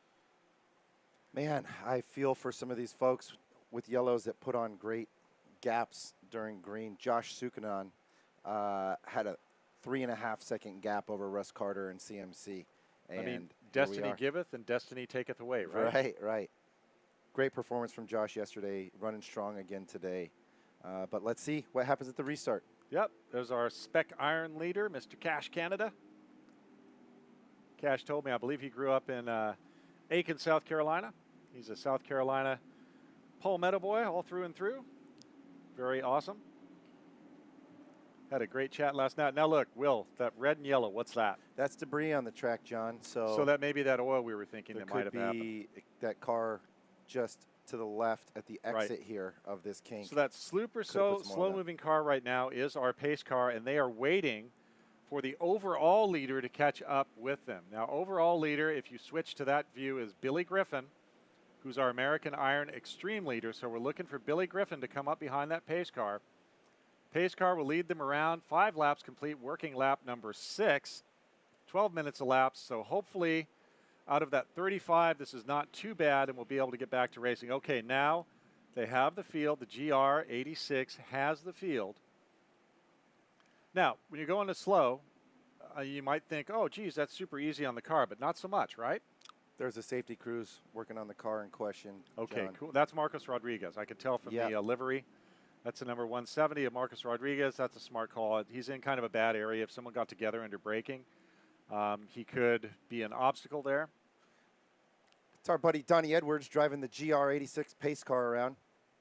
Well, I tell you what, it takes a whole team. Pace car drivers. We've got our Daytona safety crews out there working. We've got timing and scoring. We've got our race director, race control, all the paddock folks that are around, and all the traffic control folks from Daytona, making sure that everybody is getting where they need to go in a hurry. It's been really impressive. Lots of smiles all around. One of the friendliest track crews I think I've ever run into. Everybody's so professional, so friendly. So really great place to be today. If you're anywhere near Daytona Beach, please come down and join us at the World Center of Racing, the Daytona International Speedway. We're here for the rest of the day, and we are here all day tomorrow for championship racing. So what's coming up later today? Our Group E qualifying race, and then we will see our final sessions of time trial that will determine whether they improve it. So, Will, do you think the time trial sessions this afternoon will improve on this morning or no? It's hard to say, man. The weather's changed so much, and this isn't a track that a ton of these guys get to drive, John. So maybe not everybody was showing their cards. Maybe some folks were still learning the track in time trial. Who knows what we're going to see. On board with Robin Burnett right there. Looks like Cash may, if I'm looking at the display right, looks like Cash may have placed a little bit of a pick there between him and Robin. So that's going to be a factor, but not so much. Oh, no, that's actually second place. That's not a pick. That is a second place car of Darren Mock. That's awesome. So Darren is up there with Cash with Robin right behind. So that's the top 3 in Spec Iron all together. And they are going to be on like Donkey Kong when we go back to green. So right there in that long view, you can see our American Iron leaders right there, the red and white Foxes. Yeah, Robin's car stands out, the gold one there in the mix of all the S197s. It's very true, very true. All right, well, there's our whole field. That's really cool. So as the cars come through, look at all the different generations. We have everything from the 79 to 93 Fox body is probably the earliest chassis that's out there. I haven't seen any third-gen Camaros. Maybe. Third-gen Camaro would have been not the earliest because the Fox body was from 79 to 93. Third-gen Camaro was 82 to 92. So the oldest cars out there. I did see a very early Fox that had the what we call the four-eyed Pride, where it has the 4 headlights instead of the faired-in headlights. Lights out on pace, John. Oh, lights out on the pace car. We're getting ready to go. I'll stop blabbering on about Mustang chassis codes. Getting ready to go back to green. American Iron Extreme coming around. Here we go. Billy Griffin's They're accelerating. Green, green, green. We are Dean back Martin to green did flag. what he could to get a good jump, but like you mentioned, I think Dean's a little out horsepowered here, John. Absolutely, boy. Somebody got my a great gosh, run. Look at that big mix. I think a couple guys got caught sleeping. Look at Robin. Did he pull a power move there? Because I don't see anyone very close to him. They're coming across the line, so let's see what happens when the Spec Iron guys update. Whoa, Robin got big dorifto. Man, he had some side to side there. American Iron Extreme there. Dean Martin getting a little jiggy with it. After it. Pulling off a pass. That's pretty impressive. Trying the outside pass. That is very brave. Ooh, what's that big smoke? There's some oil that's dry oil down, John. That's not excitement. It's just environmental pollution, right?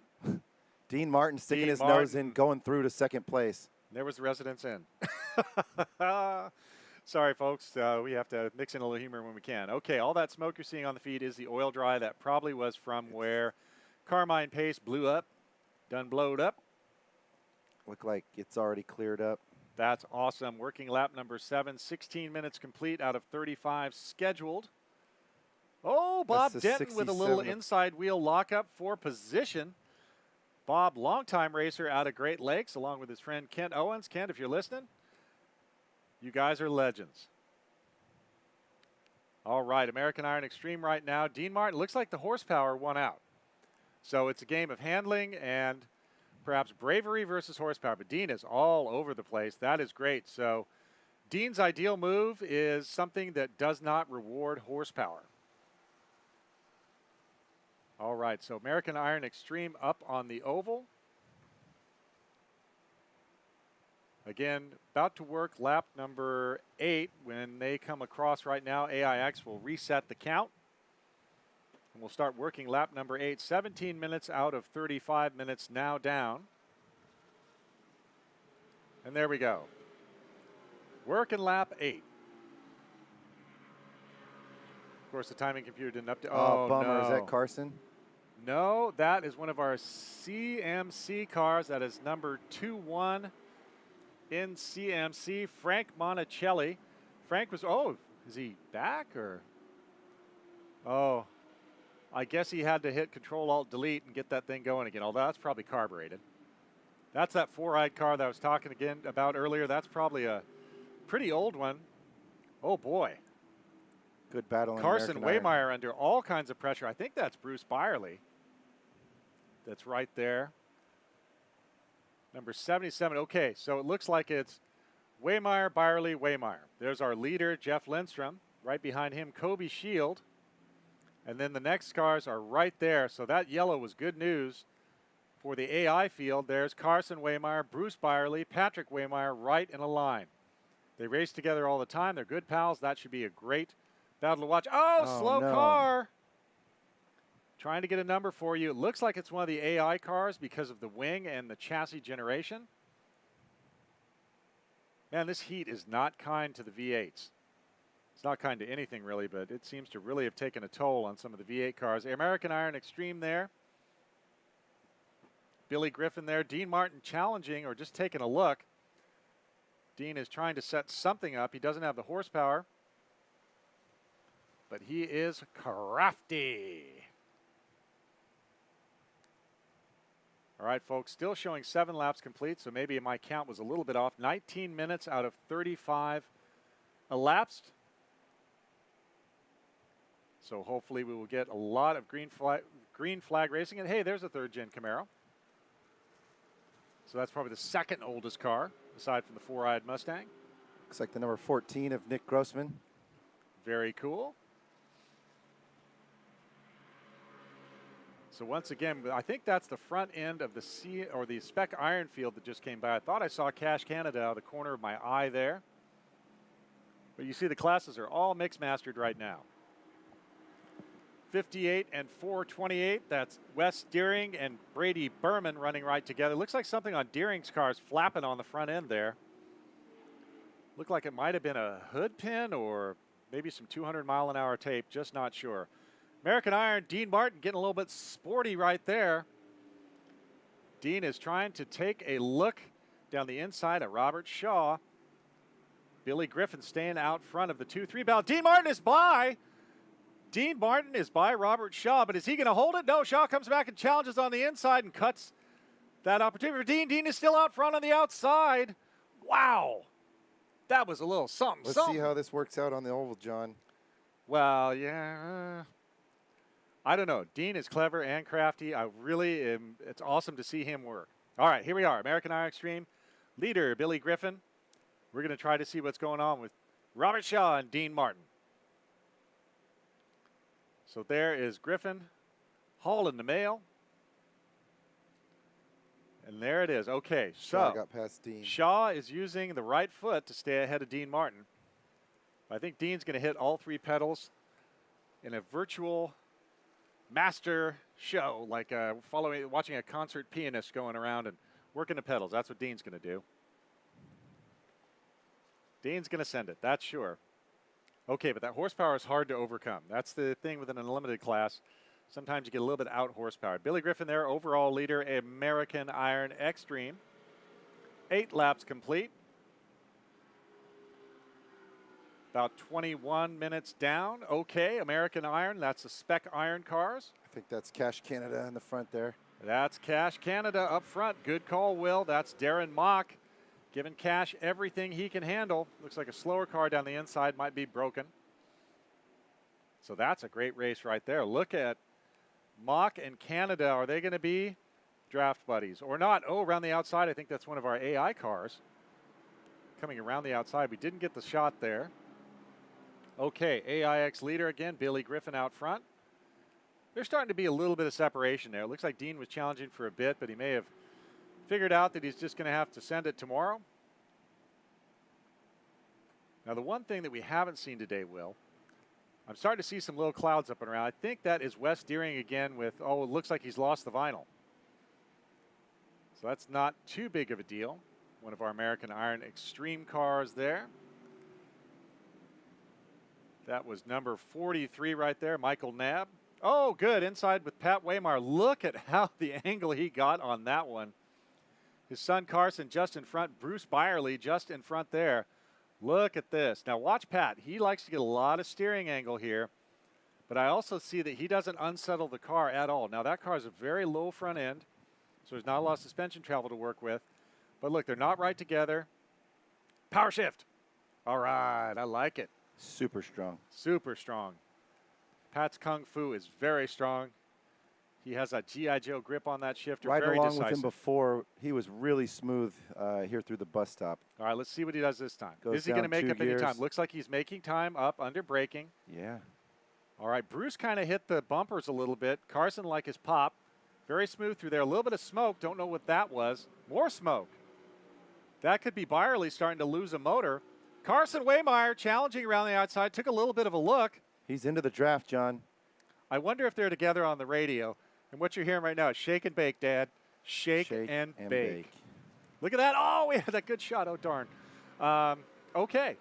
Now it looks like we have a change in Spec Iron. I believe right now that Darren Mock is ahead of Cash Canada. There is Waymire going in. Carson Waymire the younger. Going in for Going an around the outside outside. move on Bruce Byerly. Let's see if that paid off. We'll try to catch that again with our cameras. A couple of CMC cars there. The heat is playing a little bit of tricks on us. It's not exactly cool here in the warm Florida sun. That's number 95 in CMC. That is Sean Stern right there. Beautiful car. 4th gen Camaro. Heading up onto the banking. Very aerodynamic compared to the 3rd gen. Right behind him, number 720. What a battle here. Oh, there it is. That's the one we want to watch. Look at that. This is a good one. Bruce, Carson, and Patrick all right together. S550 chassis and the 2 Foxes of the Waymire boys. That is shaping up into a great battle. All right, I think there's our spec iron lead pack. There's that awfully cool Javelin that we have been watching around. Okay. More of our AI cars coming into the bus stop there. That's our leaders. That's our AI leaders. That is right there. Jeff Lindstrom in that first car, which is the S197 chassis. Looks like we've gone checkered. Billy Griffin just set the checkered. So watch this battle. Let's stay with this battle right here. This is for the lead in American Iron. So we lost that one, but we do have, let's try and see if we can pick up that battle for the, or 3-4-5 in American Iron.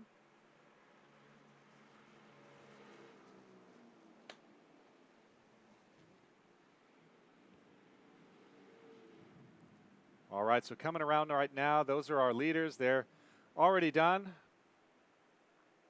There is our spec iron. Okay, they are getting there. I think they're just out of the bus stop.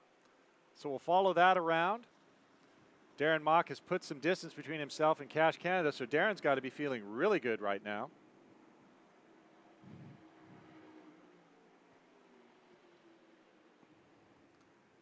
All right, folks, so this one is in the books. We did manage 26 minutes. May have had a little cleanup to do and a few things where they may have called the race a little bit early. Got 11 laps in. Again, it's not the laps, it's the time distance that we're after. So there's your checker waving. At the World Center of Racing, Daytona International Speedway here in Daytona Beach, Florida. All right, so it looks like it did shake out with Bruce Byerly in front, Carson Waymire right behind, Patrick Waymire right after that. Oh, I'm sorry, John. That's the 07 of Dustin Cornell. Oh, that is? Yeah. Okay, so it wasn't Bruce. Called that one wrong. Little hard to see there, but hey, way to go. They both have number 7, and they're both white, so I had that mixed up too. Yeah, well, Dustin, I am so sorry. You had a heck of a race, but Bruce was right there too. Number 77 was right behind that battle. Yep. So we goobered that up a little bit. Sorry, folks. Just shaking off the cobwebs here, and the bags of coffee have worn off. But we are excited to bring you our next race. Thanks for sticking with us here at the 2021 NASA National Championships presented by Toyo Tires. You see the Hawk Performance label there on your screen. Major sponsor of all NASA programs. They made outstanding brake pads. I run them. And Will, I believe you run them too. And we all run, we look for those Toyo tires. And boy, man, it's really cool to support all the companies that support the racers. And NASA members, with one purchase, you can make the cost of your NASA membership back. And also, NASA is open to everybody. There's no secret handshakes, none of that. Get in touch with a region near you. We've got regions all over the country, and they'll be ready to turn you out onto the track so you can go have some fun. We also have rally programs, work with the drift programs around the country. Just launched a beautiful new website, DRIVENASA.com. Information on how to get started in high-performance driving events with us, time trial, information on all our different race classes. Beautiful new website with some good media and some good information on it. Check us out. See all the member benefits at www.drivenasa.com. All right, well, it looks like we are getting close to having our official results, of course, subject to review by the stewards, or as we call them here, the race directors. Cars Cup, well, that was an exciting race. I mean, a lot happening in each class out there. Good racing. You know, I love following that battle with Carson and Pat Waymeyer. That's so much fun to watch. Awesome battle. I mean, just a great battle in general. Knowing that they're locals and father and son, all the better to watch them wheel around. Yeah, pretty cool. And then also that spec iron class, that's really become a winner for NASA. And watching, you know, the Cash Canada up there in the front of it initially with Robin Burnett, Darren Mock with a really, really solid performance. Cale Phillips was also there. Looks like something may have happened to Robin fairly early on. We're just looking at provisional results here.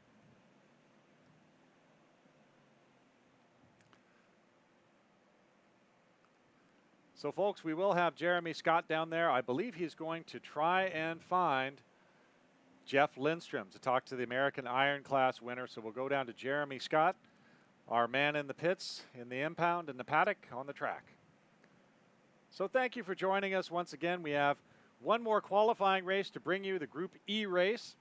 And then we will have an update on our time trial program and our final time trial sessions of the day. Then we will bid you adieu.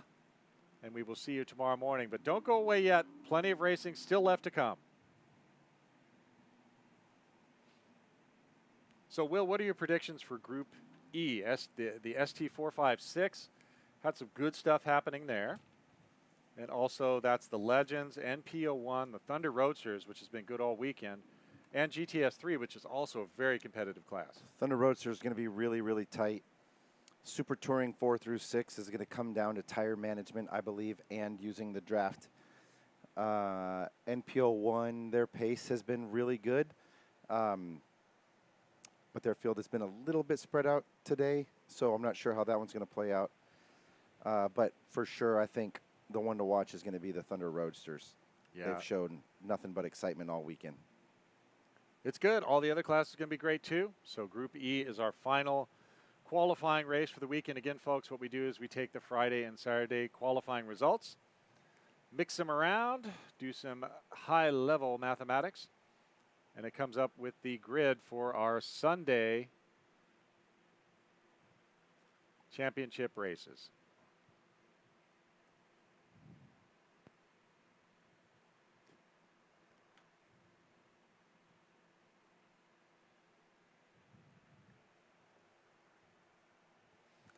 All right, folks, again, we just are waiting for the Group D racers to clear the track. Jeremy Scott will come back with Jeff Lindstrom in a few minutes. Thank you for joining us here. We're coming almost to the end of our first day of racing and time trial that counts. Well, no, actually Friday counted too with the qualifying races. So first day of results for time trial. We'll make sure to give those to you once we get done with the qualifying racing. Again, probably with time trial, the faster times were set this morning when the pavement was nice and cool and we had good air. But you just never know what's going to happen in time trial. Could be some surprises there later on in the afternoon.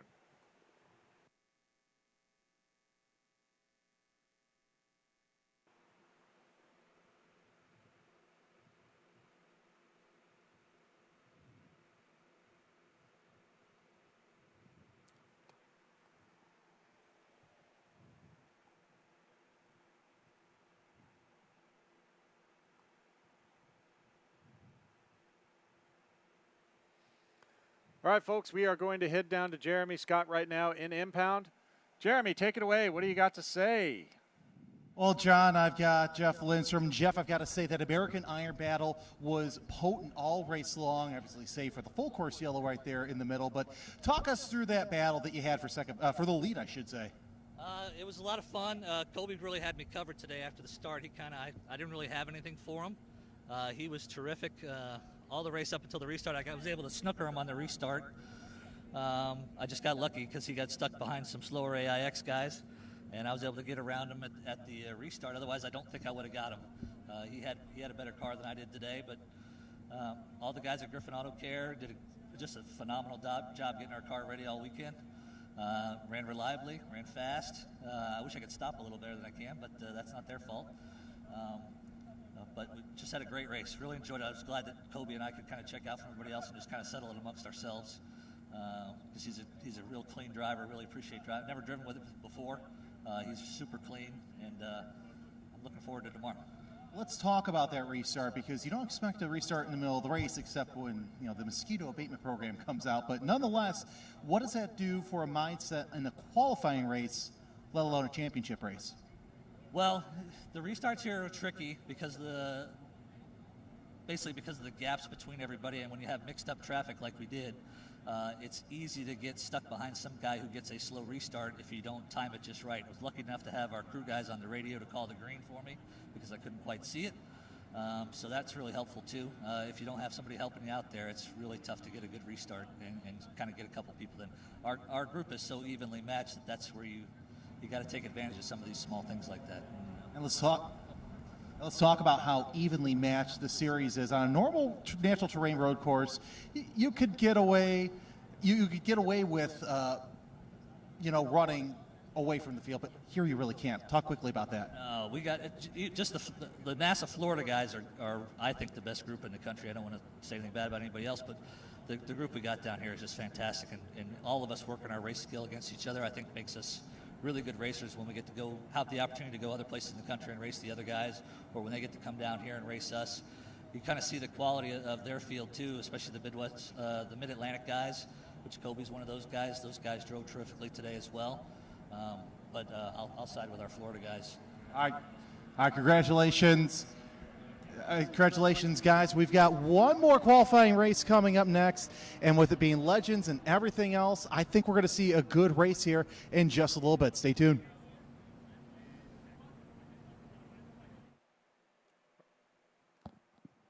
All right, folks, we are back. Thank you, Jeremy, for that commentary there with Jeff Lindstrom. Good to check in with him. We are now ready for Group E. This is the Legends, NP01. ST4, ST5, ST6, and Thunder Roadster. Thanks for hanging with us, folks. Have had a few little technical things going on today, but we appreciate the enthusiasm and the patience. We're getting it dialed in here at Daytona International Speedway, the world center of racing. There's our Toyota GR86 pace car. Will, it looks like those are the NP1s in that first wave. Yeah, it looks like we've got 3 NP01 Evos lined up for this race. Evo. All right, so it looks like the starting order, if I'm thinking correctly, is going to be NP01. Then we'll have the STs all together.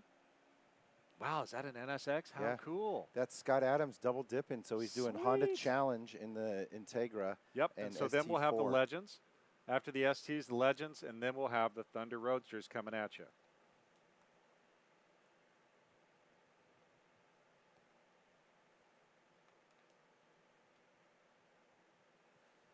All right, there's a shot of the Thunder Roadster GTR field. Oh, it looks like, so that's probably ST45, then Legends, then Thunder Roadsters, and then ST6. Yeah, because definitely, so that's ST6 will be the final wave on the start.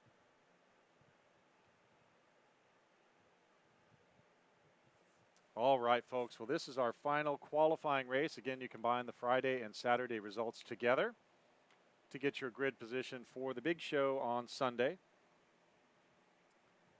Little perspective shot there showing you Lake Lloyd.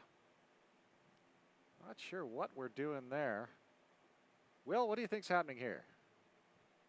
Huh, there's Lake Lloyd. Boy, is it pretty. Okay, there we go. Ah, there's the start line. Awesome. Okay, we're back on track here. NP01 is going to be the first group. Once that pace car pulls up, we will see the NP01s doing a flying start. I don't think they do any standing starts, so we're watching the starter. Well, looks like they're going around again. Going around again. Well, the Magic Fairy must have sprinkled her dust somewhere on the course to get 2 pace laps in. Something is not ready. So 2 pace laps this time out. Clock has not started yet, again scheduled for 35 minutes.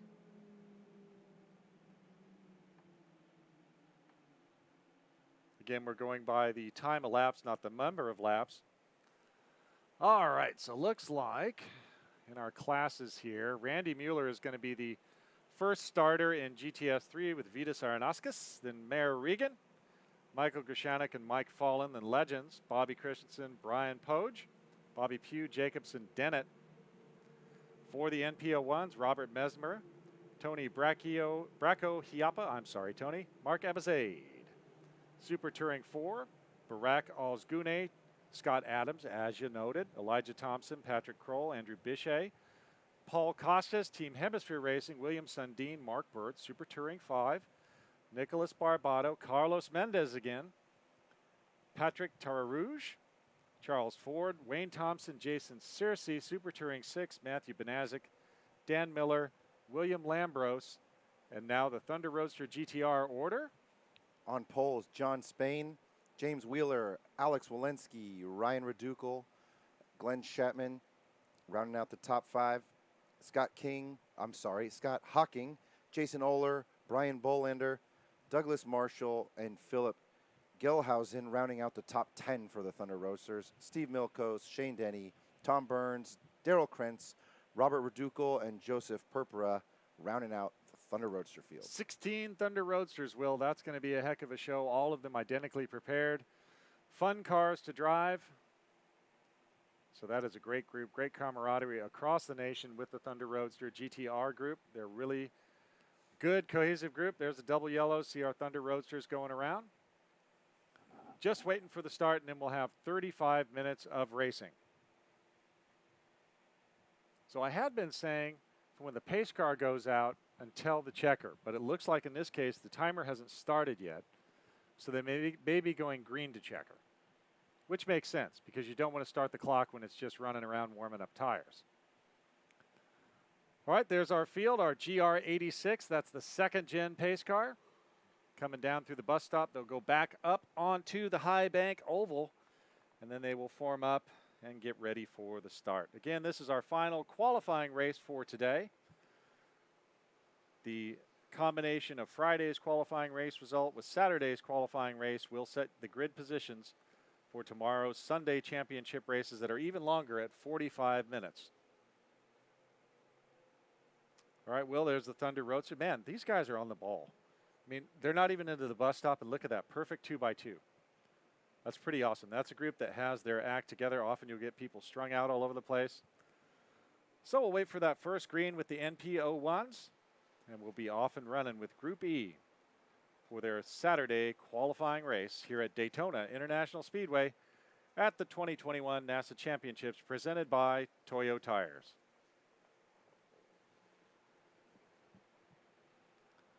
All right, that's the last car in our field there coming around. Maybe a little Iowa 7th action. You never know. All right, green, green, green. We are green. So there go your NP01s. They are off and running. GTS3 Legends. Everybody is getting a great start there. There go the Legends. And we are underway for our final qualifying race for Saturday. And of course, after that, we'll have some TT updates, time trial for you.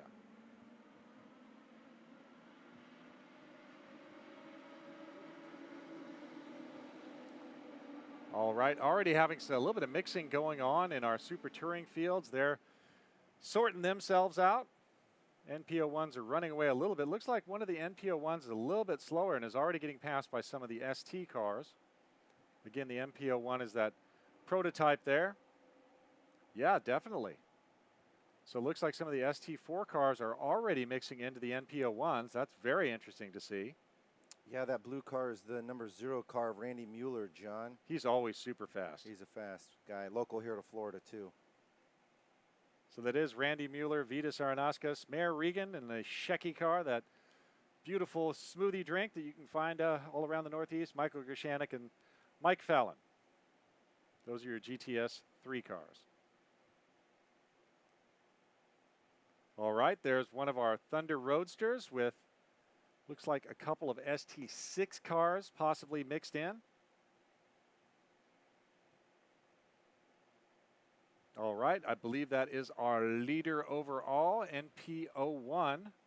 That is number 34, Tony Bracco Hiapa in that Tequila Patron NP01. Beautiful looking car. Almost looks like the big boy prototypes, but so much more affordable. All 4 corners on the suspension are the same. That beautiful Mazda motor and all that good stuff. Overall leader right now, taking a look at Tony Bracco Hiapa. Randy Mueller's not too far back in tow. I know. I mean, Randy is right there. closely followed. I think that's Vitas Aranaskas. Yep. So they are right behind the overall leader. That's pretty impressive. They really worked through that NPO1 field pretty quickly. That's super cool. But it looks like whoever decided the groups for this weekend got it about right in terms of lap times. All right, right there. I think that's some of our ST6 cars and one of our Thunder Roadsters. Looks like that's number 86, Dan Miller. Okay, now we got draft buddies. That's 314 and 47, our 2 leaders. That is Walensky and John Spain working together. Get a good view of the Legends cars there. NPO1 and our ST4, hopefully. That's number 27 in NPO1. Looks like it's Mark Abazid right there. Nair Regan just in front of him. So the NPO1s and the ST4s are mixing nicely. Scott Adams right there just going out a shot in that NSX. Legends are right there. Looks like the ST cars are mixing with the Legends nicely. All right, here's the Thunder Roadsters. Look at them all together, sliding in tandem. Got a little bit loose there. The number 340, you saw Glenn Shatman starting to step out a little bit. So I don't think his tires are hot. I think he's just absolutely giving it everything she's got. That is awesome. So looks like right now, Randy Mueller is out in front of Tony Bracco Hiapa. So Randy got by him. You saw Tony right there hit the left front suspension. I don't think it's going to be an issue, but that was a pretty solid hole right there that he hit. That was a good bump. So Mueller now is really stretching his legs, putting some distance between him and Vitas Aranaskas. And boy, he's even starting to pull on Tony Bracco Hiapa pretty good, which is impressive for a sedan. Okay, we have the Legends leaders, or the Legends and the Thunder Roadster leaders mixing in with that one Legend car. So, wow, that was a little bit close. That's that one car that did not have, it looks like he's about to lose the trunk lid too. So that was a little exciting. Legend car driver kept his head about him. I think that was number 4. See, is that Bobby Christensen, the Legends leader? Not sure. Okay, good. Here we go. Thunder Roadster, top 3. The draft buddies making it happen right there. That was Walensky and Spain working together. James Wheeler got hung out in the laundry a little bit there. Didn't get the good air. Right now showing number 34X.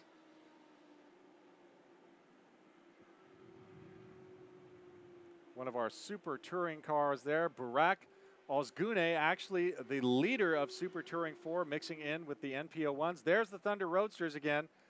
All pretty much right together in that front pack. All right. And there is Randy Mueller again. Nice shot coming down the front straight. Looks like his hood is lifting just a touch, but that's what happens when you go 100 and change. Boy, so far, Will, that Thunder Roadster battle, that's pretty awesome to watch. It's one to watch for sure, John. The top 7 are still covered by within almost a second of each other. Yep, and the Thunder Roadsters are all in a big pack. Again, we're seeing the mix here a little bit. So those are some of the Thunder Roadsters that are mixing in with the Super Touring. Here's our 2 leaders in Legends right now. 2 leaders in Legends. That is Bobby Christensen and Bobby Pugh. Bobby. Ricky Bobby. Awesome. They are doing a great job. Looks like Pugh actually got around Christensen. Yeah, Bobby and Bobby are from our represented from the Texas region out of Oklahoma, actually. Super awesome. So looks like Bobby Pugh next time around the stripe, number 5C there, will be ahead in the Legends class. All right. Hey, there's that car without the hood again. It's number 71, Jacob Sedennett. He's hanging in there. I got $5 as soon as the trunk comes off. I'm with you, John. I wouldn't take that bet. You're not going to take the action, Will? Okay, fine. Be that way. All right, lead group of our Thunder Roadster GTRs, all 5 of them. John Spain to the front, followed by Alex Walensky, Ryan Redukel, Jason Oler, and James Wheeler. Now, James Wheeler was in that yellow car. Did you see what happened when he got out of the draft? Just like absolutely someone opened up a speed brake. So, man, I tell you what, if I was advocating for anything, I'd be finding myself a draft buddy tonight. Hey, man, let's work together and get through the field and use that big aerodynamic advantage. It's almost like the cooking shows. They will receive a tremendous advantage in the next round. Overall leader, Randy Mueller, onto the back straight. Nice gap. He's got a 1.7 lead over Vitus. Okay, there's the Thunder Road. There's Wheeler again. Is he going to try a little bit of an inside move there? Leaders.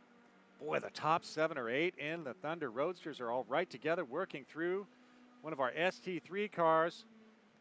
Man, all in a row. That is so awesome to see them all together, sticking together. And, boy, they are super clean, Will. I haven't seen any kind of argy-bargy at all. Really clean. Robert Redukel up 6 places from starting in 13th place up into 7th now. All right, so he's possibly our hard charger in the whole race and definitely hard charger in the Thunder Roadster field. He's also turned the quickest lap of the Thunder Roadsters this session, using that draft to really get up from back in the pack, John. All right, we were looking there at Super Touring 4 for a minute, number 222, Mark Burt, then Andrew Bichet and Patrick Kroll, I believe that shot was. All right, one of our NP01s. And number 33, who's running 3rd place, that's Elijah Thompson. Okay, here's the leaders in Thunder Roadster. Look at them work together. Nice 2 bumpers there, so they can not, well, it looks like they're barely in contact. And once again, it's the Frog and the Scorpion. Where do you kick out of that draft and get after it?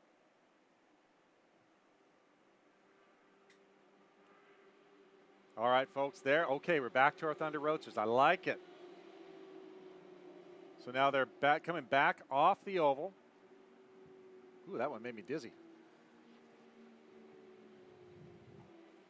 All right. Hey, there's our 2 Legends leaders. There's the Bobbies. Looks like they are sticking together. Kind of an interesting shot there. Gives you a little bit of perspective. We're seeing the oval. Ah, there's that battle we were talking about. 222, Mark Burt, Andrew Bichet, and Patrick Kroll all right together.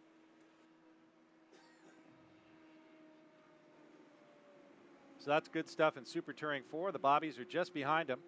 Hey, there they are. Look at the Thunder Roadsters. Great battle up front right now. Watch this. Oh, Ryan a little Redukel touch. Round the outside. Round the outside. A little bit of a touch there. John Spain got loosened up by in the Redukel. dirt. 3 wide in the dirt. Smart Ryan move by Redukel. Redukel to back off, get in the line. He knows he's got to get a good run onto the NASCAR bank in here to use that draft, John. And I saw John Spain. You know, he got a little bit loose and lost a little bit. You know, I don't think that was anything intentional. It's just when you race that close, sometimes contact happens.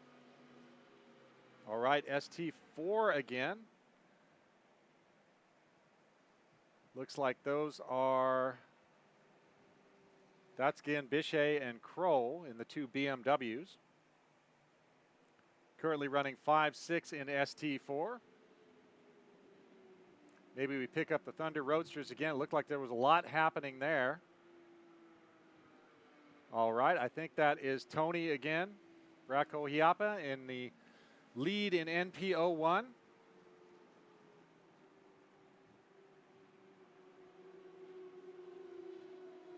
I believe that is one of our that is ST5, position 4, Charles Ford.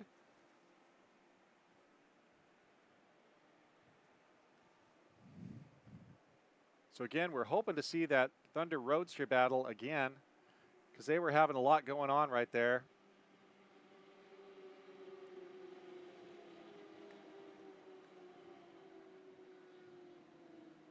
All right. Hopefully we'll find the Thunder Roadsters again. I think they're just going into turn 1 right now, John. All right. Hey, there's the Bobbies. Woo, look, they're hanging it out, bro. Oh, there they are. There's our Thunder Roadster There's battle our Thunder down into the International Horseshoe. John Spain leading them down. Alex okay, Walensky there it in tow, is. Jason Thunder Oler. Roadsters. Great battle happening there with all of these cars.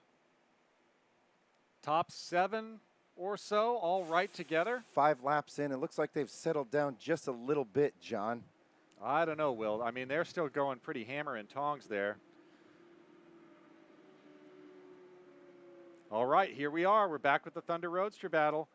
John Spain doing so good under pressure. That's pressure. Look at that. Too wide.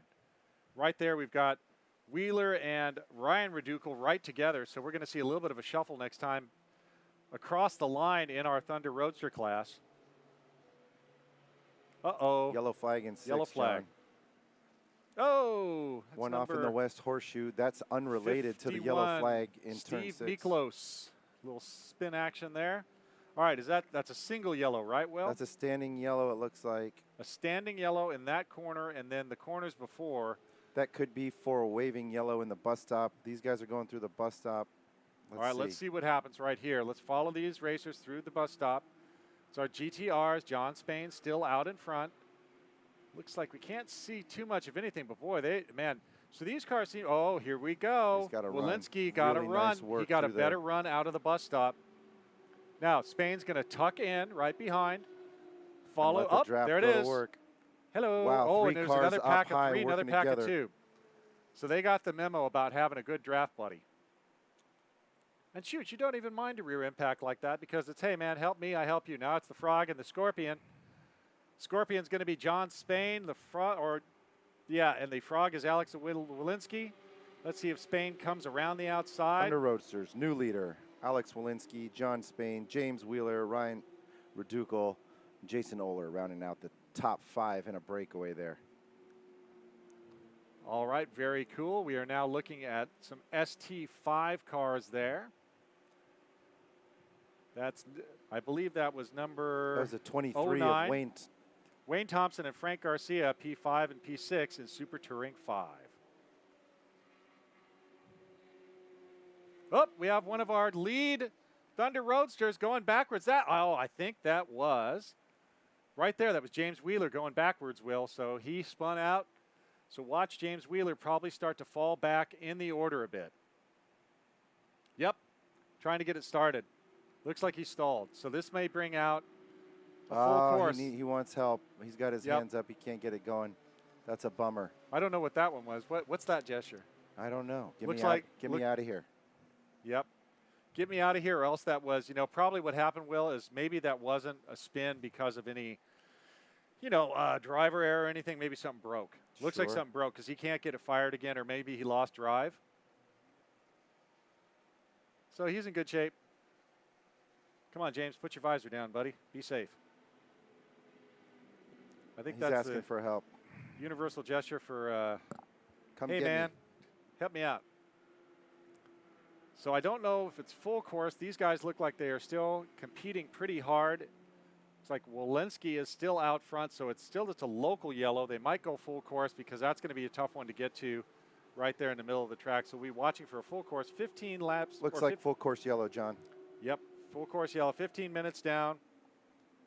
Working lap number 8 here, 7 laps complete. Wheeler would like a tow.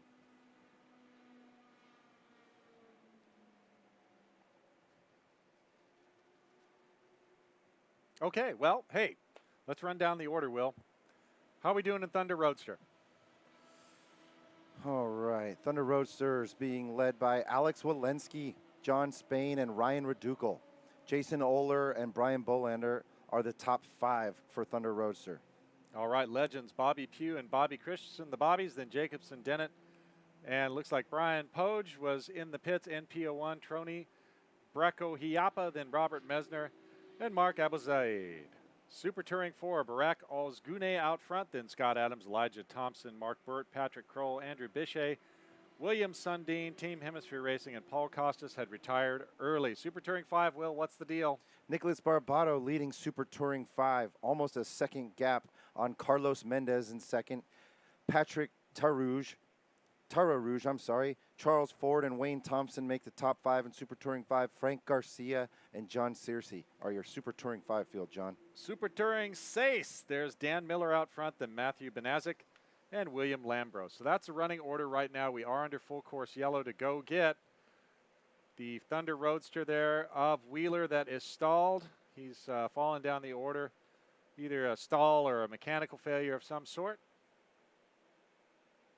So we are waiting to see what happens there. Checkered it. Okay. So they think this is going to be a long enough recovery that they're going to checker this race. So, man, I kind of wanted a little bit more Thunder Roadster. I tell you what, man, that's going to be one to watch tomorrow for 45 minutes. These guys race so hard and so clean. You know, really cool note about these Thunder Roadster folks.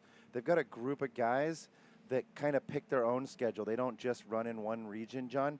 They hit all the bucket list tracks around the country or around one side of the U.S. every year and show up to a bunch of regions every year. Really cool to see John Spain and his group of buddies run around the country with these cars.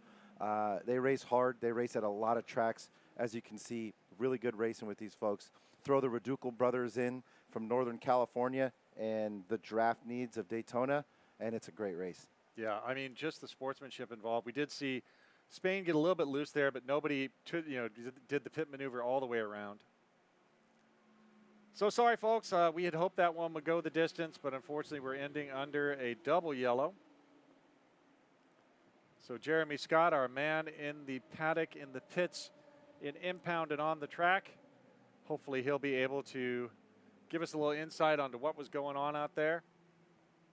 But that is our final qualifying race for Saturday. Now, tonight what's going to happen, folks, is all the race directors are going to get together, do any repositions they have to do, and then the timing and scoring folks will do the maths, and they will make sure that they set the grid positions for tomorrow and publish those as soon as possible in case there's a little bit of an error. Again, mad props to the Thunder Roadster group. I mean, I just enjoy watching them, and I enjoy seeing the spirit there. My good friend Dave Standridge out in Northern California. We spend a lot of time together during annual season, and he's really been a firebrand for this series, and it's so cool to see it revived and modernized, and now it's really starting to catch on.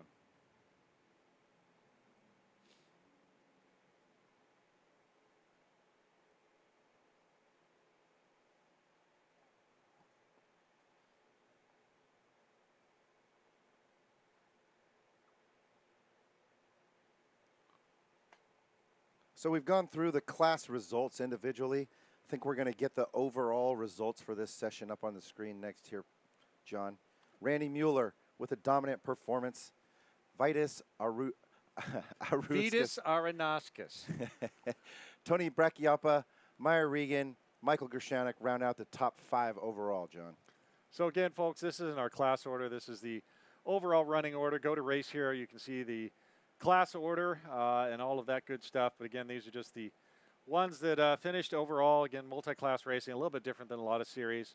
So Randy Mueller, I mean, what a dominating performance. He pretty much just got around everybody and then said, adios. Yeah, fastest car on track, I think, by... What was Randy's fastest time? 204.0. Oh, ooh. Which that's smoking. At a quick glance, that has him the fastest car by almost half a second. Wow, that's pretty cool. All right, folks, so next up will be Group F time trial, their final run for the day.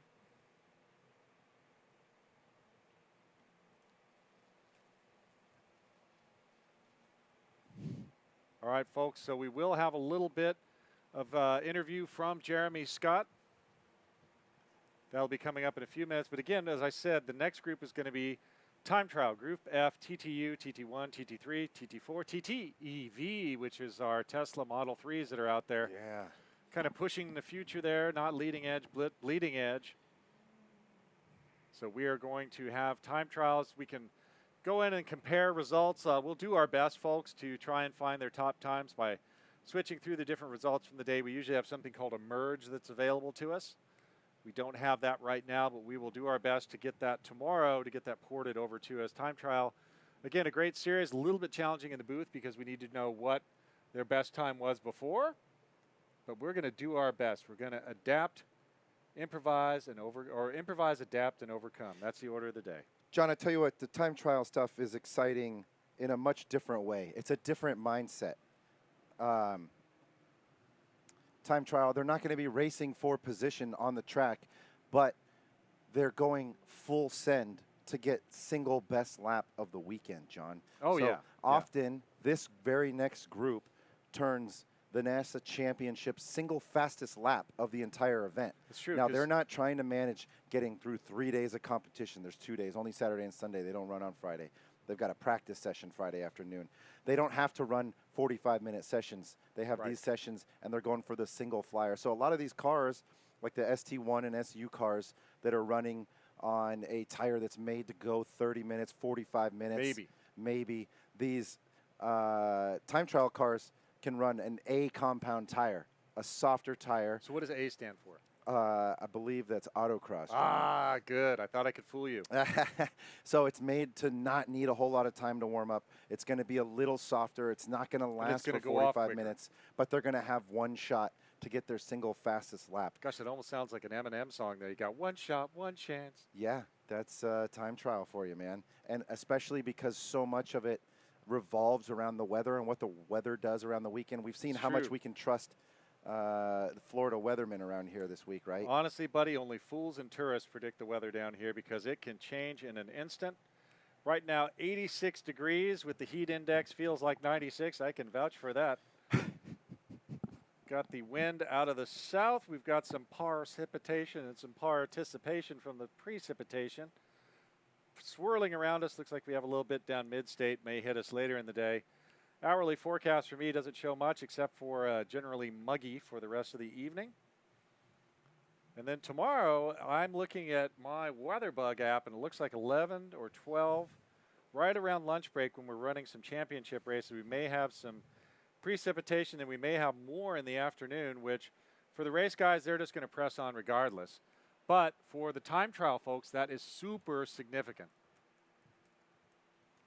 So right now, again, something to watch, TTU.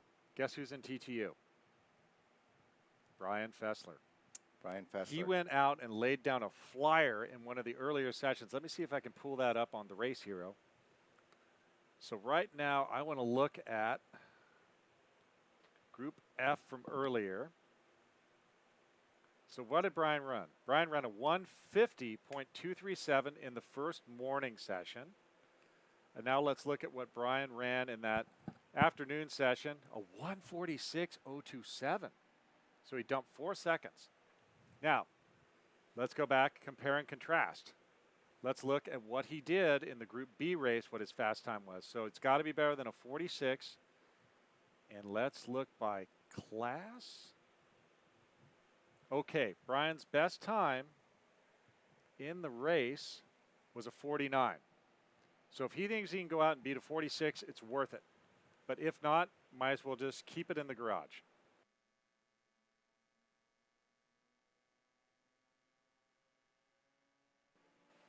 All right, folks, we're going to go down to Jeremy Scott. I believe he has the winner of that Thunder Roadster GTR race. Jeremy, what's up?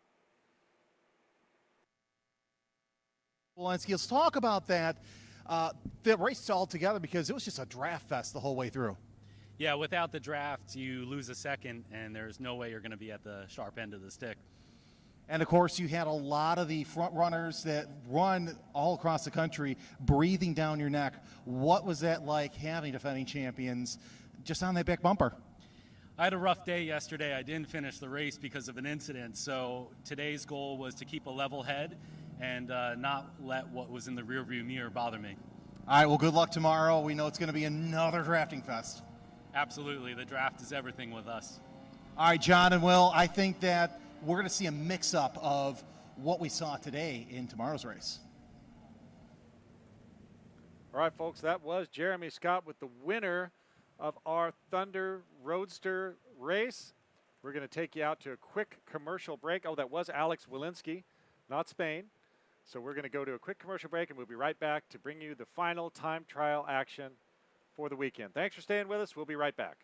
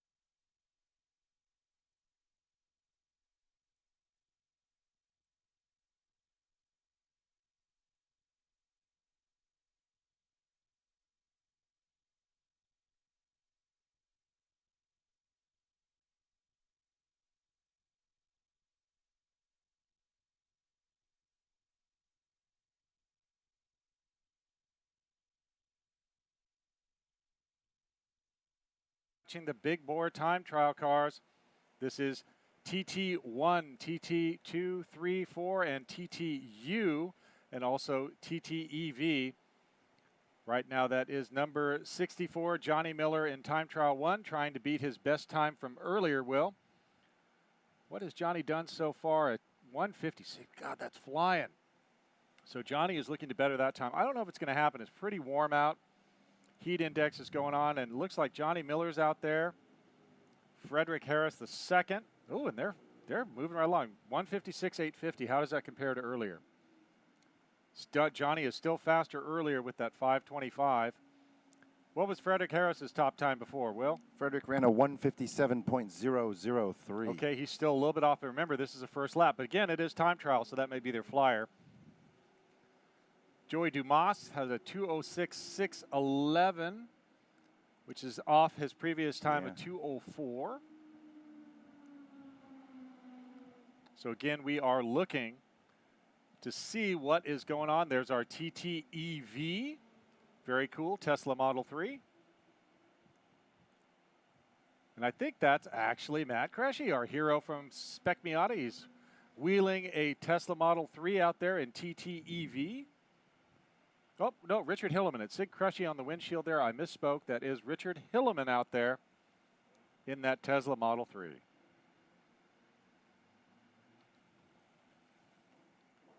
Hilleman's time, that time by was no time. That was his first lap out. He ran a 204.3 this morning, John. Okay, we'll keep an eye on that. Again, it's pretty hot, so I don't know if anybody's going to improve their times, but we'll keep an eye on it. For you out there in TT land, with your fans, Johnny Miller again going up around the oval. Let's see what he notches this time by. Will, what's Johnny trying to beat again? Johnny Miller was shooting for a 156.525. Okay. And that was in the session from later this morning. So we'll go back and also check to make sure that from the morning session he wasn't faster than that. It's a little bit challenging, folks, but we'll try to make it happen for you. All right, I believe that might be Fulton Haight there, number 7. Out of Southern California in his GT350R, wheeling it. Yeah, Fulton was second quickest this morning's session with a 206.452. Okay, that's pretty fast. 210 right now, or no, 210 was his time right now. Johnny Miller last time by slowed down a little from that earlier 156.850.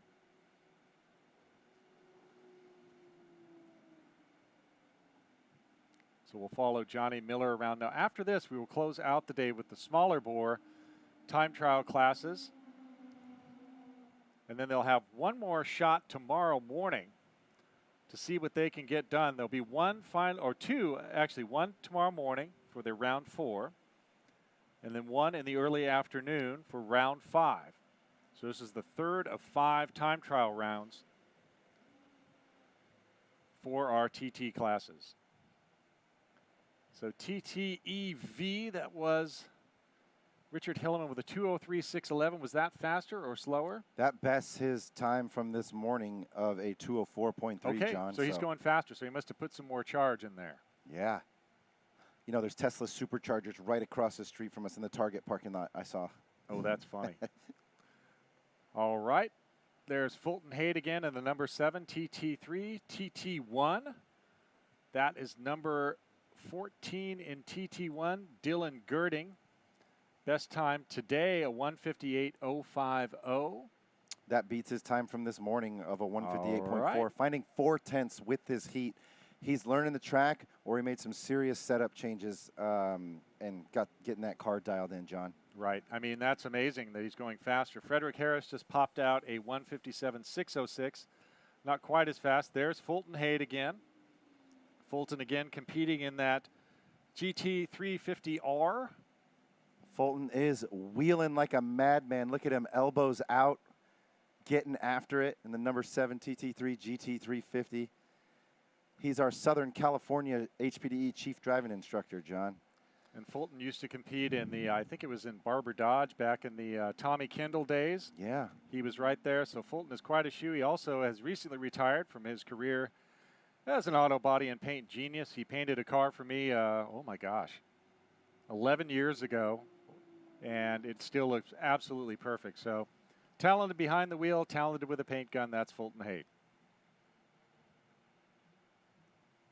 All right, so looks like some people are coming in. There's our Viper. That is number 23, Steven Seiler. The Viper's kind of having a moment in popular culture, seeing a lot of coverage of that.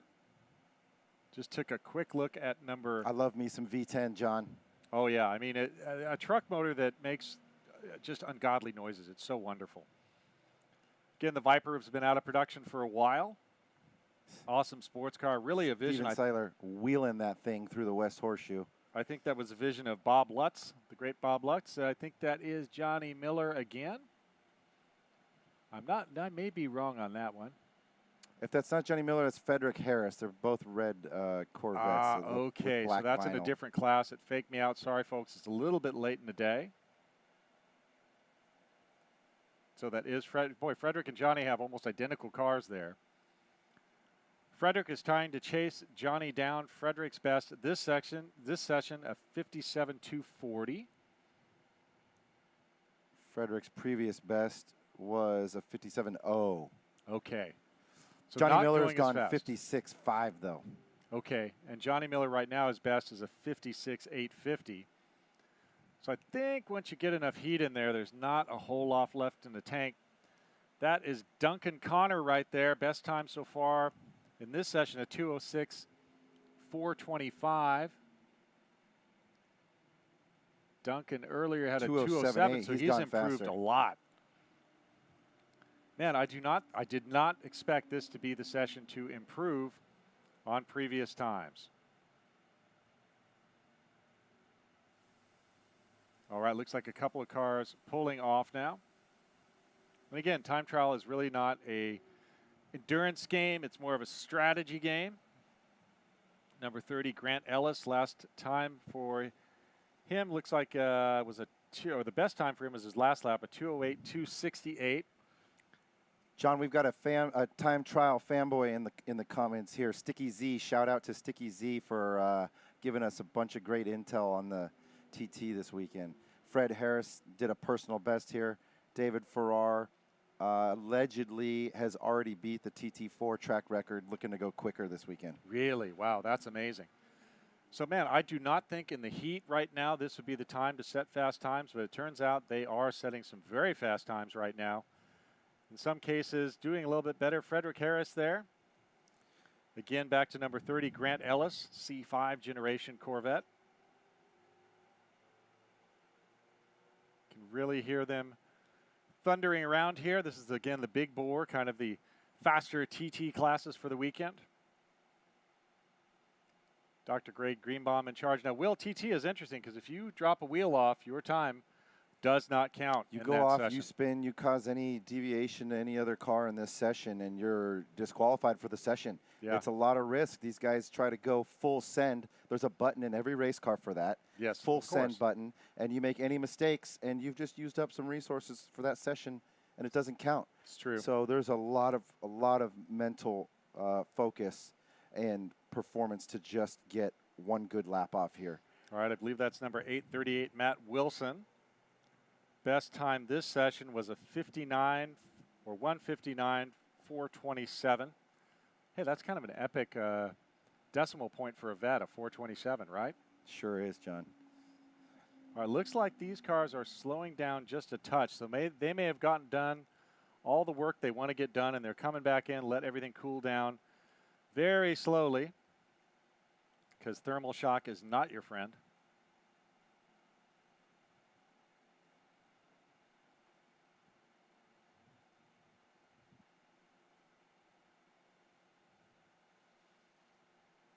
All right, that's number 23, our Viper, Steven Seiler. Best time this section, a 202.469. Again, a nice shot of Matt Wilson coming around, TT1. Ooh, he got a little loose there, so he's still on it.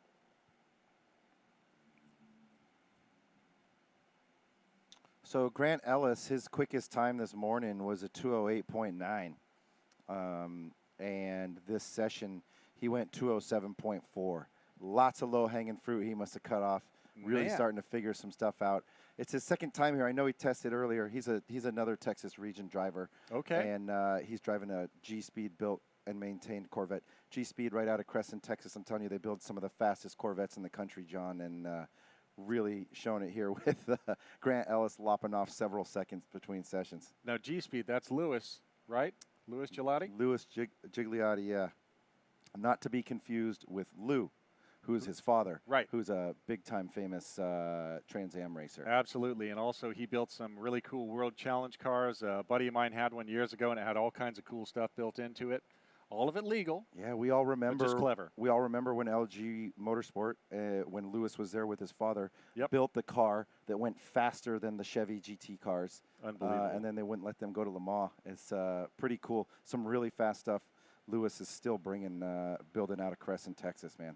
All right, looks like Frederick Harris may be in now. He's gotten all the work done he wants to get done in this session.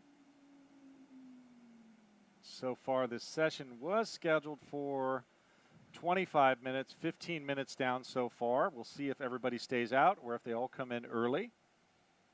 We'll have a little break for our corner marshals. And then we will finish up with Group G, which is the small bore time trial.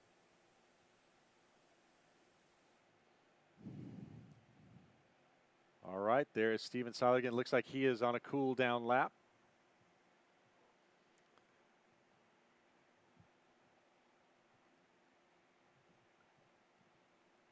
All right, folks. Well, looks like we're just going to follow Steven around, which I love because that is such a gorgeous car. I mean, really stunning in that orange color. I like it a lot. It looks awesome. And I think Steven may be our last car on course currently. So we'll have a little bit of time. No, there's still more cars on course. I was wrong.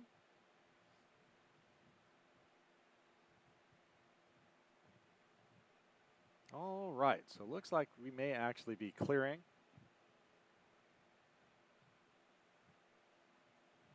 So Steven's probably getting ready to come in if I was a betting man.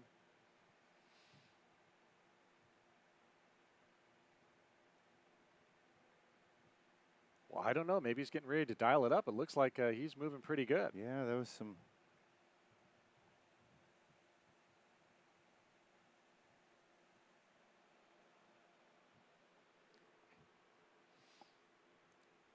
All right, number 30 is still out. That's Grant Ellis. Does Grant look like he's under power or cooling down, Will? I couldn't tell from that shot, John. I think he's one of the few that's going to take his time and run more of the laps. And we saw him lop off a huge chunk of time this session. Well, that's right. I think he might still be learning this this track and getting her dialed in. Well, it is a big monster, and trying to learn it in, geez, one day, one session. Yeah. That's awfully tough. All right, folks, so once this session checkers, we'll have our final time trial session of the weekend. Got a little time right now. Will, quite a day. Man, some great racing, John. I'm having a little bit of a brain meltdown right now. Just I know. that one group that we kept flashing back to 5-car lead so changes much. every lap. It's so much. The draft here is amazing. The weather is part of the game. I think tomorrow, we got lucky today. So yesterday, folks, we did have a lot of electrical activity in terms of lightning. We had to shut down a couple of times just to keep everybody safe. And today it's been clear as a bell, no moisture or anything. There is some building to the south of us a little bit. We do have a prediction tomorrow for early afternoon rain, which will certainly change the game, particularly if it comes in, wow. How about if the rain comes in for Group B, the big thumpers? Yeah, that's there's a lot of dynamics to that, right? Yep. Who knows the rain line here? Yeah. Who has which tire to use, John?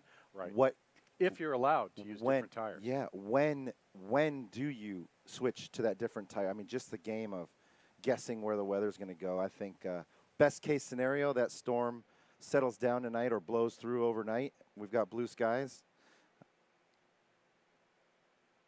Or we get to play the guessing game with rain tires. So, Well, it's always challenging. So years and years ago, Sears Point, Sonoma Speedway now used to be Infineon. It changes all the time.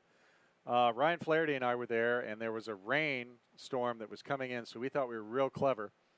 We went over to Les Schwab Tires, and we bought some all-seasons for our Mustangs. They were permitted under the rules at that time. Rain tire choice was open. So I felt pretty smart. I went out and practiced on my all-seasons, just destroyed everybody. And then it looked like I made the guess that, okay, during the race it's still going to rain. Kept the all-seasons on there. After the 4th lap, it was dry as a bone. So basically my steering wheel just became a volume knob where I was just and more and more and more. So things like that can happen. So tomorrow, maybe if we get some weather, we'll have some interesting strategy choices and things of that nature.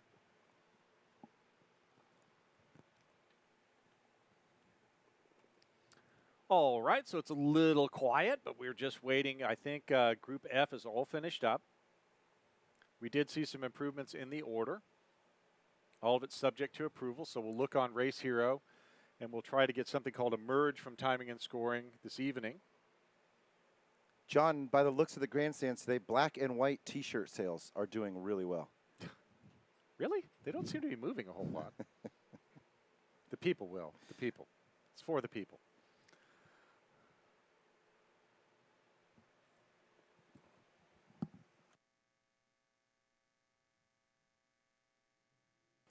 All right, folks, we do have a little bit of a weather update for you. It's 99 degrees in the shade, so it is a steamy one here.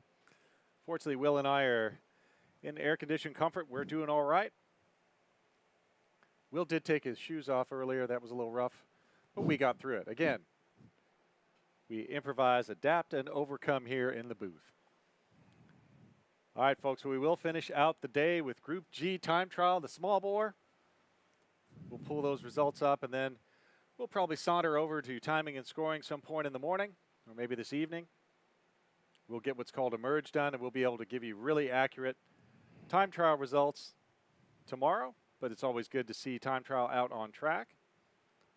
So we will see if we have some more cars coming out to try and better their times from today. But as it's pointed out, 99 degrees, is that well, we did see some people lower their times. So is it learning? Is it setup? What is it? It's a combination of everything, Serendipity. John. It is serendipitous. I can't spell that, but you're right. Well, you know, spelling bee always was my strongest sport in school. So football, not so much. Spelling bee, aces. Up next, Group G, TT2, 5, and 6. I think we've got the groups balanced out based on car count. I think TT2 is a really big class, so okay, they had cool. to separate that one off, if I'm guessing correctly. All right, well, let's look at TT2 results from earlier. Holy Moses, you're not kidding. There's 12 cars in TT2. That's a lot. It looks like they slipped a TTU in there as well, which may have just been somebody getting a little hardship lap in, making sure everything still works. So far, so Alessandro Sensoli was fastest in TT2. What did he do in the first session today? The second session, he had a 157, 820. Let's look at the first session of the day. Oops, wrong one. Group G as in gangsta. Oh, wow. So Alessandro was way faster. So his 57, the fastest overall in T2 was Ben Grambau in the first session with a 2-minute flat, basically. So that was the fastest session for Alessandro.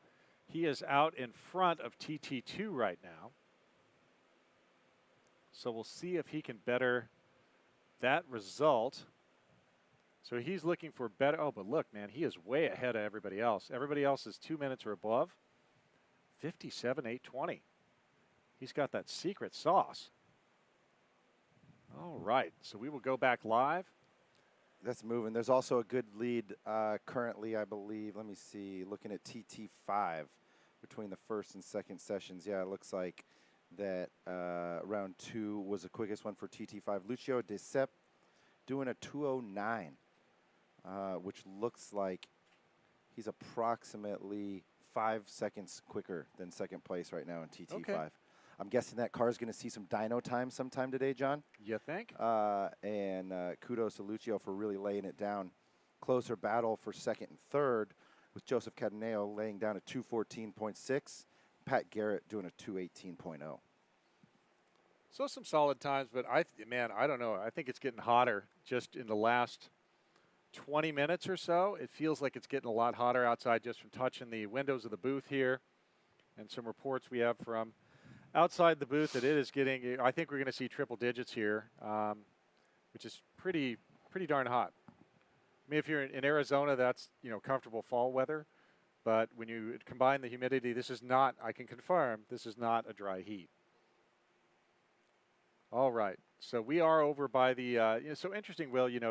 You say, do you think all the time trial? When do you think they'll get pulled and sent to the dyno? Right now, tomorrow? Because it depends. They do it a few interesting ways, and we've got a really cool staff. Actually, the most series directors we have is for time trial and super touring here, and they do it a few ways. Our staff tries to be really accommodating to the racer to make it make sense. So one challenge is that there's 80 or 90 cars that need to run on the dyno, plus the compliance stuff that we pull. So sometimes our series directors will seal an ECU, seal a hood, seal some things up, and plan to run it at the end of the day. Sometimes if there's an opening, we'll send it right over to the dyno after a session and get it right as it comes off track. Well, and it's interesting with all the technology that's evolved, it's very challenging because one year I can remember there was someone who was up to a little skullduggery on the dyno, and this was right when Bluetooth first became really common. And so this character had a crew member with a tablet with a Bluetooth connection to the electronic control unit, the ECU, and they were adjusting parameters while the car was on the dyno. And unfortunately for them, one of our officials walked up. It looked like the guy was playing a video game or maybe, posting on the YouTubes, but incredibly enough, he was adjusting the performance parameters of the car while it was on the dyno, so they got bounced pretty hard, and they didn't hit until they found the next county over. We've seen a few dyno hacks that people have tried throughout the years, right. John. We knew about the front wheels not turning, changing the tune before the Volkswagen scam even happened, right? So right. We'd seen that one. We saw it first. We saw it first. We did. They got the idea from us. We've seen radial switches hidden under dashes. There's been some crazy things. So my favorite one was an ignition box. So there's an ignition box, MSD ignition boxes, right? So there's a 6AL, which just basically monitors timing, and then there's one called a 6BTM. And a 6BTM, when it senses boost under a certain setting, it will pull timing. Because if you have too much boost and the timing is too much, it'll blow up the engine. So this clever gentleman had figured out a way to took the BTM label off, put the 6AL label off, and then had a switch that was very hard to find where it went. And when you turned it turned on the boost retard and knocked off 20 horsepower. But you could never find that because, it looked like a 6AL. Yep. So that was pretty intelligent. But, duped by a sticker. Right. Not cool, but unfortunately, we found out that one, but it all worked out in the end. Everybody was happy. All right, folks, TT2, TT5, TT6 on track for their third session. Tomorrow they'll have session 4 and session 5. All right, green, green, green. We are green. So we are seeing TT2 right now. Looks like that's going to be the lion's share. And then 5 and 6, TT2, big class. Looks like some TT5 cars now are out there.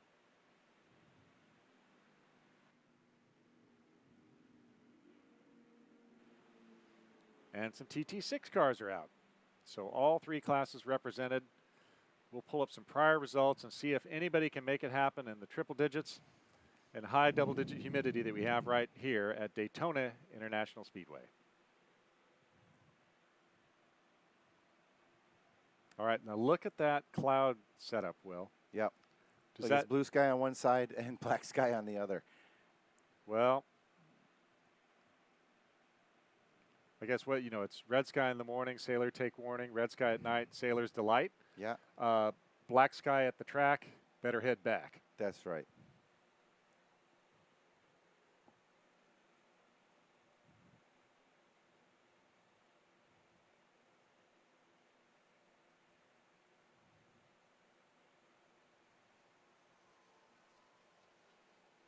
First car out. Looks like the 73 of Dylan Brown coming around for his first time lap.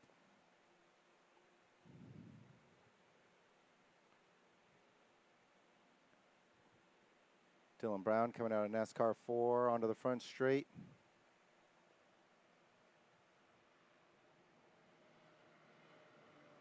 .157.1. That bests his time of a 150. Well, where is that? Of a 2 minutes, .5. He's clipped 3 seconds off of his time. So, wow, holy Toledo. He's gotten faster every session. He ran a 2:06 in the first session.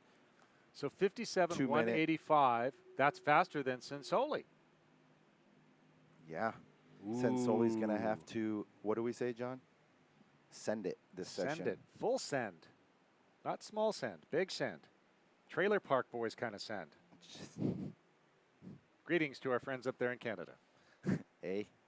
We're not sorry. Sorry. Yeah, according to what I can see on results, John, that's a new TT2 leader. Yes, big time. Well, geez, is Alessandro Sensoli even out right now, or is he relaxing in area conditioned comfort saying, hey, man, I covered him by 3 seconds. I'm going to put my feet in a $20 foot bath and hang here, out. man. That's why it's so important to run every single session here, John. Every you session, never know baby. what you're going to get. Because, as we know from Forrest Gump, life is like a box of chocolates. Yep. Never know what you're going to get. It was a beautiful shot of number 3, Derek Fletcher. Car looks really composed Corvette. coming through the bus stop. Dylan Brown looking good. Let's see if he can best his 157.185 here. All right. Gosh, that's a beautiful car going up on the high bank there. So he's fast guy right now in TT2. That's pretty cool. And man, if he is learning the track well enough right now to have that kind of lap time, what do you think is going to happen when it's cooler tomorrow? Okay, 884, he slowed down by 7/10. I don't know. So again, as stuff gets hot, I mean, you know, your prime lap is when the tires are up to temp but not over temp. Right. Brakes are ready to go but not overly faded. Fluid is cool. There's Steve Loudon out of Austin, Texas. All right. Has he improved well from his earlier sessions? Steve Loudon ran a 2:14.5 this session. Last time around, ran a 2:13. Nope, not quite running as fast. Nope.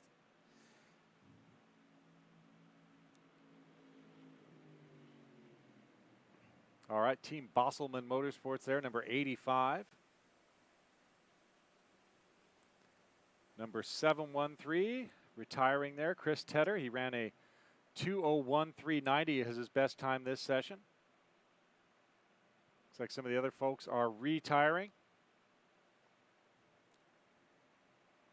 163 of Pat Garrett we just saw go by. Best of a 2:16.9 this session. Okay. Another beautiful C8, 8th generation Corvette there. Great variety of cars. TT2, number 044 right now. Michael Jordan. I assume not the actor or the basketball player, or we'd know about it. And probably if it was Michael Jordan, the basketball player, he'd probably run 23, right? For sure, that would be 23. Cool. All right, little bit of action on the curb there, unsettling Dylan Brown. I believe he was coming through the bus stop there. He was jumping that Mustang pretty good. That GT350 looks so composed sliding through the bus stop, man. Let's see if maybe taking a little bit of distance off by going over the curbs instead of going around the corners is going to pay off for him. Coming to the line right now, we'll see if he can do better than a 57.185. Nope, much slower. There's Michael Earhart in the number 9 Stevenson Camaro. That's a car that's actually, I think that car won races here in GS. Okay, John. so that's an ex-IMSA car. That Boy, is. that's the best deal going when you can take a pro race car We saw that with the prototypes earlier, where they're probably buying it for nickels on the dollar, not necessarily pennies. Right. So that is pretty great. All right, folks, we are 9 minutes in. I believe we're scheduled for 25 minutes of opportunity for these folks to go out and see what they can get done. Pat Garrett right there, E36 BMW.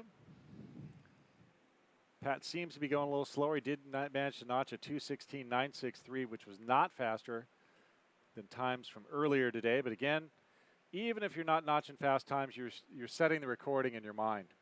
Often you can tell if you've got a track if you sit there with your eyes closed, cross the start-finish line with your eyes closed and click a stopwatch. Right. And then go around the track in your mind. And then when you cross the line again, you click the stopwatch. And if you're within a second or two of your actual time, that means your brain recorded the whole thing. That's a good exercise, John. Mind blown. Boom. I think kids just play on iRacing now. Right, that's true. Yeah, I mean, honestly, my son has been doing all the video games. Big shout out to you at home there, James. And he has been improving his times, and he's starting to get actually a little bit, he's starting to be able to tune stuff. So once he gets behind the actual wheel, we'll see if it translates. But so far, I've seen impressive results between iRacing and racing in real life. That's awesome. Number 205 there, Judd Gardner. Trying to improve on his time. Best so far was his last lap. Best in this session, at least, was a 204.767. Yeah, that looks like it was quicker than his 204.9 in the second session and a 206 in his first session. So, again, another person going quickest in this late afternoon session, John. Hard to believe. Michael Earhart in that Stevenson Camaro. Beautiful livery with the bald eagle on the rear quarter. Car's in the same exact livery as it was when it raced in IMSA.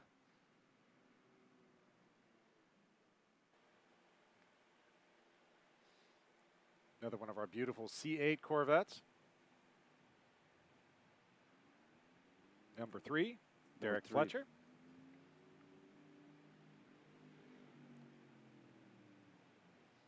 He looks like he's cooling down. He does look like he's cooling down. I think Dylan Brown got the work done.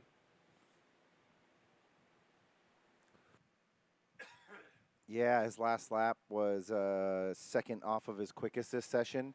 I think that means that he might be on those tires that come in quick and start to fall off. It's really hot today. Track temp's probably really warm. It's 99 degrees in the shade here at the booth. So I would say pavement temperatures are probably 130, 140. Could be really hot, yeah. Plus the humidity choking down these cars. There's Xavier Calderon and Mike Rossini trading positions for TT6. Xavier's best time this session at 25.450. Mike Rossini at 25.496. Yeah, they're separated by 46 thousandths, John. Shoot, if that was a Spec Miata race, that'd be pretty cool. Right. It's still cool in time trial. You know what? Maybe they'll be draft buddies, because that would totally work, right? Yeah. Are you allowed to draft in time trial? Not technically allowed to draft in time trial. I'm curious to see how our series directors are policing that. Maybe that is the secret hack. Yeah, you'll see Rossini is car without instead of directly behind Xavier, adhering to that. I am not familiar enough with the rules to know if drafting is allowed, because that would be interesting. I know it was cause of a lot of talk at COTA with the really long back straight in 2018. I am actually going to defer to Sticky Z on that one, our time trial fanboy in the comments here. I'm sure he's going to Sticky, chime in on where that. are you, buddy? All right. Again, that is Xavier Calderon and Mike Rossini. Xavier getting the most out of his weekend. All right, Dylan Brown is in. Time to cool it down.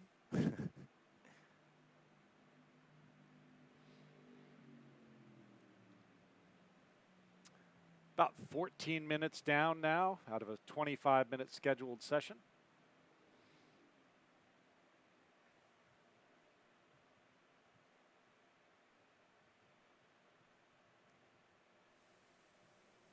All right, those are two beautiful C8 Corvettes.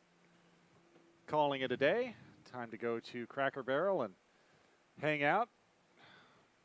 Just down the street, right? That's right. Great place. Love it. I like those little puzzles. Great fun.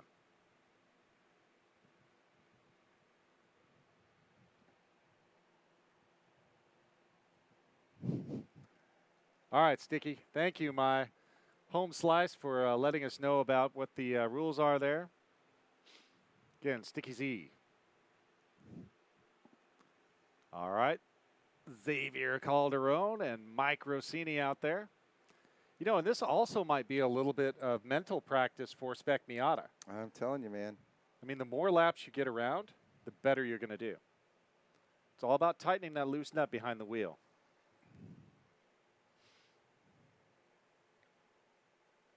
All right, folks, so we will be coming back tomorrow for time trial sessions 4 and 5, which will be great fun, and also our championship races.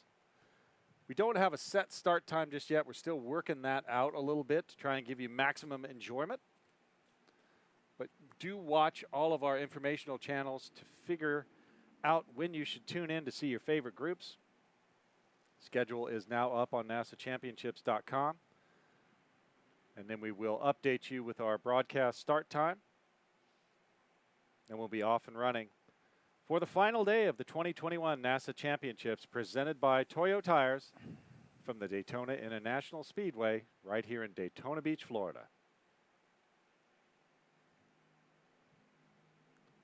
All right, Will Not Bill, there's that Stevenson Camaro again. Almost sounds like Dr. Seuss there, isn't it? Will Not Bill.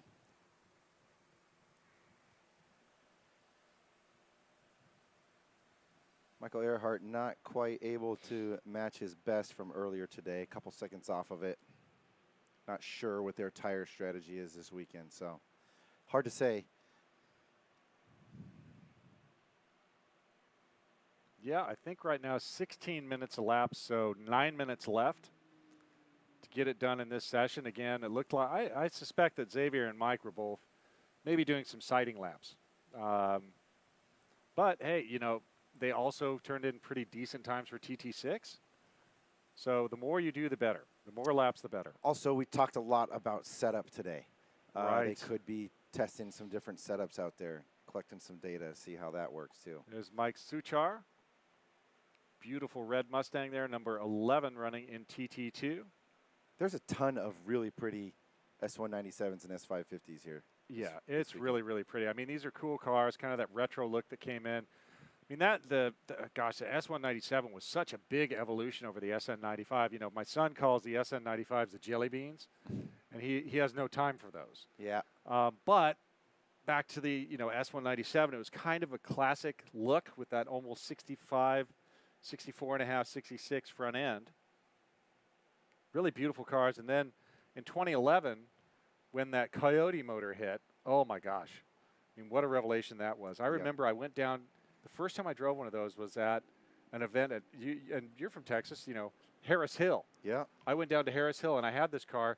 The only problem was it was raining. And I wasn't prepared for how powerful and how much fun it was. And I almost looped it trying to get around someone going into the rental car return at the airport, which would have been a terrible place to wreck the car in front of the rental car return. That's just not cool.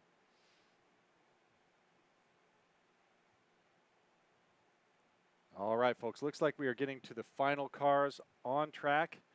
18 minutes down of a 25-minute session. After this, it's just sighting laps, hardship laps, and a little bit of time for the media to go out and enjoy and maybe get a little bit of a taste of the track. But we are winding down our third day of competition. First day of proper time trial competition. And tomorrow we will be back for our final day, TT rounds 4 and 5. And then we'll have our championship races for groups A, B, C, D, and E. Yeah, John, starting off tomorrow morning, just before the 10 o'clock hour with Spec Miata National Championship Racing. Over 70 cars. That promises to be exciting. Then into Group B, our big bore, thumper, huge, awesome mixed field. Group C, All right, folks, you can see the beautiful waters of Lake Lloyd there. What a great shot that is. With all of that said, we are done with this session and we are done with Saturday. So I'd like to thank all of you for joining us. Thanks to all our sponsors, the families, the crews, the officials here at Daytona, the NASA officials from all over the country. Thank you for joining us. We'll be back tomorrow. I'm John Lindsay for my friends Will Falls and Jeremy Scott. Tune in tomorrow. We'll be back for the final day of the 2021 NASA Championships presented by Toyo Tires.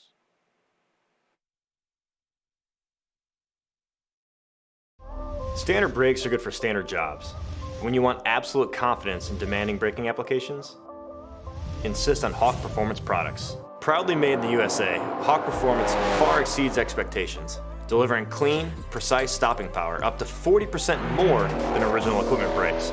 So you may be asking, do I really need Hawk Performance brakes?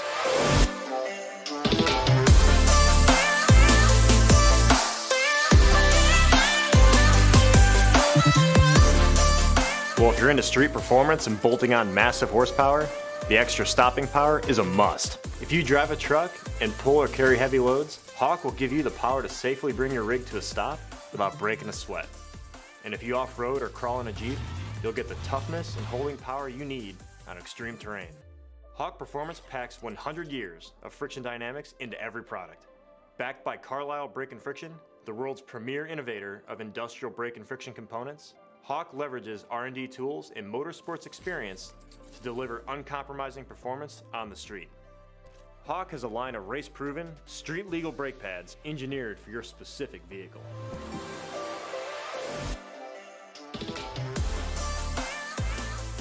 The HPS 5.0 high-performance street pad pulls out all the stops for big horsepower muscle cars, tuners, and European sedans. The Performance Ceramic line redefines clean, quick stopping power for modern sports cars. The LTS line is engineered for light and full-size trucks, SUVs, and Jeeps, offering superior fade resistance, strong bite, and long pad life on any terrain. And the Super Duty line delivers confidence when faced with the demands of bringing a heavy camper, boat, or work trailer to a stop.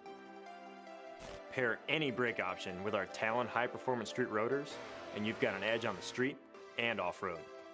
There's no reason to settle for less. Choose pads that are race-proven and street-legal. Find the Hawk Performance brake dealer near you at hawkperformance.com.